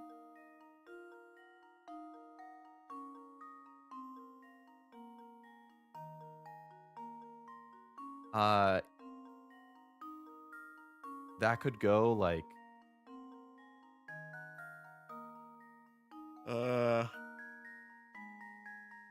so if you assume, let's say like this person only gets the 1, and then these 37 go to the other ones. So that would be split as 19 and 18. So that would put him at like 20. Sorry, he would end up at 20. He would end up at 19, and they would end up at 1. 20 might be right since they would vote for them. Yeah, this logic only works if it's that they each vote for themselves. If they don't guarantee that it votes for themselves, then 21 would have to be the answer, I think. Wasted too much energy on the last one, got hungry, gonna get a snack. Sounds good. You know, I could go for some spicy chips. All right, if 20 doesn't work, we're trying 21. Okay, so I think the logic is that they are going to vote for themselves. Hey, look at that.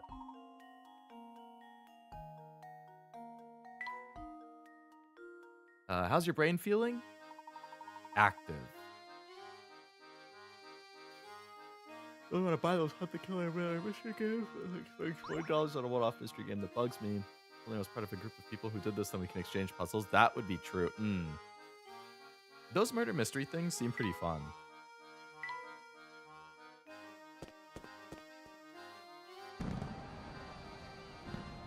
Much brain stimulation, much think. Indeed. Gigantic cow balloons. This was the plot of Game of Thrones in the books when they were electing a new Lord Commander of the Night's Watch. Was it? Has there been any update on that final book that he's writing? Like, is that expected to ever be finished?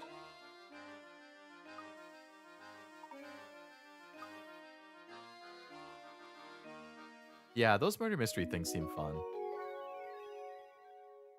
Hello, Professor Lovelace. Hello, Uiru. How is it going?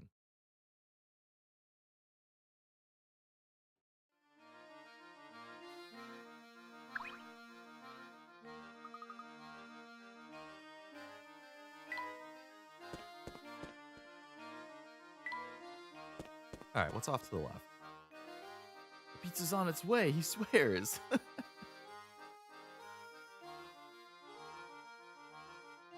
We can't have another bad cashew pizza experience, can we? What is this giant cat? Hell, I got a puzzle for you. For people who like cats. Oh boy, this is a cashew puzzle. I just want an excuse to put up a corkboard and string up clues from the puzzle and act like a hard-boiled detective, except after my third shot of whiskey, I just go to sleep. Hey, as a fellow lightweight who generally 3 drinks is my cutoff point, I understand. Oh, this is the same thing. It's just another inverted thing. Okay.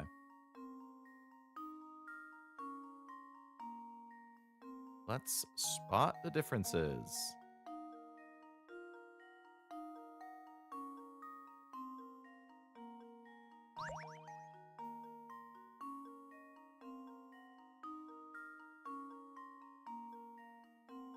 These ones all look really similar to me.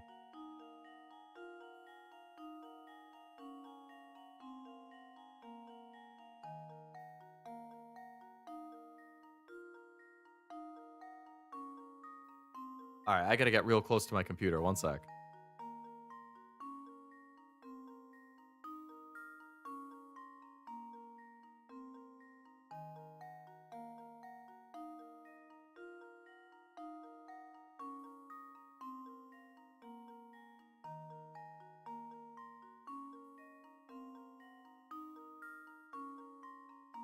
Okay, I've ruled out A. It's not A.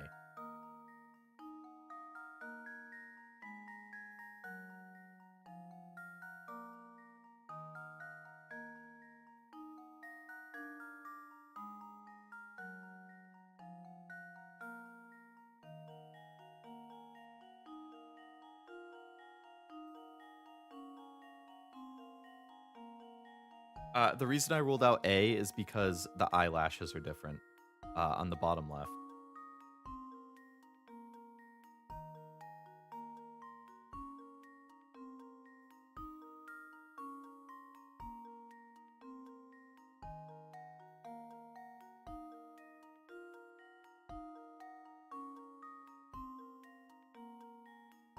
Okay, and then the big middle stripe thing on C is smaller than the other one. So I think B is the correct answer. This A will had a do the different trick. eyelash and C has a different stripe. A true gentleman leaves no puzzle unsolved. That's what I like to see. Did I say I'm a lightweight? I think I did. Yeah, 3 drinks is usually my limit when I stop.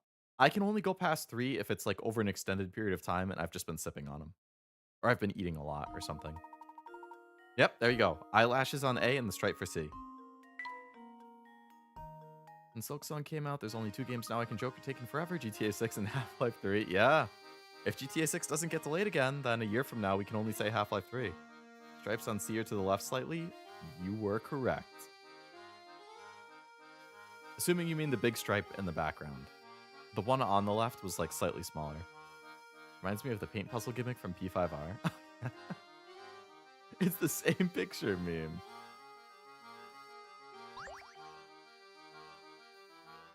Alright, how about you, lady? You look like a mouse. I don't think I've seen you around these parts. May I ask your name? Marshall Layton. Charmed, sir. Charmed. Can't say I have, but the master is quite knowledgeable about curiosities. Single resident of our village who doesn't know Mr. Anderson. Preoccupied with his daughter lately. Daughter's been secretly planning a trip alone. Starting to catch on something's going on. In support of allowing her to go off on her own, though. Fulfill the last request of the young lady's late grandmother. Well, I've only heard scraps, so I can't say much. It's one the young mistress seems to feel is extremely important.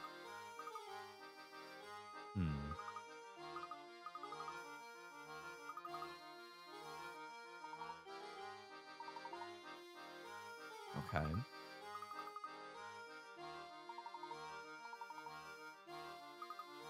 Yeah, so we still have village to explore.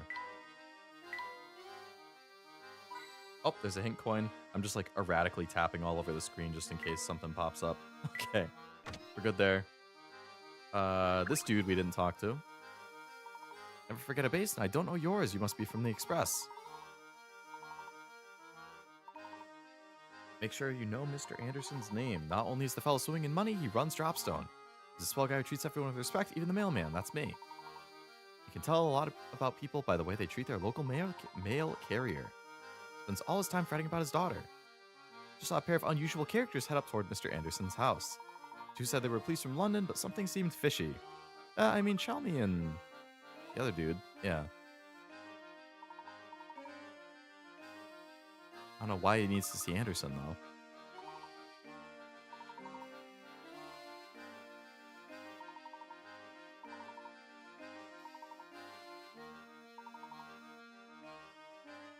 Alright, well, we should probably head down.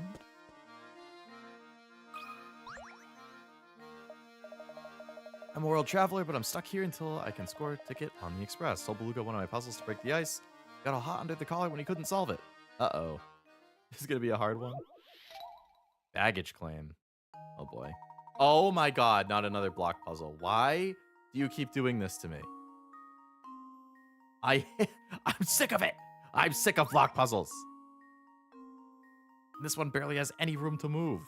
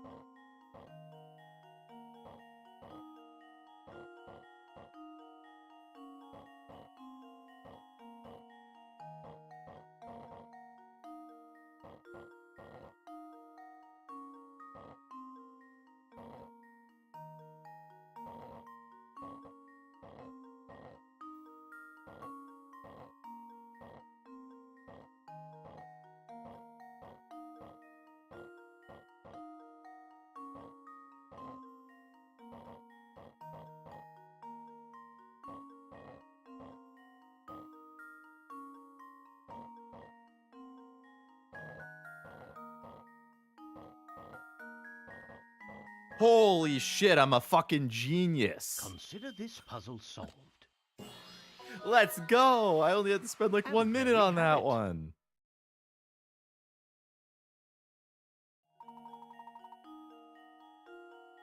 Can't you skip this? I mean, I think it is technically an optional puzzle, but I'll try and do each one that I click on. Locked in. Yeah. Oh man, I feel good about that one. Bubble bowling trouble. Give Leo a block puzzle. No. Professor Leo and the endless block puzzles. No, no. Professor Leoton does not have the mental capacity for too many block puzzles.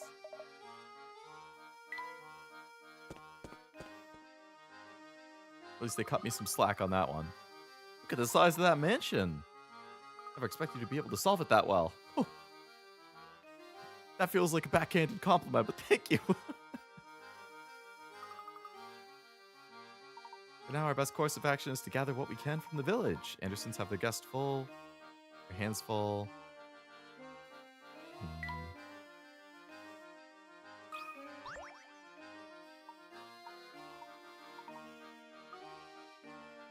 Just doing a little fishing in the lake. A lot of work. Have you had much luck?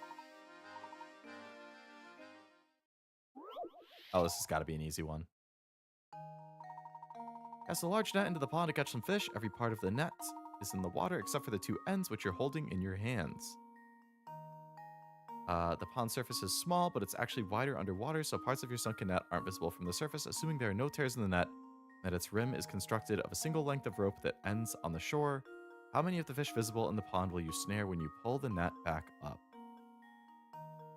I remember a puzzle just like this in the other game.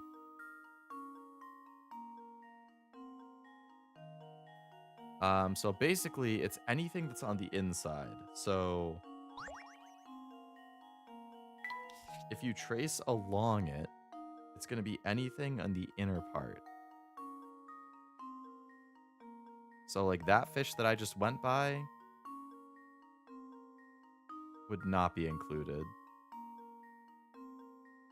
All right, let's just call it. So this one is. Oh wait, sorry. On the inside. So this one is. This one is. This one is.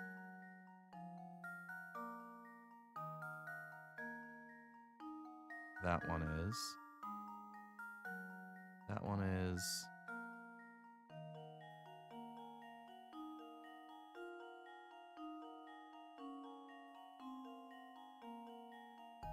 This one is. This one is. So 7?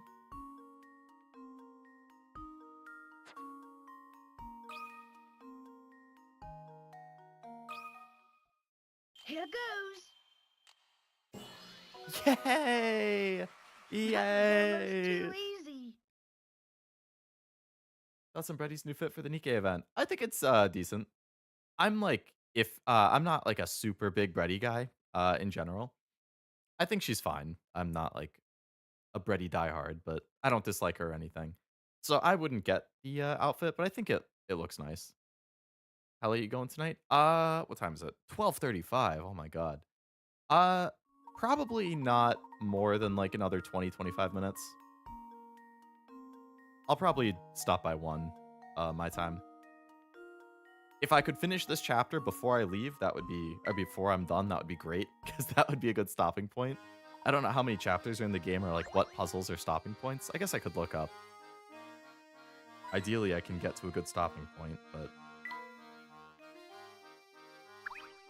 we'll see. But yeah, I'd say probably not more than like 20 more minutes.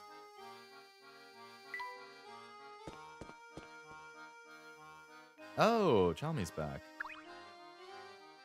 Like, pond is a strong word for how big this water is. There's a lot in there, yeah. I think PlayStation is 31 years old now. Seriously? The original PlayStation came out in 94. 2 years before I was even born. I was just there, but the servant said Anderson wasn't home. The bloke is off presiding over some livestock competition. Heard rumors the bloke had tried to find this Legion box in the past, so I went to talk to him. When I got to his house, his butler told me he wasn't home and I should leave. Went out of my way to see the man. The least he could do is offer me a cup of coffee.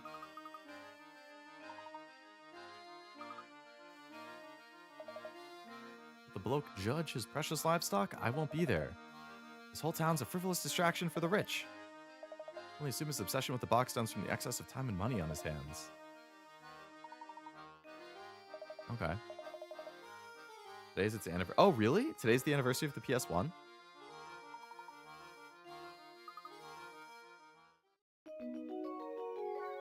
The psych of the livestock comp. Yeah, but there's another guy right here. Remy. Nyum, nyum, nyum. Fell asleep standing up. Must be a security guard. Wonder how his employer feels about his nap. Perimeter secure. Please confirm identity by solving this puzzle. Tangled ropes. Okay. 3 rope loops are tangled together with a single red rope. If you were to pull both ends of the red rope, a single knot would form in the middle. Can you figure out how many of the rope loops would get caught in this knot when it forms? Even if a loop appears to have been pulled into the knot, you shouldn't count it in your answer if you can pull the loop free from the red rope with a tug. Oh, God.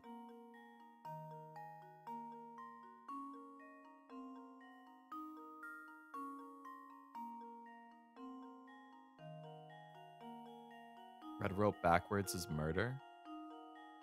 But there's not an M in red rope. Unless you mean red rum from The Shining, in which case, yes. Red rum, red rum, red rum, red rum. One of the only like horror thriller movies I've watched.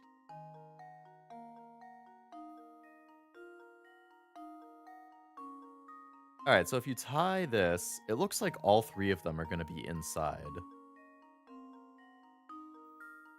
I don't think you could just pull the green one free because there is a red in the middle.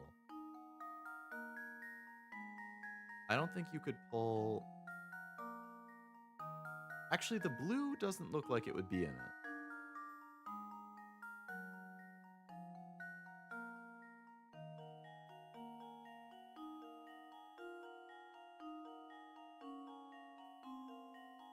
And the orange...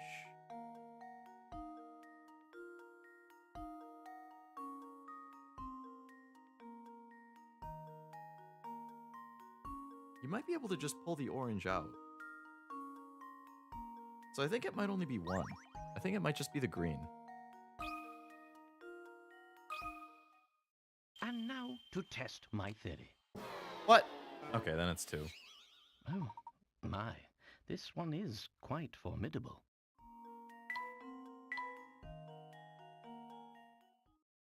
I guess you can't just pull out the orange one. Knowing how they're like tricking you, if it's not one, it's zero. If it's zero, I'm gonna be like, this freaking game, man. It's definitely not three. This should do the trick. Okay, I guess it's zero. Oh, my. What the This hell? one is quite formidable. This one is really hard to conceptualize.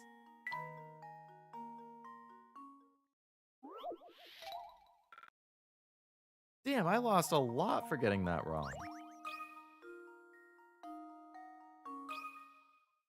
This should do the trick. It is zero. Wow. Ha!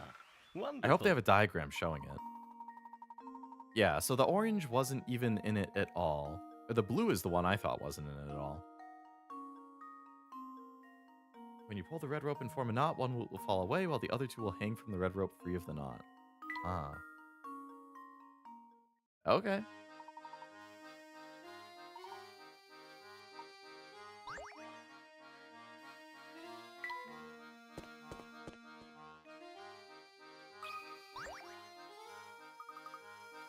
Balsa. Boy, oh boy, I'm in a tight spot. I want to make a clean cut in this board, but I botched it. It's useless.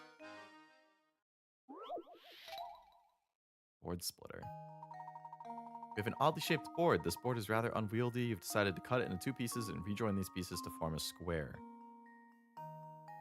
Assuming you aren't allowed to flip either of the pieces over once the board is cut, where should you make the cut in order to achieve the above?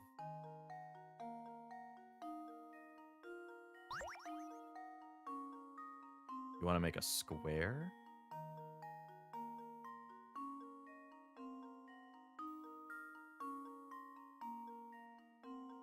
So it's going to have to be a 4x4 square.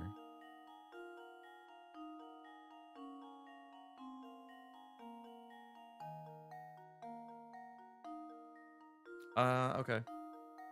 You cut it here and here. And then you just move it down down into the right by one. How's the yellow one not And tied up there is we my have question. it. There was one of them for sure that I was like, I don't really see how that could work. But yeah, that one was really, really hard to conceptualize. He looks so happy.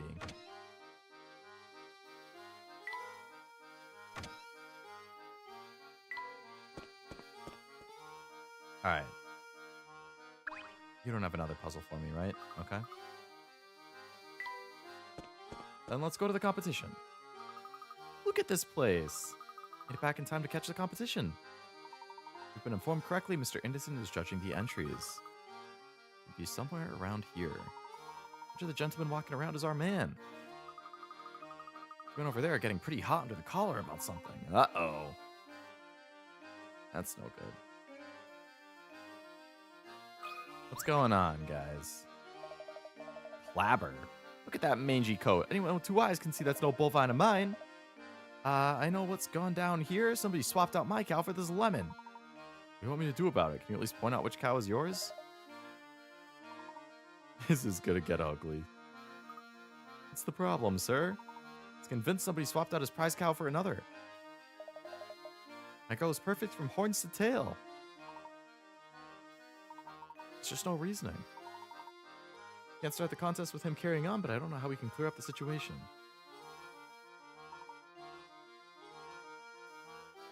Can you help me out here? Find anything of use? If I had to sum up our conversation, it goes something like this. Oh, misinformation. 5 cows are grazing at the festival. 2 of them are true moo cows, a breed that only tells the truth. The other 3 are Nauhe cows, a different variety that always lies. Using the following statements from... Oh, it's one of these puzzles. 2 of them are always telling the truth. 3 of them always lie. A says that D is a Nauhe. Alright, so A says that D is a liar. B says that C is not a truth teller.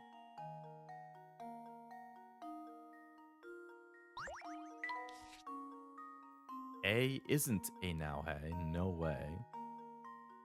E is a Nauhe. B is a true moose. So they're saying D is a liar. C is a liar. A is a truther. E is a liar. And B is a liar. Obviously, those can't all be true. But there's a bajillion combinations that you could have here. And testing it one by one would be a pain. So there has to be a faster way of doing this. I guess you just go until you find a conflict. So let's assume that A is telling the truth. Right? If A is telling the truth, that would mean that D is a liar. If D is lying, that would mean E is actually a truther. If E is a truther, then that would mean that B is a liar. And if B is a liar, that wouldn't work because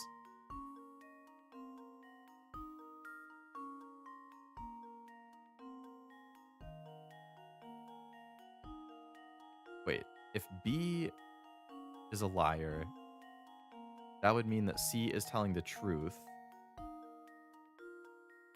But C can't be telling the truth because we already have 2 truths. So if we assume A is a liar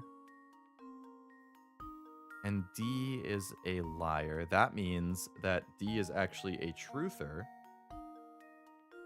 If D is telling the truth, that means E is a liar. If E is lying, that means B is telling the truth. And if B is telling the truth, that would mean they're a liar. So that actually does work.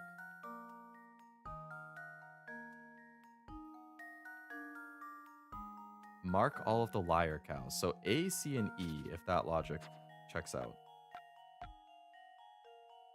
are the liars. Let's see if this works. Wow, okay, we got it. Layton's apprentice strikes again. That wasn't that bad. Sonic 06 had a puzzle like this? Really? I wouldn't have expected it in a Sonic game. Think Rudolph would like it? She would love the names of the cows. These 2 ladies swap places while waiting for the competition to start. Things should be all sorted out now. Look at that build, that lustrous coat, that soulful gaze. That's my cow, no doubt.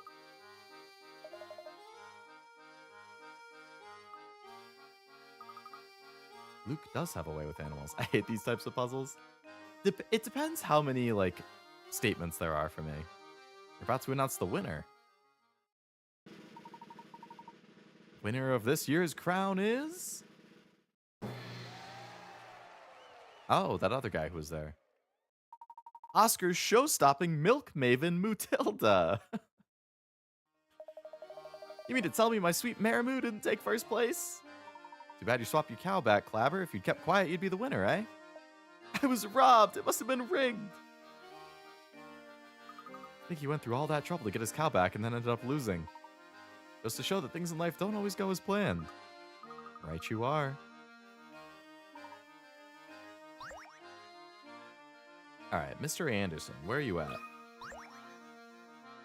Lopez. Alright, well, that's not him.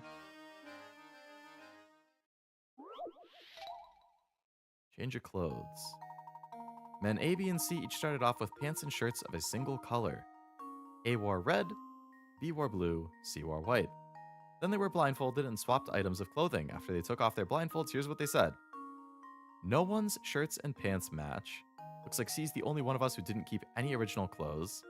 I don't know if I like these red pants. Alright, so C is wearing red pants then.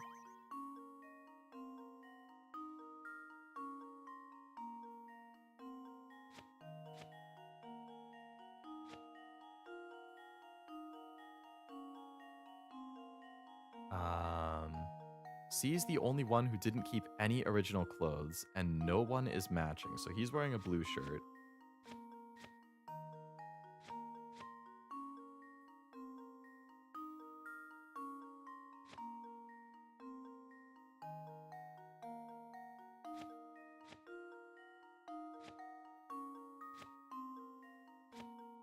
I think it has to be this. This should do the trick. What? Oh, my. This one is quite formidable.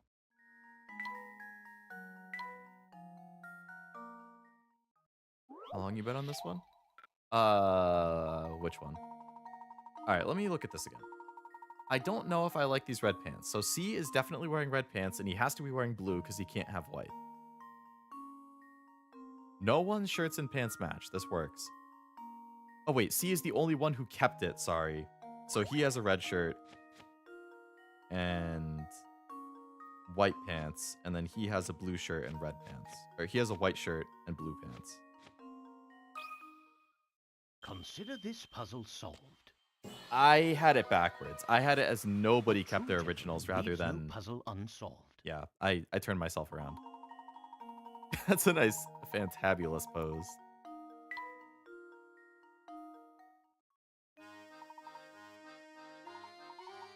No one can pull off sequins.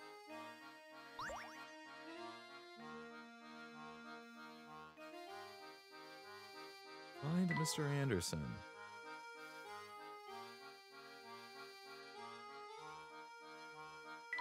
Alright, well, I guess he's not right there.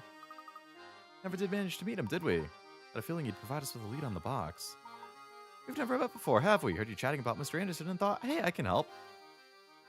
I'll point him out. Oh, okay. Just saw Mr. Anderson around here a minute ago. Shouldn't be too hard to spot. What with that beard and hat? Okay, so he's wearing a beard and a hat. Spiffy gentleman, and he always looks spiffy with his cane and that dapper little bow tie. Alright, we'll cross off people who don't fit then. First of all, it's a he, so... Not you. He has a cane, so... Not you, not you, not you. Not you. He doesn't wear glasses.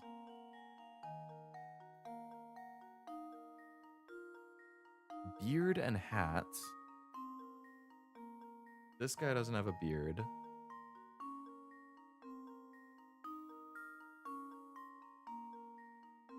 This person doesn't have a cane with them.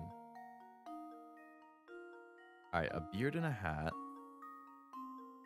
Dapper little bow tie. This guy has a bow tie. Alright, so I think it's this guy on the top left.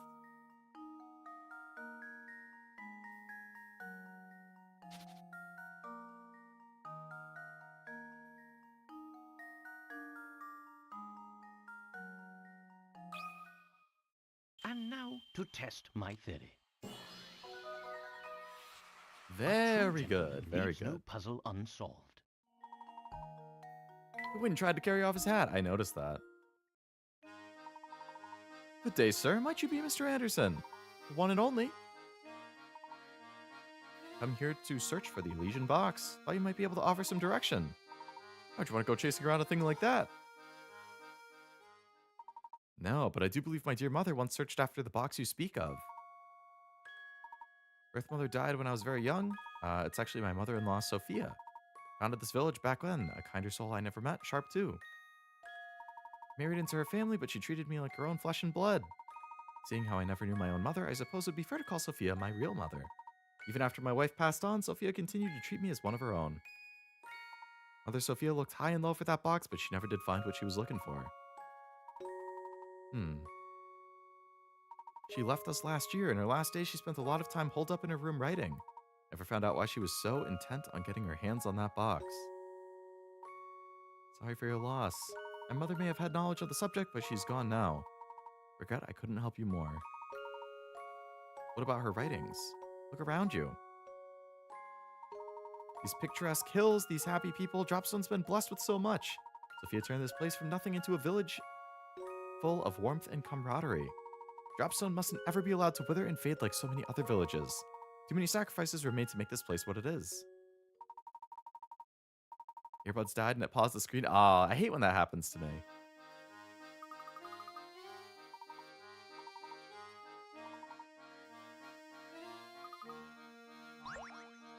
Okay.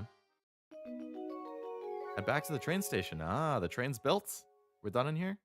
Oh, that might mean the next chapter is going to start, which would mean a good stopping point if that's the case.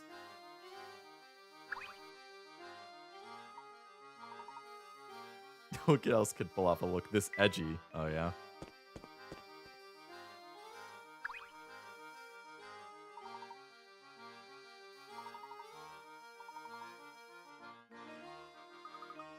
What are you waiting for? He doesn't want people to comment. He shouldn't say stuff out loud. True.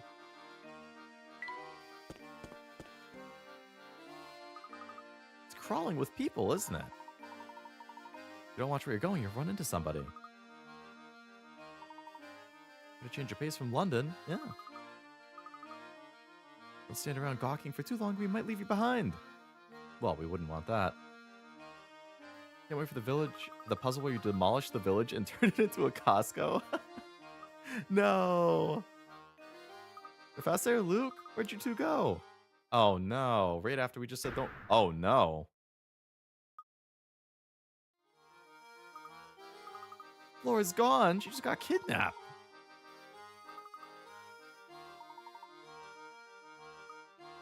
Oh.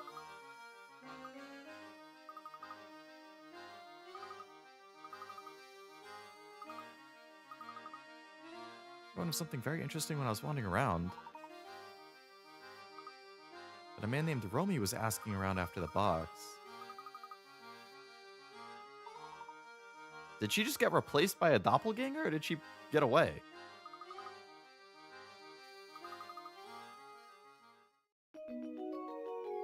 It's kind of sus. She got replaced, didn't she? She's a skinwalker. No, not Flora. Hi, Lulu.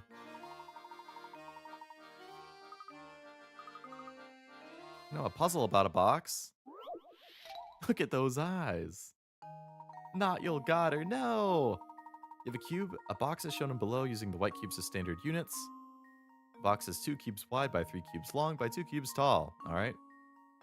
2 by 2 by 3, yep. White cubes are permanently attached to the floor. Of the 4 shapes shown, A through D, 3 of them can be placed together in the box to fill it with no gaps. Find the shape that doesn't fit into the box using the conditions described above and circle the corresponding letter. Well, the orange piece fits perfectly on the bottom, and then A and B together fill in the top, so D does not fit. Consider this puzzle solved. And there That's a we nice, have it. easy one.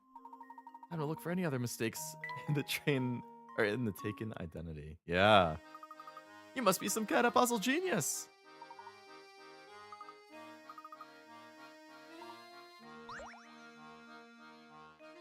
Good job, team.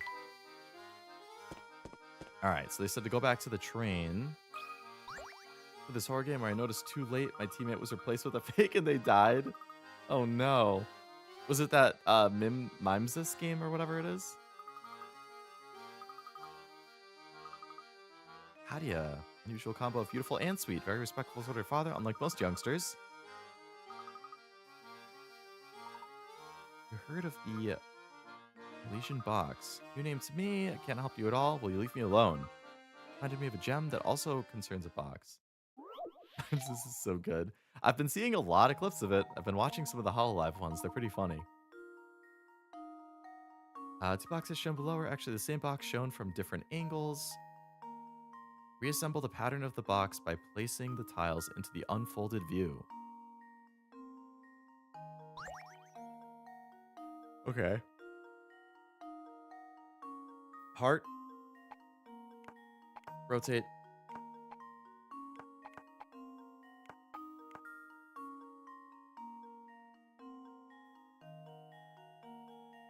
Wait a second, I got that wrong.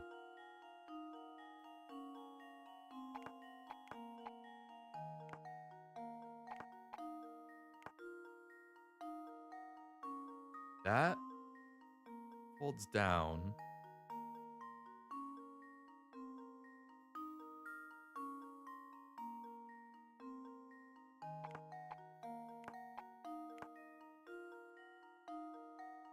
And then that will fold down. Okay, that should be right. And then the triangle is under it. So that will go here. And if the triangle, the flat part, so that goes that way. And then folds. I think that's actually correct how it is.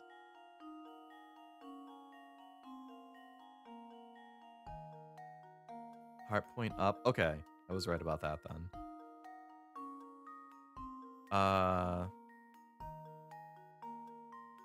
The pointy part of the triangle points to a person's head.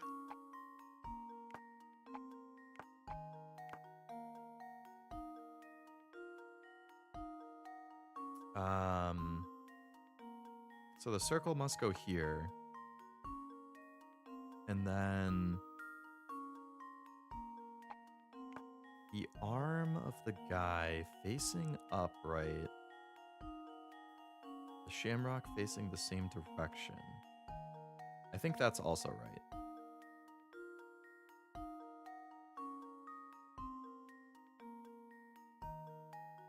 I think we're good. Consider this puzzle solved. Yeah! Perspective stuff is kind of tough. Wonderful.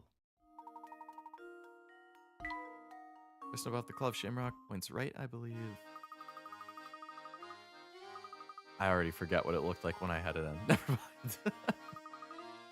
Scary when it happens in the Mimesis thing. Outside of that game, I think it would be pretty scary. It seems funny in there. Do you have a moment? Did a great deal of investigating. You didn't hear anything about my daughter, did you? Your daughter? She hardly ever comes home since her grandmother Sophia passed away. We're very close, and Sophia's death came as a great shock to Katia. If you see her, please tell her father wishes she would come home. She's leaving soon, so I might not be much help. Katia is mine, now our only child. Means everything to me, and I'd be forever in your debt if you could help me.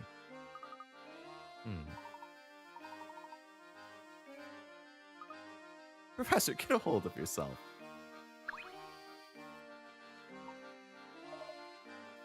Freaky box kills whoever managed to pry its lid open. Found out about it in the course of my travels, but that box isn't what I'm after. Phantom town that's nowhere to be found on any map. Only the chosen may visit. The only way in, I hear, is on the Momentary Express.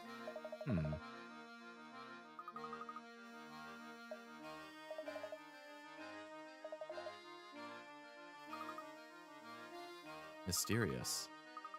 Kinda glad got a new lead. Yeah.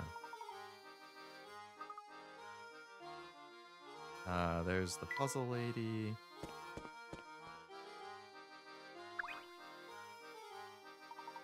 Got at least 30 puzzles under your belt. Nice going, bro. If you want a challenge worthy of a real rock star, give me a holler. What's that supposed to mean? You got a real hard puzzle for me? I assume getting back on the train starts the next chapter, so this might be the final chapter for this stream. Sammy's necklace. Oh boy. Sammy has 8 chains with 7 links each. He wants to connect all of these chains to make a totally awesome necklace that's a single loop. The jeweler says he can open and close a single link for $2. As shown below, Sammy could open an end of each of the 8 chains to make one long necklace that's a single loop.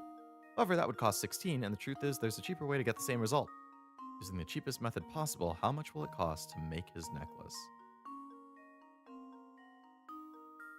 Open an end of each of the 8 chains.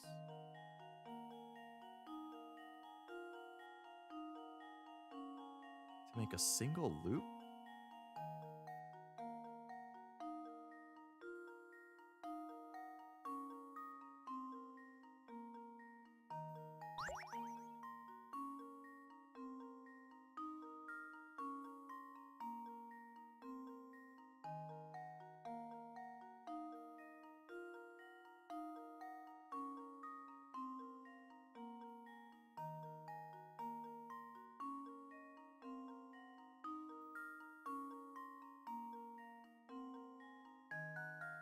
I don't see how you could do that for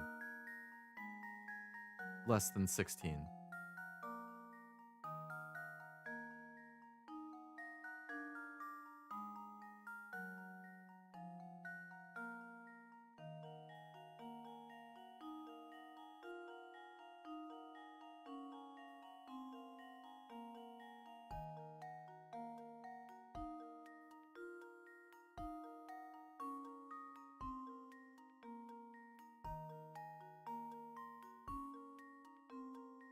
There'd have to be a way that you can just open multiple links on one chain and use them as individual connections for 2 chains.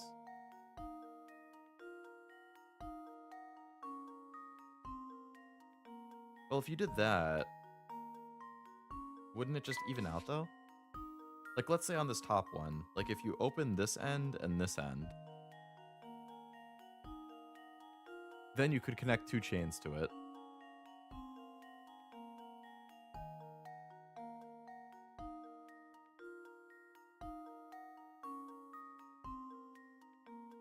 But then you still only have, like, these 3 connected.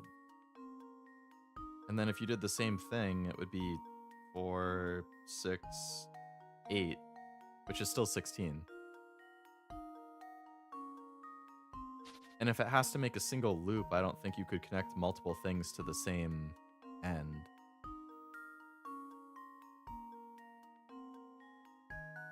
Because then that's not going to make a clean loop.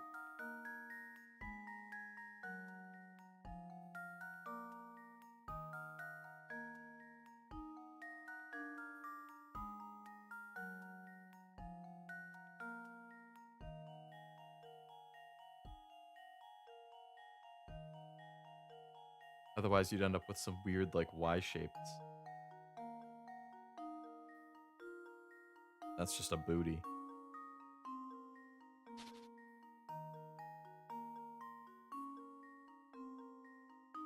I am at a genuine loss here.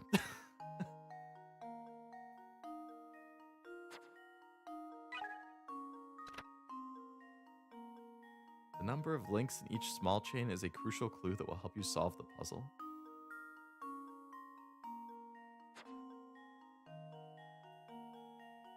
If you open all 7 of one link, then close it on the ends of 2 pieces each, it's 14.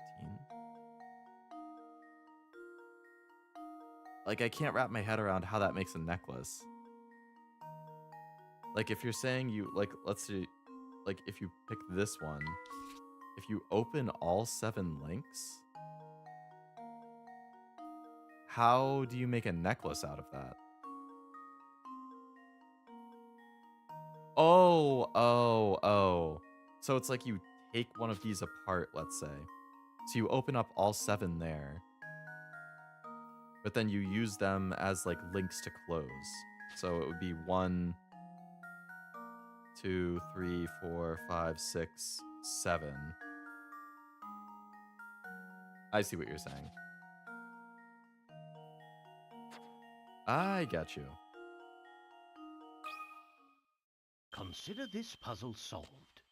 Good idea, Frost. Good idea. A true gentleman leaves no I was puzzle unsolved. way too fixated on only the ends of the chains and nothing else.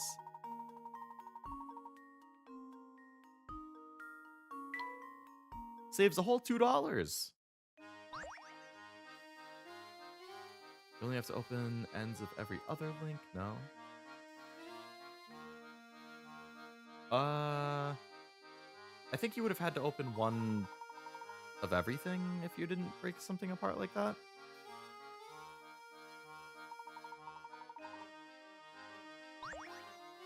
Wow, I missed a lot of puzzles in that section. What the hell? It was like 10 puzzles I missed. Hmm?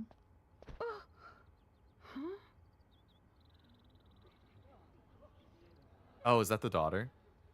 Thank you so much.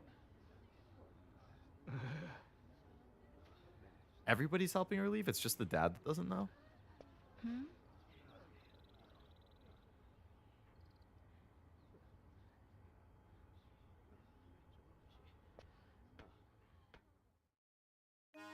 What's going on over there? I believe we may have stumbled upon Mr. Anderson's dear daughter. That's one heck of a send-off. Considering the size of the party, I doubt she's Weird just having a cutscene? holiday. Yeah. Literally everybody was there to send her off except for her dad, and he's the only one who didn't know. Where is she headed? Why is she making the journey there by herself? Excellent question.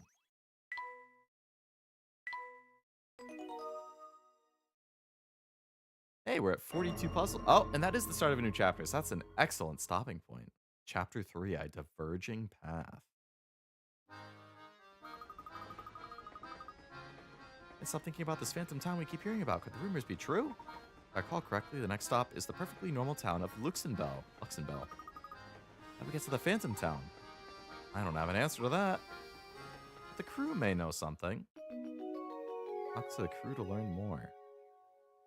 Well, we will have to talk to the crew to learn more next time.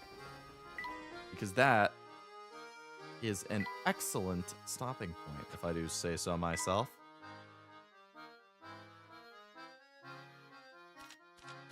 I'm just going to click on all these things so that they don't say new anymore.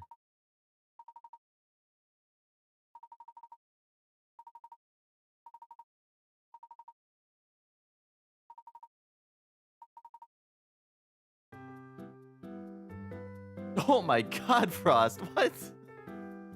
I didn't even process when I looked up and I saw the big red thingy. I was like, wait a second. Am I seeing that right? Oh my god, dude. Thank you very much. That's way, way more generous than you ever need to be. But I appreciate the, very much the holiday cheers there, as well as all of your help in this stream. God knows I got stuck on some of those damn puzzles. Thank you very much. You're a crazy person for such a big Akasupa right there.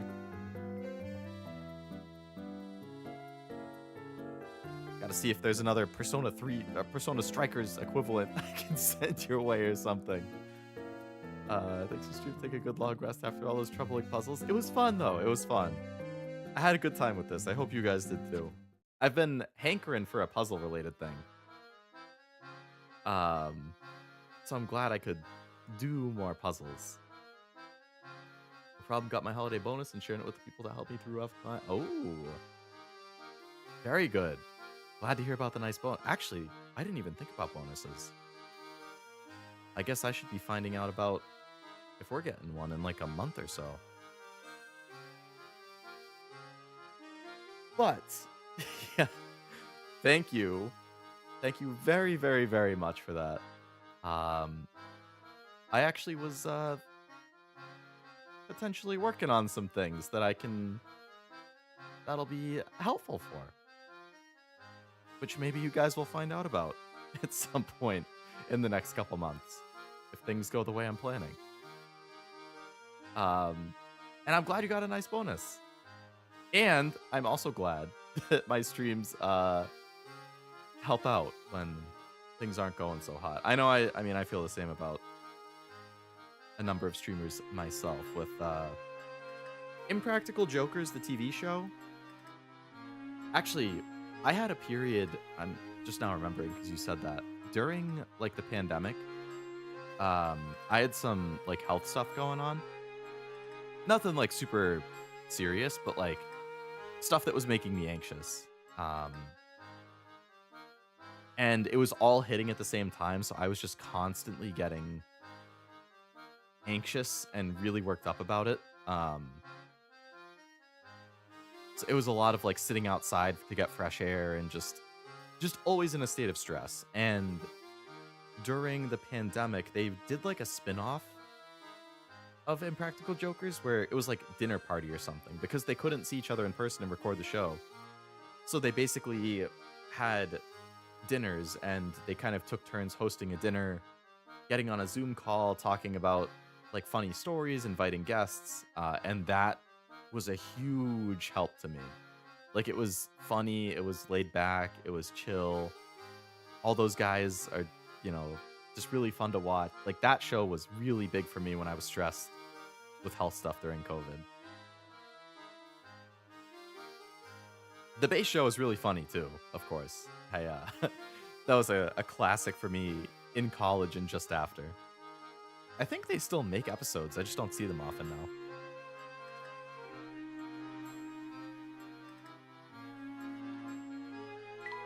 Oh, big yawn out of nowhere. Do you love Impractical? Good choice of show to watch. Frost the Goat. Ain't that the truth?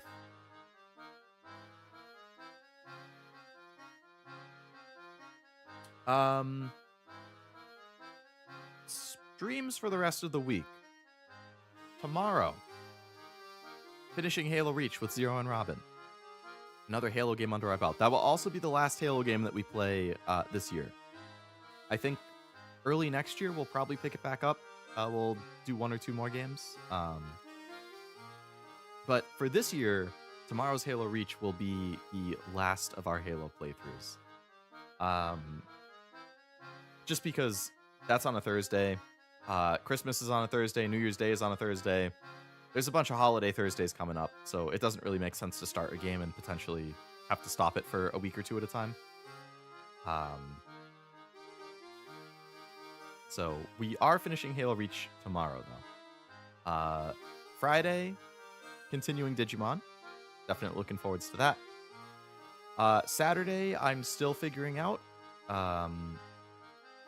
I've been looking through my game backlog to see if there's a game that's like 4 to 6 hours that I could beat in one sitting. Because this coming Saturday is just kind of a one-off day. There's a couple options, but nothing that I'm like settled on. There's a couple games I'm interested in, but they're more like 6 to 7 hours. I'm like, well, see, Titanfall 2 is one of them, actually, since you mentioned that. Like, according to How Long to Beat, that's like a 6.5, 7 hour thing. And typically my Saturday streams are 5 hours. Maybe 5.5 if I push it, but 6+ is, I don't know. That might be better for like a Wednesday night or something like that, where it's like, oh, I could stream from 7 to 1 or something. I don't know. I gotta figure it out. How Long to Beat is also not always right. There's definitely games I've seen on there that say like 14 hours and it takes me 18 to 20, or it says 14 and it takes me 12, and I'm like, well, so it's really person dependent, but that is on the list of things that I'm considering. No more King Halo. Oh, she'll be back at some point. Sunday, I'm also not sure. I would say probably Uma. If I have finished making my aces, I don't know if I would play Uma. I would probably do something else. If I haven't finished my aces, probably Uma. Right now, I would say Taishin is good. McQueen is like good, but could be a little better. And then Sunday, not sure. I mean, third, not sure. Brian is giving me trouble. They don't make episodes anymore, I think. They only went a couple seasons after Joe left. Really? I did know they did a couple seasons after you left, and they had like special guests or just the 3 of them, but damn, I didn't realize they might have stopped completely. That's sad. Joe is my favorite too. He was so fucking funny. I mean, all 4 of the guys are great, but Joe always cracked me up. What are you doing for the rest of the stream after you finish Reach? I think the plan is we're going to finish Reach, which I think should probably only take us like an hour, hour and a half based on what's left. Robin had been telling Zero and I that there's some Easter eggs in the game that he thinks are fun that he'd want to show us. So I think right now the plan is we'll beat the game naturally, and then he's gonna like go back and show us some of the Easter eggs, like guide us through the levels to where they are, so that we can see some of that stuff. So I don't know how long the stream will be, but we will have at least a little bit of stuff in reach after finishing the campaign. Should be good. I'm looking forward to it.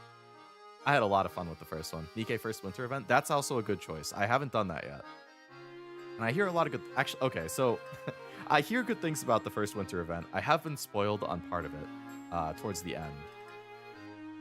Which, you know, of course it's a bummer, but it's also a 3-year-old event at this point, so I shouldn't be surprised that I've gotten a spoiler on it. That being said, I still want to play it. I've heard a lot of good things. I'd like to learn more about those summer alts. Would be a good time to try out the new Peak or Repo updates. I actually don't think I've played Peak since that time I played with Cashew and Nivi. I didn't... Oh yeah, they did release like a new biome or something, right? Repo, I would be interested in playing Repo, but I'd have to like wrangle in some people. I don't think I'd want to play it solo. You guys play Uma on Sunday? I'll be damned. Believe it or not, Tim, we do. Larry! The scene where he's cutting in line by just yelling Larry over and over and like pushing forwards like, Larry! Larry! Hey! Larry! Wait, I'm coming! Larry! That one always gets me. That show has so many good moments. The Jaden Smith tattoo always kills me too.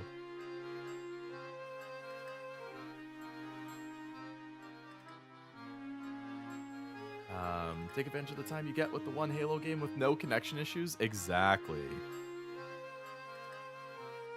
It's been a blessing how just smooth that game is. Thanks for stream. I left that deck video in the general in your Discord. Oh, nice. I'll check that out. But thanks for hanging out in a while. I hope you have a nice night. Mimesis or Mimesis? Mimesis? I don't even know how to pronounce it. I have to buy that one. But it does look fun. I'd like to try that at some point. Love that one, or when he's supposed to be a receptionist and they ask him, where's Larry? Dude, the receptionist ones where they have to call out all the stupid names are so good. I think my favorite challenges they do are the ones where it's like all 4 of them at once. It's either like a 2v2 thing or a 1-on-1 thing or all 4 at once, but they like prepare stuff to try and make the other guys laugh, and whoever lasts the longest wins.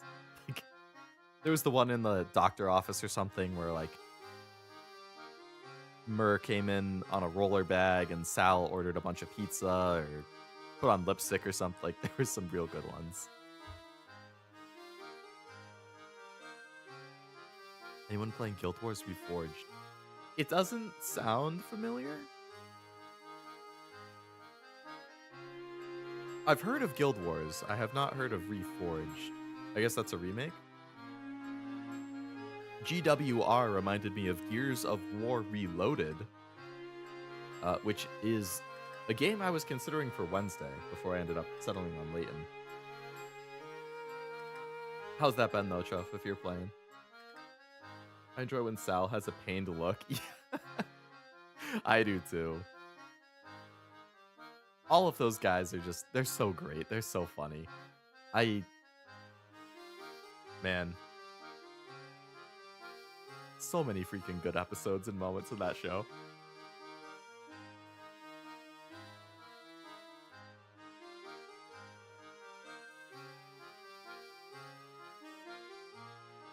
So the Spire may be a good one-off. I have been wanting to play that too.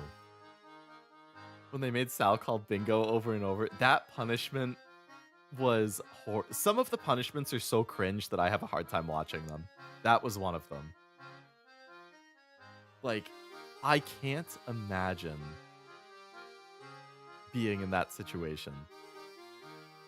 I don't remember who it was, Myrrh or Q.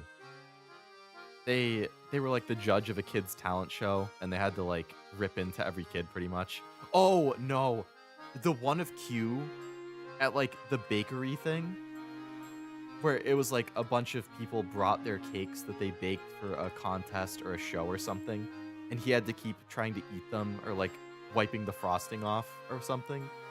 That one was so painful to watch.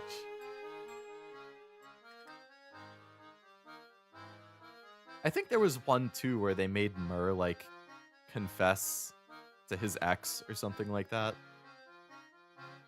Or they made him do a bunch of embarrassing stuff, and then she was just there at the end and was like, "Oh yeah, I saw it all," just to make him feel even more embarrassed or something. I'll have to watch it. It's fantastic if you want just a good, lighthearted comedy.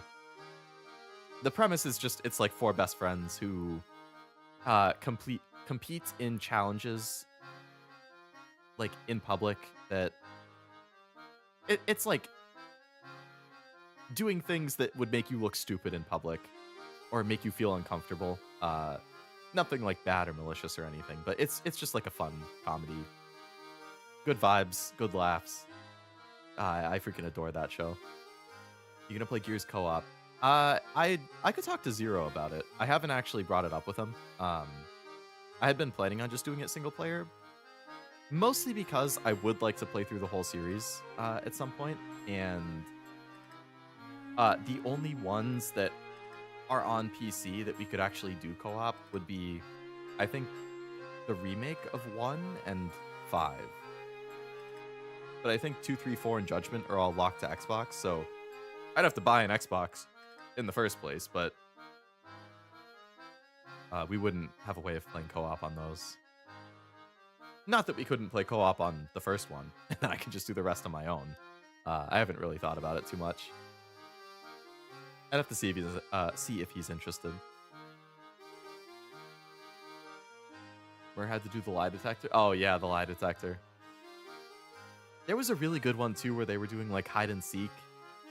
And a cleaning lady came in and they were like competing to see who could last the longest without getting found while she was trying to clean this room. God, there's just... You could go on and on and on with Impractical Jokers with the great scenes they have.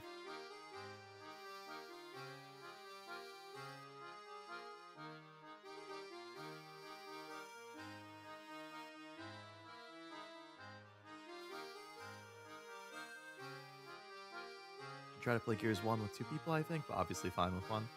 Is it like a lot better with co-op? I've never played it, so technically I played like 2 missions on an Xbox One when I used to have an Xbox One. I don't anymore, but I did like 7 or 8 years ago. And I played like the first 2 missions of the original Gears of War, and that was it. So it's been so long that I don't really remember them. And now they have the remake that came out. I remember when the Gears came out, thinking graphics could not possibly get any better, and now I cringe at it. I mean, everything looks crazy when you're a kid. I'm sure the remake looks really good graphically. I think I saw they added a bunch of levels too. Like stuff that was cut from the original or something.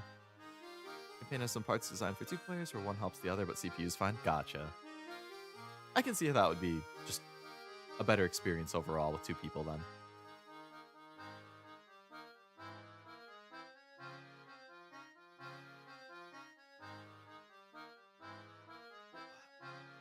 I just got a real good stretch in. Ugh. And then a huge ass yawn. Any new emails? An artist I follow on Patreon has a new update on art they're working on. Very nice.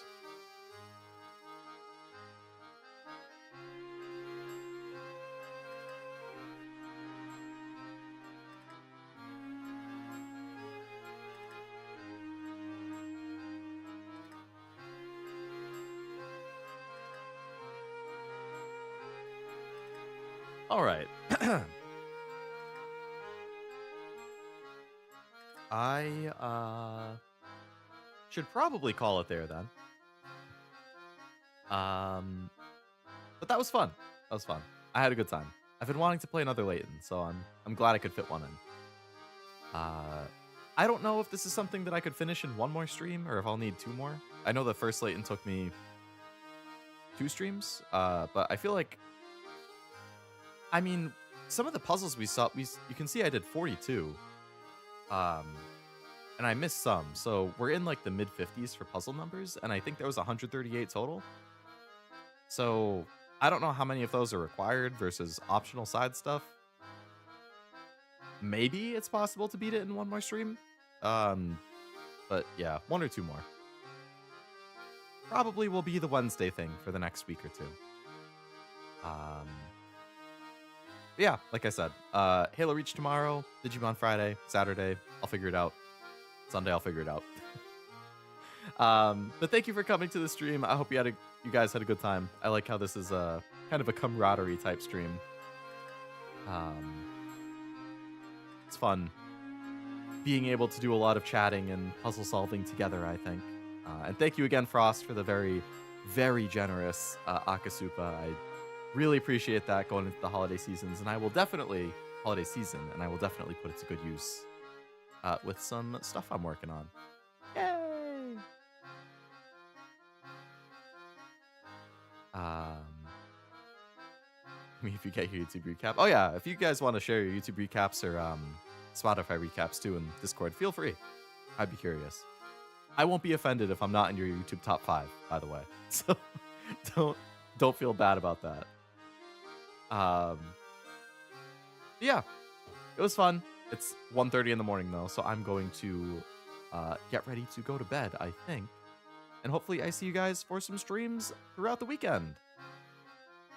I think you'll be in mine. We will see. I think I had Cashew, Zero, and Nivi were all in mine. The top 5 was like Cashew, Zero, Nivi, a music channel. I think they posted some Outer Wilds covers maybe that I liked. There's some other covers, I don't remember. And Noisy Pixel, who I really, really, really like for game reviews and previews and stuff. They do a lot of coverage of like indies and RPGs and JRPGs and stuff that I don't normally see other places cover as much. I've definitely seen stuff from them that catches my eye and then I want to add it to my lists. I'm pretty sure those were my top 5. I was really surprised I didn't have a VTuber or 2 in there who aren't my friends, like, because I listen to a lot of ASMR, so I kind of figured there would be at least one ASMR oriented VTuber. But I guess not. Or like the 35p clip channel. I watch a ton of their stuff, so, you know. I don't know. It is what it is. Well, I'll be damned.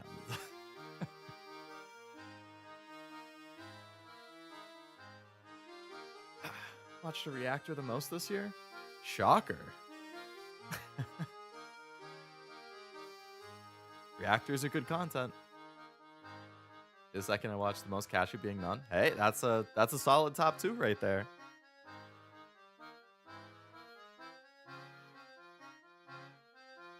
I think I want to say Cashew was my number 1 and I was Cashew's number 2 or something like that.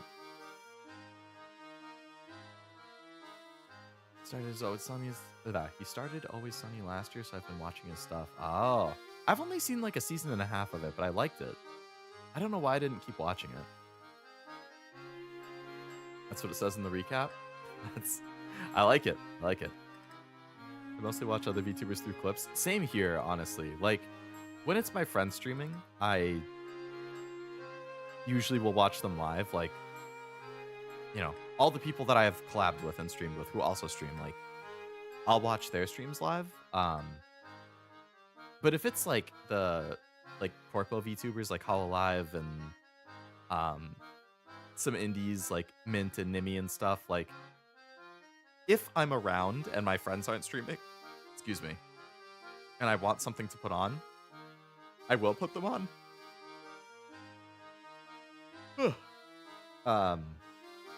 But I feel like more often than not, with the bigger VTubers, it's typically like through clips.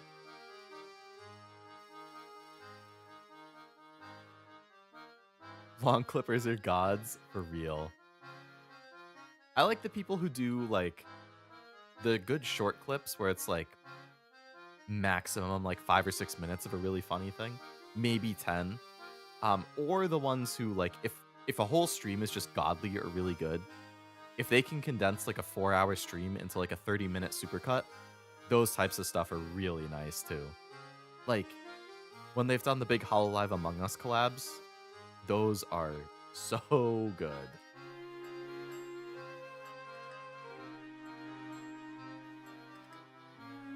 Catboy just streams too much. He does.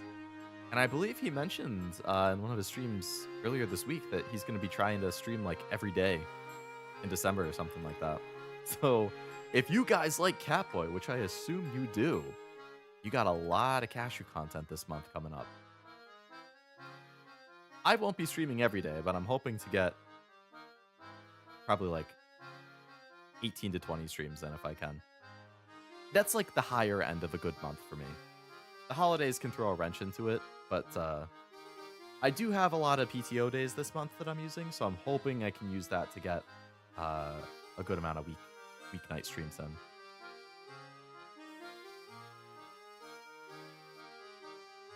Macron. I don't think I've... Jimmy Macron. Akram? Yeah, I don't think I know him. Granted, I don't watch a whole lot of reactors. Asher was number 2, Niffy's 5, which is weird because she was gone for 2 months. Hell's Kitchen was 4. I mean, Hell's Kitchen has some good stuff. She was gone for a bit, but I know she just came back recently, which is nice. Her playthroughs of games, especially when it's translated, seems like crazy work. Yeah, honestly. They put a ton of work into those. I definitely respect it. And I'm very thankful for it, as somebody who can't speak Japanese.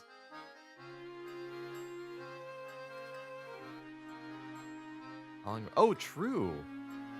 Nivy was gone for 2 months, and you were also gone for a while, Tim.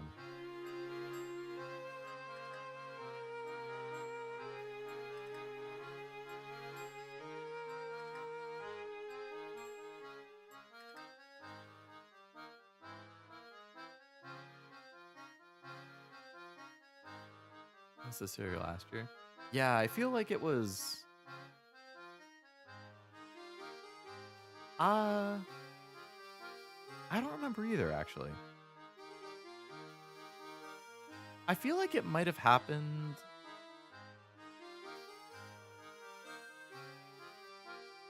Do you remember, were you there for my whole Soul Silver playthrough?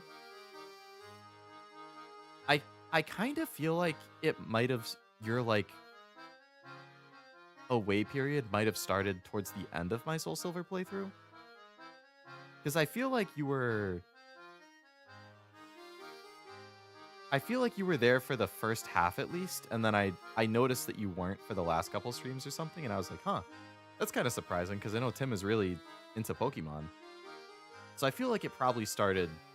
And I want to say I played Soul Silver from, like, March to May, or April to June, or something like that.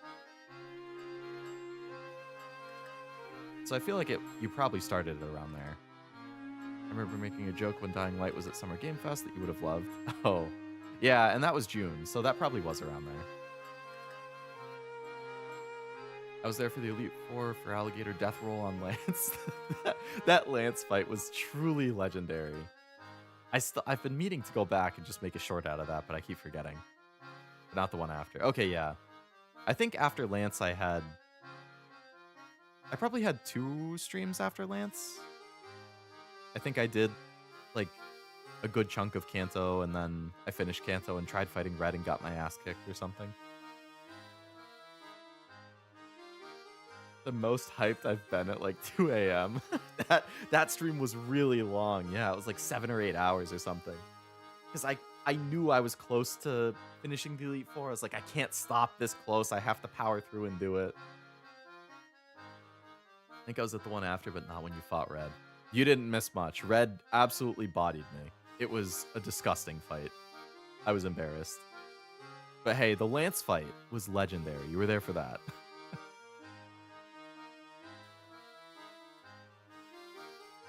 Now the question is, when does the next Pokemon game make an appearance? Actually, shit. The Pokemon DLC comes out next Wednesday. For Mega Dimension. I guess I'll have to see how much story is on that.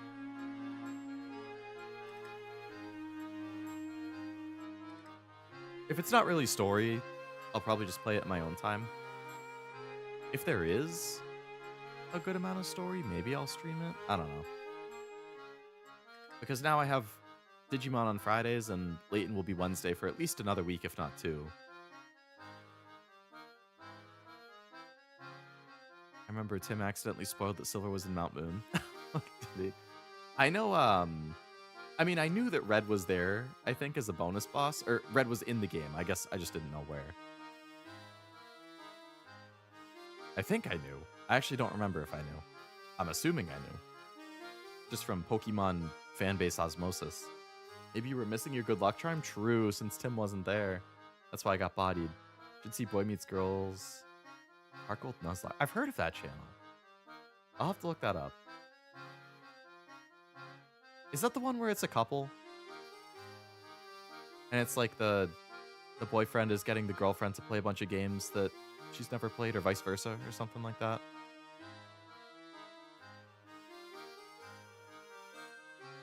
It is them, okay. I think I've seen a couple clips, but I haven't watched like a full streamer playthrough. Couple using Animal Crossing avatars. I'll have to look them up. Should have story for Small Diantha? That's what I would assume. I figure 1 or 2 streams worth of story or new stuff, maybe. I have been playing it in my own time just to like knock out side quests, and I've probably gone through 2/3 of the side quests that were left when I last streamed it. I think I've done 5 or 6 of the Infinite ZA Royales, trying to get to the 15 so I can get that stone and whatever story content is there with Tawny or whatever. Small Diantha, like she's a kid or just tiny? We don't know. There's a character who looks like Diantha, but like a child. So it's not sure if, or it's not certain if it's like actual Diantha, but small, if it's like Diantha's kid, if it's a relative, if it's completely unrelated and she just happens to look like Diantha. But it definitely looks similar to Diantha. Been watching JJ Mathy a lot for his Pokemon retrospect. I don't think I've heard of JJ Mathy. I'll have to add that to my little notepad thing of things to check.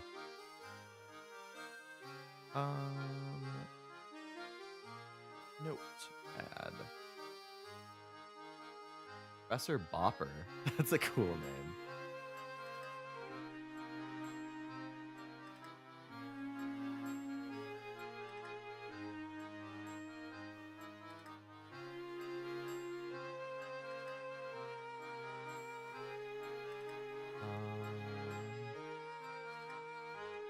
Too much time travel.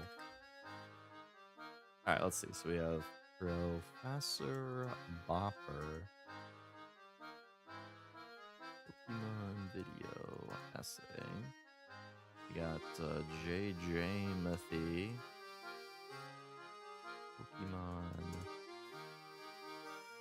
retrospective. And we got Boy Meets Girl.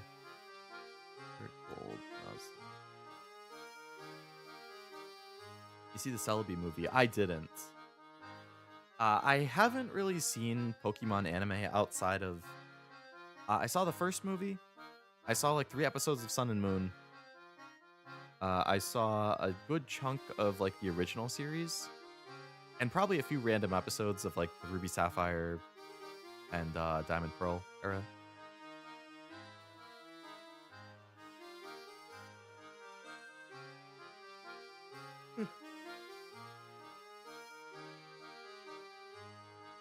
A lot of people are doing those Soul Link Nuzlocke. They seem fun and horrible at the same time.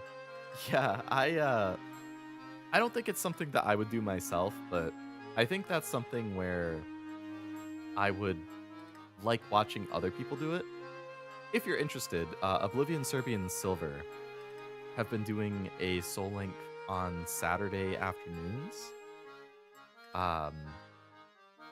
Well, Saturday afternoon Eastern time, for Legends ZA.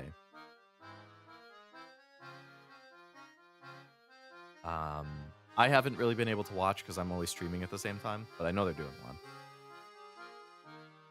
I would like Soul Linked if they didn't have random legendary encounters.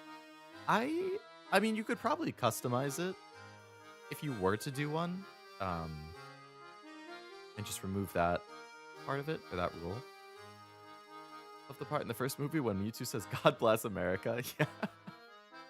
Was that what Cashew got super confused about? Or aghast about? Like, you said that in his chat and he was like, "What? That happens?" And you gaslit him into thinking that was real or something. I don't like randomizers. I don't think I would like playing one, but there's some fantastic clips of people saying it, of people playing them. There's a guy on TikTok who I've saved a bunch of videos from, of him just getting destroyed in randomizers. I mean, the worst possible luck.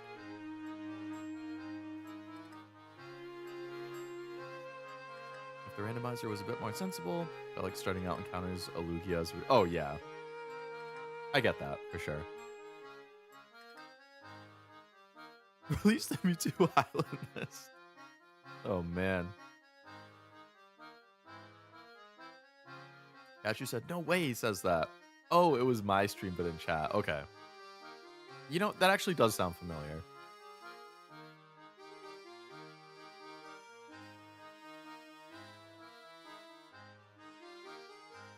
Yeah, that was peak Cashew gaslight material.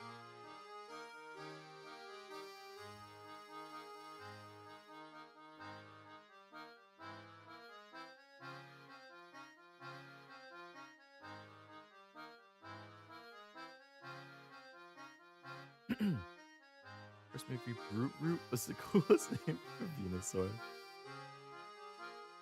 Oh, man.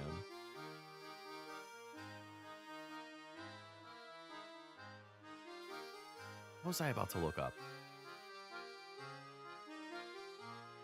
And I made the meme on 4th of July and posted it in Discord.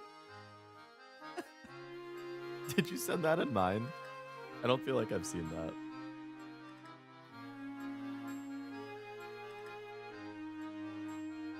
But if you have it saved, I would be very interested in seeing it.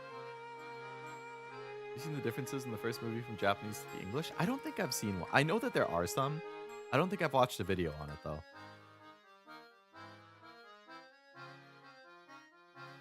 What the hell was I going to look up? There's something I was going to mention.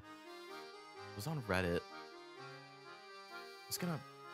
What the heck was it? I can't remember what it was.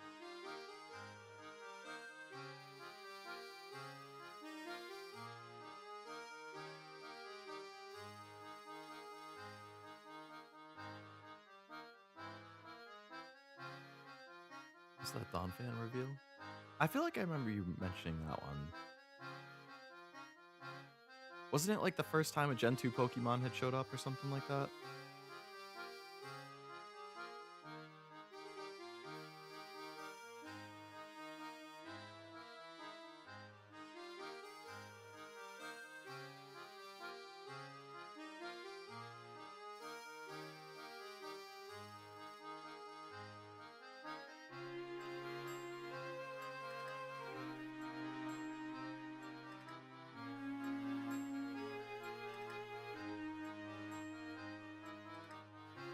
Outside Togepi Ho-Oh, gotcha. He talks in Japanese and is a totally different character. It's pretty interesting to see how different the stories are just by changing dialogue. I guess that's kind of the 4Kids effect. Because I know that they did change quite a bit when it came to story and dialogue.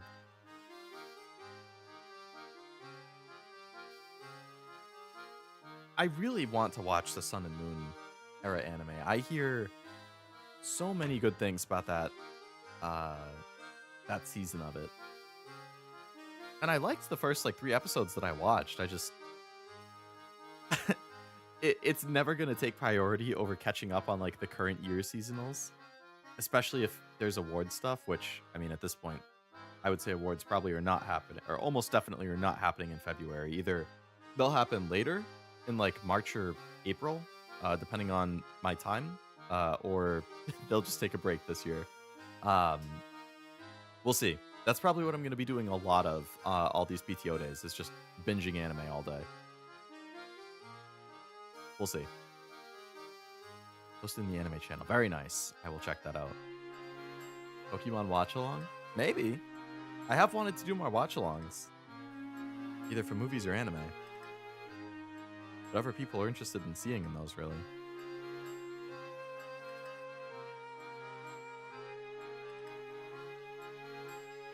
My poor root beer is all empty. Did you spell something wrong in watch along and that's why you deleted it and resent something? Leo's Anime Corner debut series? Yeah, that thing is coming up on 10 months since I made it, with not a single video posted. You know, I probably should have assumed that with preparing for a move and then actually moving and then having trips in summer and then trying to stream a lot, that I wouldn't have a whole lot of time to make anime videos, and lo and behold, here we are.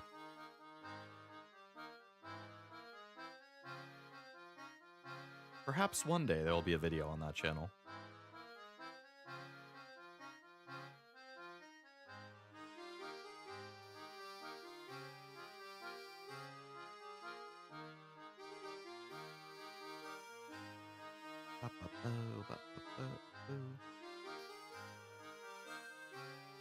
Accidentally clicked delete message. Gotcha. I'm in bed on my phone. I am a notorious fat fingerer myself when it comes to typos and deleting messages by accident.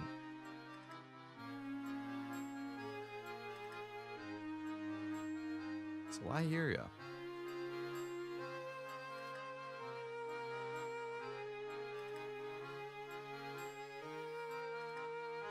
Gonna get a Jingle All the Way watch along going? Maybe I should ask you as well.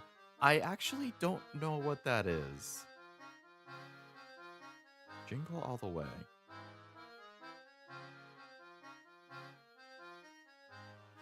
(1996) comedy with Arnold Schwarzenegger.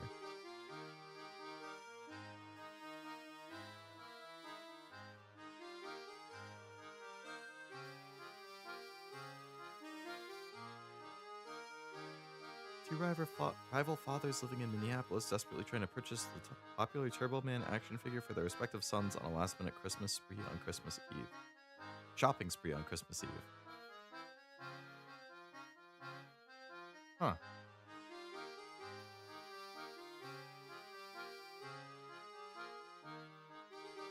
I do appreciate a good comedy movie.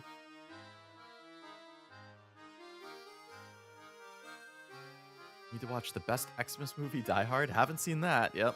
The Night Before is my favorite Christmas. The Night Before. I don't think I've seen that.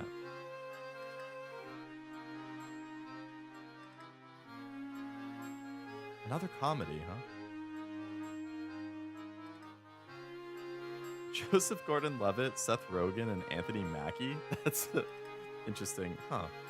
I'll have to look at that one. My family has, it's where I get, it's cool, my feelings aren't hurt, not really. Oh, really? That comes from that. My family has a tradition of watching a Christmas movie together. Or a movie, but generally a Christmas movie together on Christmas Eve. I'll have to potentially float one of those. I like a lot of the classics for Christmas movies. I like Home Alone a lot. Christmas Vacation, I think, is great. Christmas Story is really good. Probably my favorite. It might be a movie called Claus. I watched it for the first time a couple years ago. But it's an animated movie about like a mail carrier who gets sent to a super remote Christmas village. A super remote village where there's a guy named Claus who works there.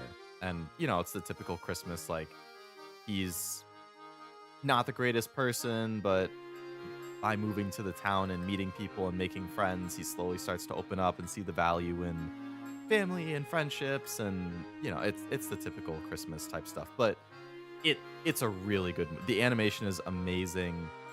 It Since I was watching it with my family, I didn't want to embarrass myself. I almost cried at one point. I came close.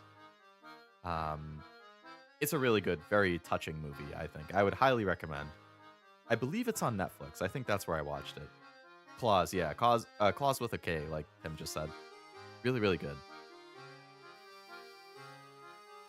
Claus is probably my favorite now. It's newer. Yeah. Oh, nice. You've seen it. I feel like I don't ever see people who have seen it. So both of you have? Truff and Tim? J.K. Simmons. Which character does his voice? Has a deep pick in the night before? Oh boy. I mean, we're all adults. I cried. It's a good movie. It's a damn good movie. Oh, he was Claus. Okay.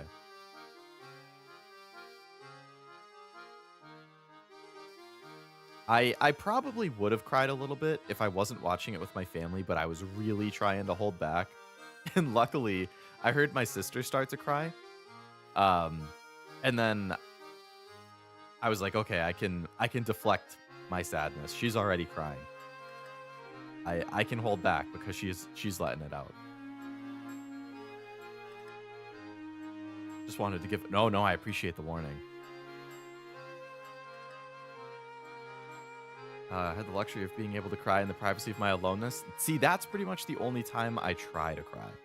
Or that I will, like, more easily cry is if I'm alone and I'm playing a game or, like, watching an anime or something, I'm fine. I don't mind crying at all. But if I'm watching it with people, then I feel really self-conscious and I try not to. You a single child? Never mind. You said, yeah, I have a younger sister. By a couple of years. Elf is really good. That's another classic. I've watched that a ton. Since I recall neither you or Nivi has seen an Arnold film, I thought it would be a funny first time. Yeah, instead of something like Terminator, like watching a comedy as the first one.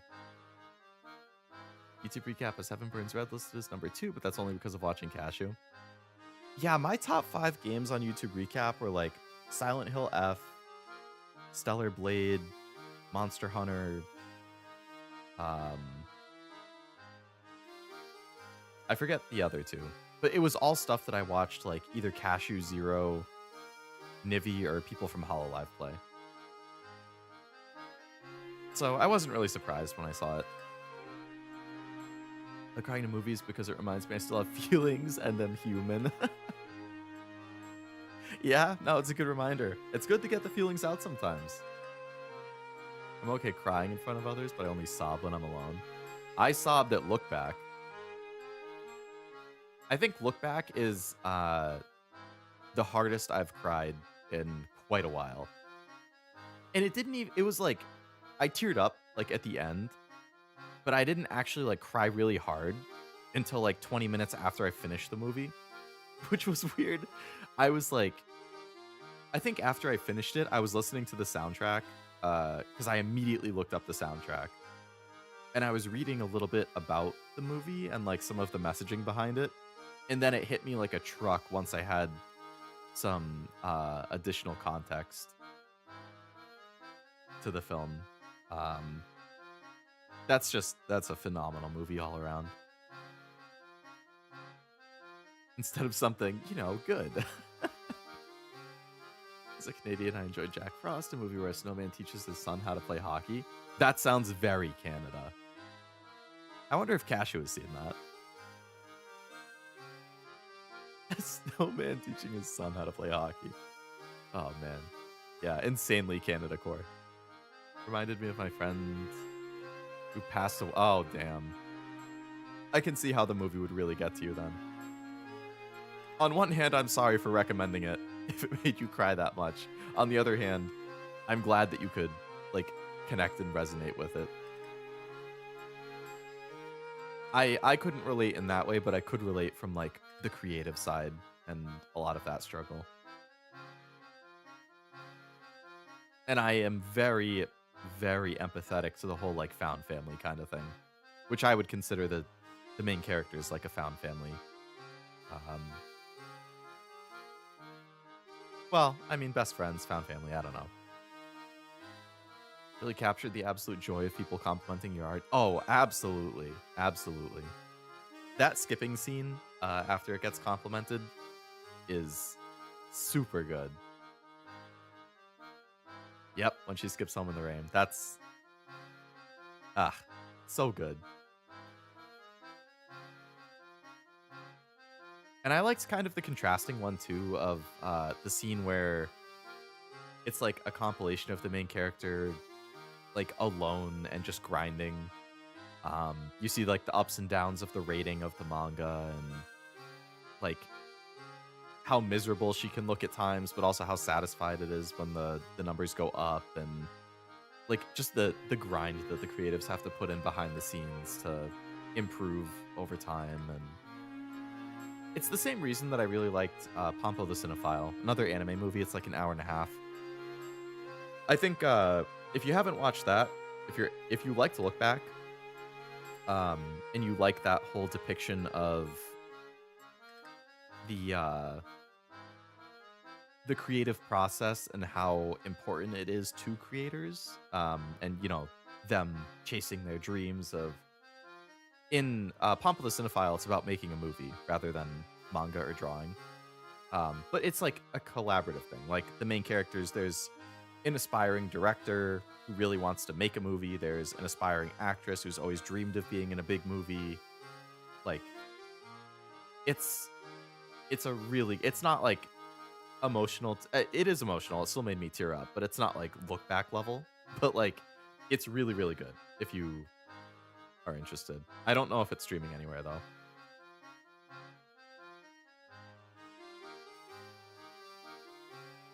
Really good movie, but I don't think I'll ever watch it again. I understand that. Trying to remember the movies I really cried to, but I think I also simultaneously mentally blocked them so I don't start crying out of nowhere. That's fair. Lord of the Rings Return of the King made me cry. The ending of Return of the King always gets me. I can't even rewatch it. That part of it. I haven't rewatched it in a long time. I had that listed on my movies I wanted to watch even before you mentioned it. Oh, Pompo the Cinephile? Or Look Back? Either of them. Both of them are really, really good. We're seeing that she hasn't closed the gap in quality is too real after years of struggle. Yeah. It's like you can't help but root for her, but at the same time, it's like, oh, God. No, the judge? Stream is still here? Somehow, yeah. It's turned into a lot of yapping. Hello again, Noel. Yeah, I think I started to end the stream like 2 separate times, and then I got distracted going on big tangents and yapping. It's Robert Downey and the I Love the Smell of Napalm in the Morning guy from Apocalypse Now. What's the smell of... that's actually another movie I haven't seen. Apocalypse Now.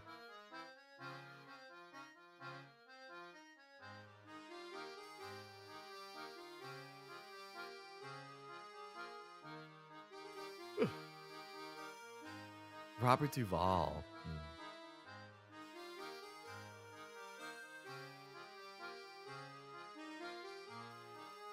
Either actually, I should put it on a list. I need to do the same. I need to make an updated list of movies I need to watch. God knows there's a bajillion things on it, but I need to actually like organize it.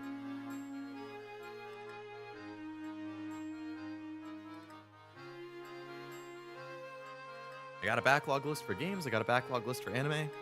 I should just go on and make a backlog list for movies too.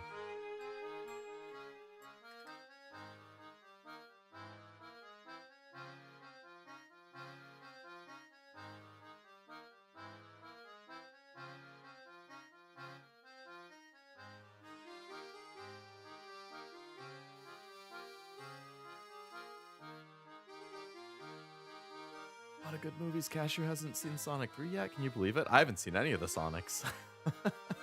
So I can one-up him there. I haven't seen the second Lego movie either. I loved the first one. That's one of my all-time favorites. I know. I'm an embarrassment, Noel.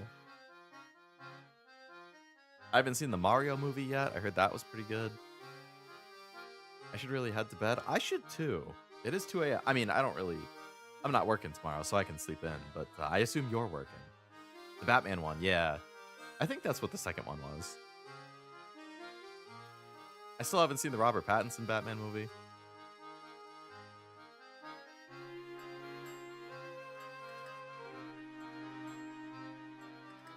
Have you seen Lego Ninjago? I have not. The name sounds familiar though, so I feel like I have seen it. I mean, that I've heard of it. I go to work in 5 hours. Oh man. I've been there before. Some of those Sunday night collabs that I've done with Zero and Cashew, I have a good time playing them, but when we stop at midnight and I have to wake up at 5 to go to work the next morning, I'm like, why did I agree to do this? Why did I agree to do a collab stream knowing we'll go until midnight and then I need to wake up at 5? But then I have a really good time during the collab and I'm like, well, you know what? It was fun. First Lego movie's goated and over, right? I fucking love that. Like, that is a solid 9 out of 10. I've actually rewatched it like 3 times and I rarely ever rewatch or replay stuff. But I've rewatched that Lego movie like 3 times. I love that movie. Granted, I grew up with Legos, like that was a huge part of my childhood, so that might be part of my bias. I have a mental list of movies I want to watch and I lost it. I think Frankenstein was... I haven't seen Frankenstein either. Yeah, I would definitely write it down, even if it's just a notepad on your phone. Just something that you can add to over time if you happen to think of things, or... It's nice to have an actual concrete list to track. Used to watch Ninjago. You heard him chat, he hates Cashew and Zero. No! I hate when I don't sleep enough. I love having a boys' night and playing with the guys. Sometimes I watch Monkey Kid. I haven't heard of Monkey Kid. Animated Lego show. Still got Lego stored away. You know, it's kind of a bummer, but he hates them in the morning. Exactly. As part of the move, I actually ended up... I hate to say it. I threw away almost all my Legos that I still had from when I was a kid. I had a bunch of like built up sets in closets and on shelves. I had bins of just loose Legos, but we moved to a smaller house. I didn't have room for them. I did donate some of it, or donate, quote unquote. We put a table in front of our house and I put out some of the Legos. Like, I had a bag of minifigures and like small things. I like lined up all the minifigures and small sets and stuff. I just put a free sign next to it. Like, so there were kids in the neighborhood who took a bunch of my old stuff. So I was happy about that. I did put, I think a couple of the bins of just loose pieces just out that people took. All of the Legos I put out, actually, people took. But some of it I did throw away. I just couldn't give away everything, and yeah. You threw away your whimsy? Pretty much. I felt I would be lying if I said I wasn't kind of sad about it. Even stuff that I gave away, like, I was happy that kids took it and knowing that kids will get to play with them. But at the same time, I was kind of sad because I wish I could keep them. That was a huge part of my childhood. that just poofed out of existence one day. Need to make a movie that has no reason to be so good list. I have Kung Fu Panda 1 on it. That is a good movie. Think about sometimes just to do something tactile with my hands. Problem is over time some of the pieces get really brittle. That's true, yeah. And Lego is wicked expensive nowadays. I was my sister is into like the architecture Legos. So I went to a Lego store earlier this week and I was like, "Oh, let me see what they have." I felt like the average Lego in that store was like $150. That's crazy. You could buy like medium-sized things for like 40 to 50 back in the day. The huge ones, like the top of the line Legos when I was a kid, was like 80, maybe 100.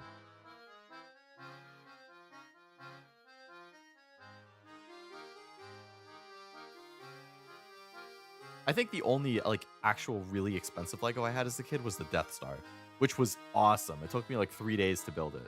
That's actually one of the ones I threw away. I had the big Death Star.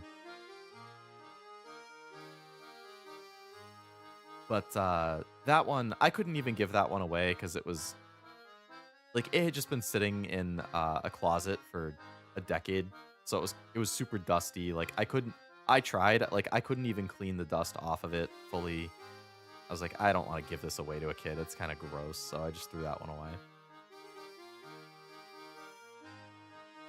I sold them if you had complete sets, even open will sell. Well, I didn't have like the boxes and stuff. I just had the built parts of it. I had like the Aqua Raider complete set. I really liked that when I was a kid. I had some like mech ones that were cool. Can't spell Lego without Leo. That's true. I really liked the Lego Lord of the Rings game growing up too. Lego Star Wars was huge for me on the Wii. Lego Batman on the DS. I was such a Lego kid. Gunpla and Mexcuts have taken the Lego part. The Gunplas that you post in the Discord look really cool. It makes me want to try building one.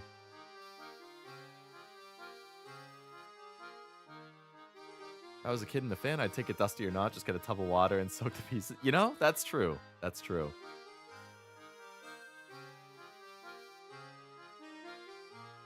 It would work.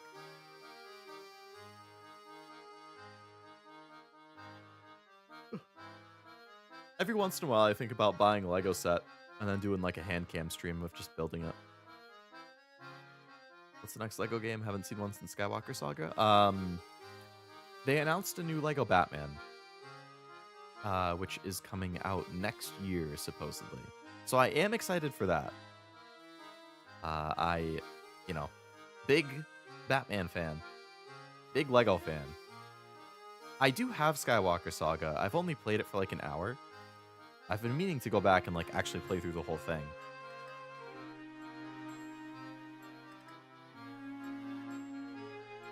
I mean, a Mario Party clone. People seem to... Oh yeah, Lego Party. I'm pretty interested in Lego Party, but I don't think I have anybody who would want to play it or buy it. So I haven't bought it just because I don't want to play it alone. But if some of my friends IRL wanted to buy it, or some of my friends, VTuber friends, wanted to buy it, hell, even if I knew that like a bunch of you guys had it, I would consider doing just like a stream where I play with chat or something, because it looks fun. But it's like a $40 or $50 game, and it just came out, so it's kind of a hard sell to people who aren't Lego fans.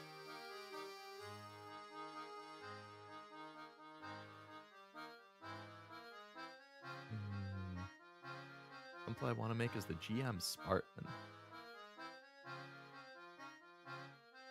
I haven't really looked at what's available. I assume they made one for Witch of Mercury. I'd build that one. Also with my anxiety, something I can just fully focus on so I forget my stress. Yeah, that kind of stuff is really important. For me, it's usually like certain anime or games that help with Minecraft is the big one for me, that like I can just start a new world in Minecraft and listen to the soundtrack and just kind of zone out for a while. Go back to Skywalker and try to 100% it. I really like trying to 100% Lego games. Like, they're always fair. It can be kind of grindy, but like, there's nothing hard. It just takes time. It's fun. The first Lego Batman was super fun. Seeing the era from both sides was fun. Yeah, yeah. I've been meaning to pick up the older Lego Batmans pre-owned too, if I can find them. But the new one, I forgot what the new one was called. The Dark Knight something.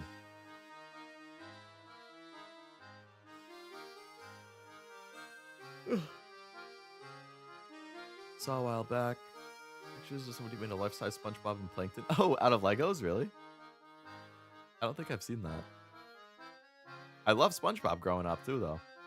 I'd be down to buy it, but my ping's abysmal for a few more. Oh, are you getting like fiber or something, and it's gonna be better then?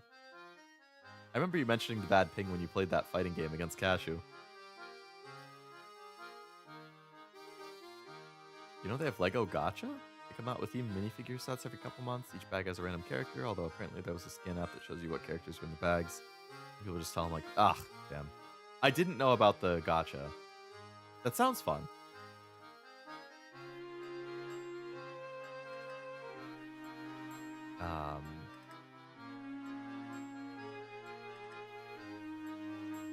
The scan app does kind of ruin it though. That's a bummer. People just can't do fun things and enjoy it for what it is. Gotta ruin it, even like Pokemon cards got ruined. The next Pokemon set that comes out in January has so many banger cards. I am stoked for that. I know I'm never gonna find it at MSRP because scalpers ruin everything in Pokemon. But there's a ton of cards, both trainer cards and like Pokemon cards that look so good in the new set. I like Lego Batman 2 and 3 and Batman for the DS. I think I only played the DS one, actually. Like, I never played 2, 3, or the DC Supervillain one, which is partly why I want to pick them up pre-owned if I can find them for cheap. Because I love the one on the DS, but I'd love to play the other ones. Been told it should be in the next couple months, so pumped to play fighting games online again. I bet. That's going to be huge for you, yeah. Theme right now is Spider-Man Spider-Verse. Ooh. I've never seen that. Next time I'm in like a Target or something, I'll have to look for it. Bought my nephew an Elite Trainer box for like 80 for Christmas. Oh, of Phantasmal Flames. Yeah, that's the one that's all the rage right now because it has the chance of the Mega Charizard special art, which like I'm not even a huge Charizard guy, but I think that card looks amazing. So I can see why people are going crazy for it, especially the Charizard fans.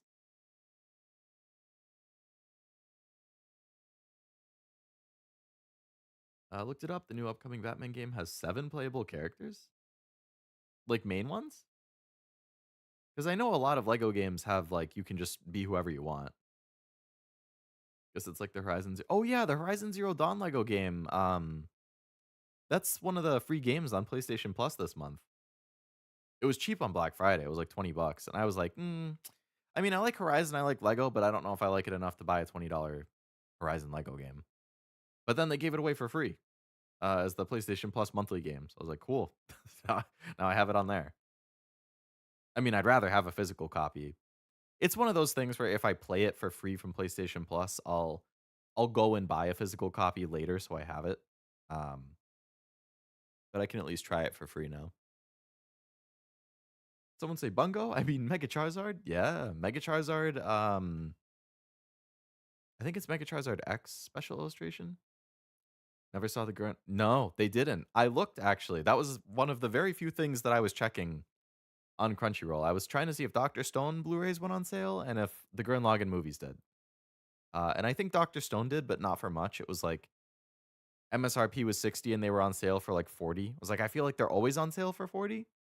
So if they were like 20 each for each season of Dr. Stone or part, I would have bought them, but not for 40. And then the Gurren Lagann movies were like, they're normally 130, and I think they were just sitting at 130 the whole time.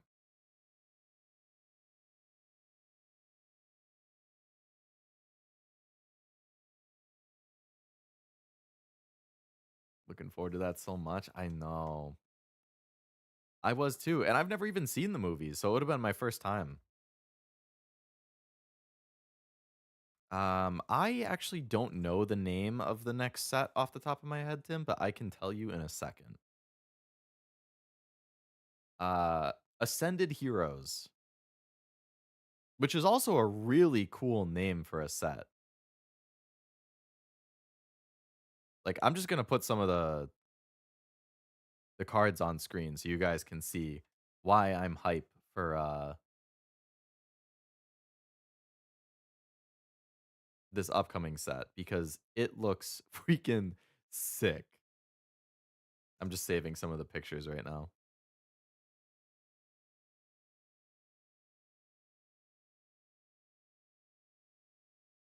Like, I am never gonna see a single pack of this set in person ever. The resale price for and it's a special set, so like they don't do booster boxes or stuff. Like you have to buy the ETBs or the other boxes and stuff. It's gonna be absurdly expensive for everything because like every card is a chase card. It's god tier art. I just saved like 20 pictures as I was going through the list. Um,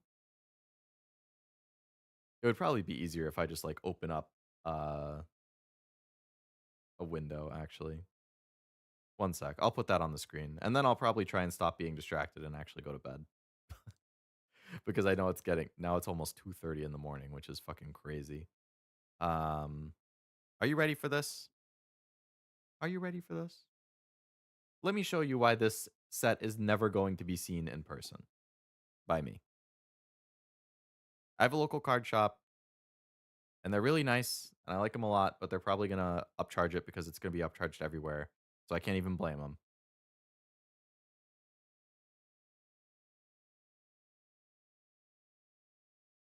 All right, get this stuff out of the way. Move this stuff out of the way. All right, are you ready for this? So here's all of like the special full art cards for this set that's coming out, this Ascended Heroes thing, right? Look at that Psyduck. Look at that. Peak. Okay. Look at Ethan with Macargo. Cool. I like the trainer cards with the Pokemon. This Misdreavus, love it. I love it.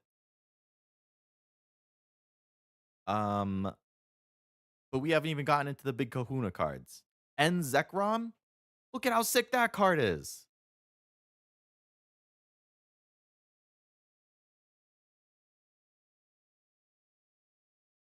Canary full art. I collect the trainers.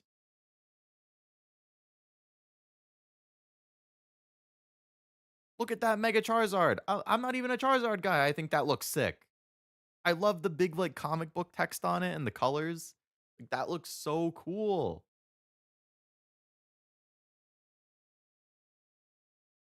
Let's go Dynamo. Like, look, they have one for the Dragonite.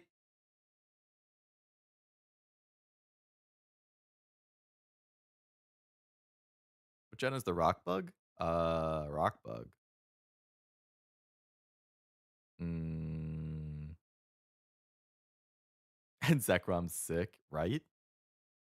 Look at this Mega Frostlass EX special art. That's I love the design for Mega Frostlass, and that is like one of my favorite arts in the past couple sets that I've seen in general. Like that art looks so good. The new Mega Pikachu is cute. It's kind of basic, but it's cute. That's not even Mega Pikachu. That's something else. Iono with Belly Bolt, special illustration, full art. Ah, I collect anything trainer related.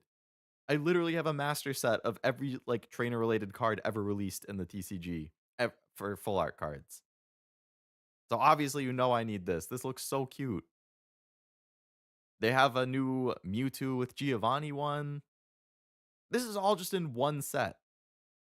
And these are the special illustration rares. So these are the types of cards that like you're going to pull one out of like 100 packs. You'll get one of these cards or something like that. unless they significantly increase the pull rates because it's a special set. Look at this Mega Halucha card. You the fucking colors on this are insane. I can't even imagine how good this looks in person with the actual holo foil and seeing the light like reflect off of things. I don't even care about Halucha that much. And I think this is like one of the coolest looking cards I've ever seen. Akira Igawa, this artist, he has a lot of cool looking arts. I'm gonna start buying Japanese cards. They're gonna be a lot cheaper than the English versions. That's for sure. Looks like the old red green Pokemon art. It's they did something similar for the evolution set like a decade ago. Mega Gengar full art looks absolutely insane too.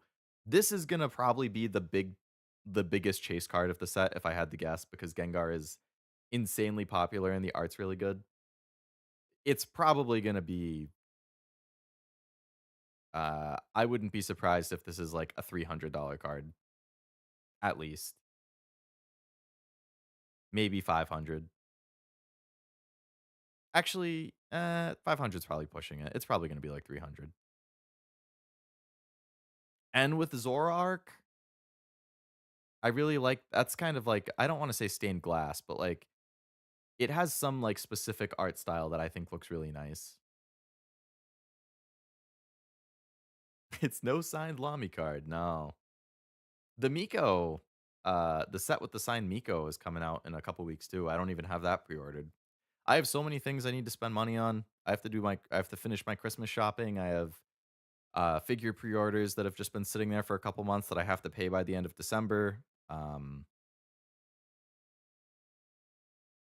I don't even know if I can justify buying that set that has the Miko in it. Marnie with Grimmsnarl, I think looks pretty nice. You don't like the Enzora arc one? I don't think it's as nice as like the Iono one, but I still think it's pretty good. Steven with Metagross, I think that one's pretty badass. Poor Zoroark, you're supposed to be the next cool thing, and he fizzled out so fast. Poor Zoroark for sure. Hisuian Zoroark was really cool though.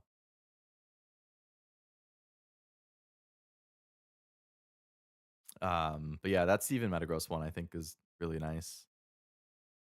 Mega Dragonite EX. I think this is also one of like the best looking Pokemon cards I've seen in the past like year and a half, 2 years. This card is god tier, in my opinion.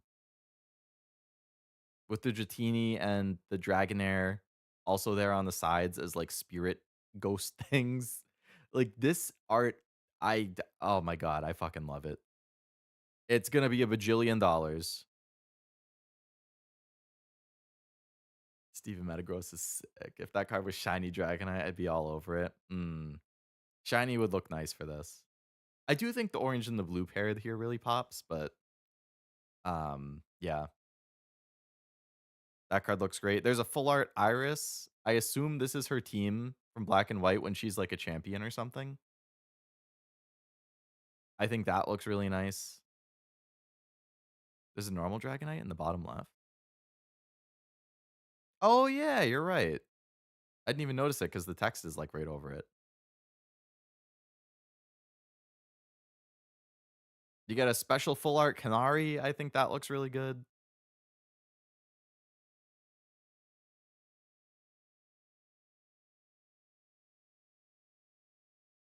They have these gold cards now that have insane foiling. I don't really care about the gold cards, but they're worth like 500 plus if you pull them, so it's a good ROI.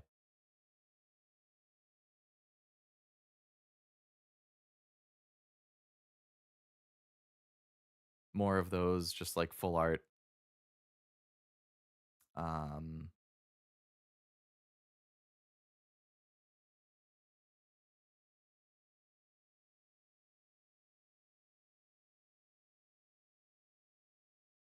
but yeah, those are all cards that are part of the upcoming set, which should be. It just came out, I think, in. It just came out last week in Japan, so this should be the set that like we should get all of these cards in the January set. So it's gonna be just fucking. I wish I could get a bunch of this set to open because there's so many cards that look amazing that I would be chasing, but I'm just gonna have to stick to singles because I know there's no way in hell I'm finding any of this for MSRP.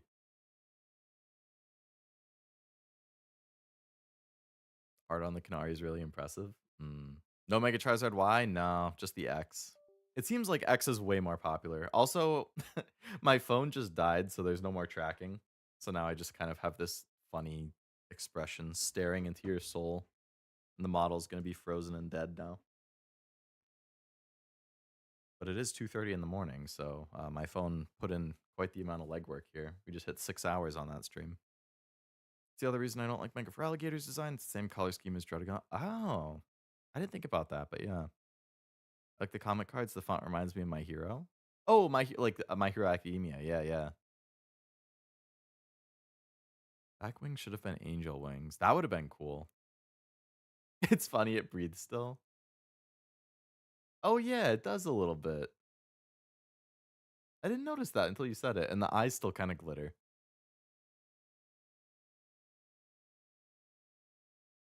Where's my mouse?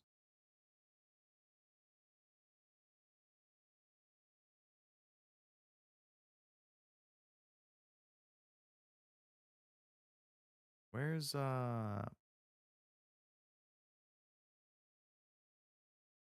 pre-order sold out basically right away. Did they have Yep, Ascended Hero special set revealed for January.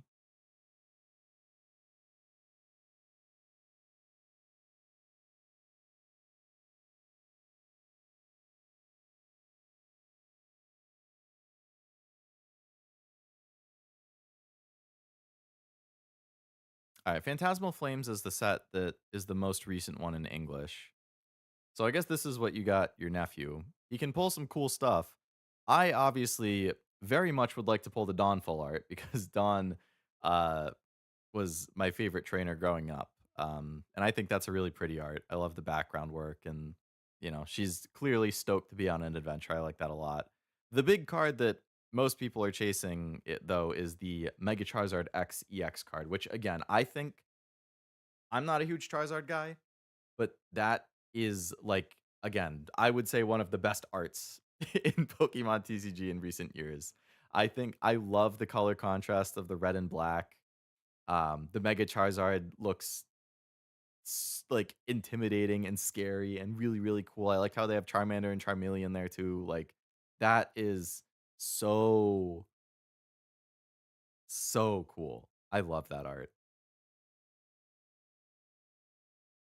But that's what everybody's searching for. I also really like this Wigglytuff card. I assume it's not very expensive. I haven't been to my LCS recently. I probably will try and go this weekend or next. Hopefully they have some.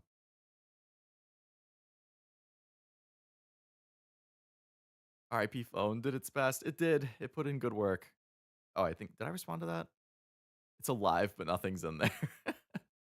The light in your eye that just orbits your pupil is cool. I like it. Yeah, I didn't even ask for that. That was just my model artist just included that. I thought it was really neat.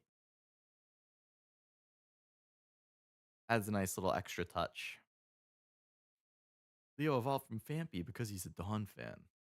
Damn right. And there's a cute Yamper card too. My Corgi boy.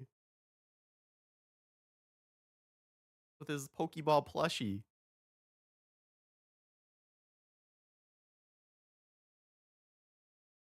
Cute Paldean Wooper too. Have you heard about the general banner coming up in Uma? I have. Um, I I don't really get why people would roll on it. I'm assuming it's like a bait banner. Because the general banner, it just like it has all of the 3-star characters like rated up at the same time, which I don't really get how that's any different from just a normal banner. Like I guess the only reason it's different is that there's not one single character on rate up, like everybody is equally rated. I don't know. If you pity, you can pity anything, I guess. Yeah, you can spark anyone. That's true. You could I guess it is kind of a selector, but it's really expensive. Like, personally, I'm not gonna roll on it because there's just so many Umas that I want from, like, January through April. I would much rather, like, aim for those specific banners, but I guess for people who don't really have a specific character that they're looking for, then it might be a good banner to roll on. You could get pretty much anybody, and you can just spark a specific one if there's somebody that you do want who you don't get.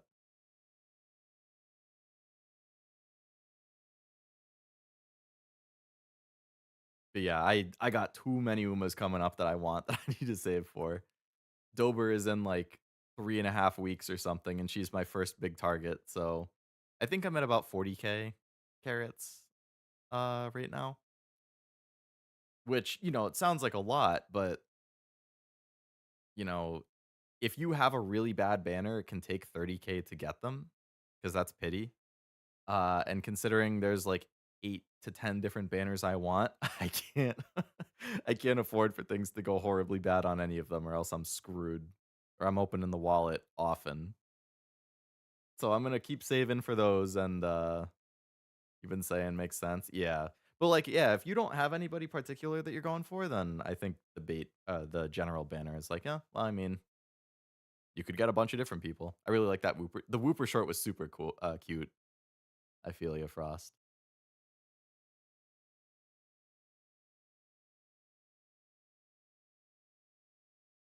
Apparently, 2B will be a boss in the Final Fantasy VII Ever Crisis and Automata collab with Tifa and Yuffie getting 2B's outfit. Oh, really? That'll be interesting.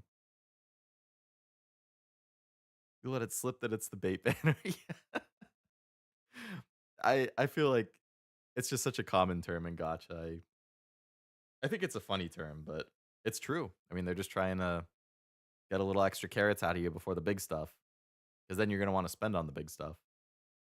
You hit 50k? Oh man. Yeah, they have been giving out a lot lately, though. I appreciate it.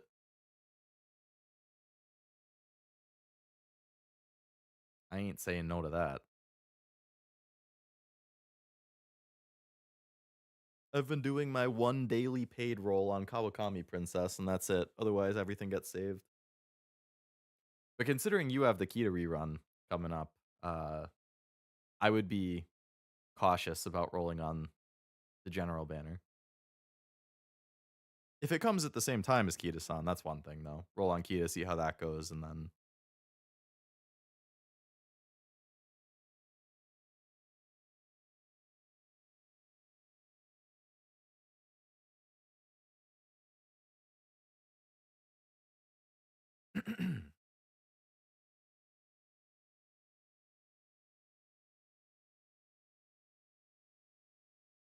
ouch.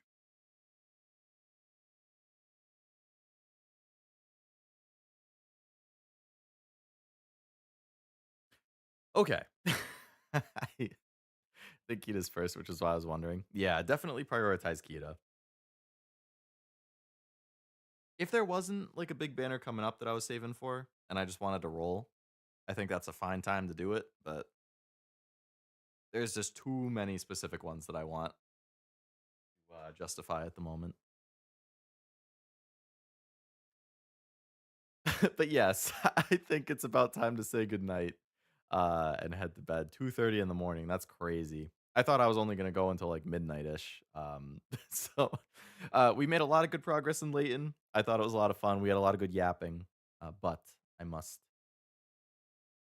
head to bed. So hopefully I see you guys for some Halo or Digimon or whatever else happens this weekend. If not, I hope you have a great rest of your weekend. Thank you for hanging out again. Thank you for chatting. I hope you enjoyed your time with Professor Leoton. And hopefully I see you again soon. Thank you again, Frost, as well for the Akasupa.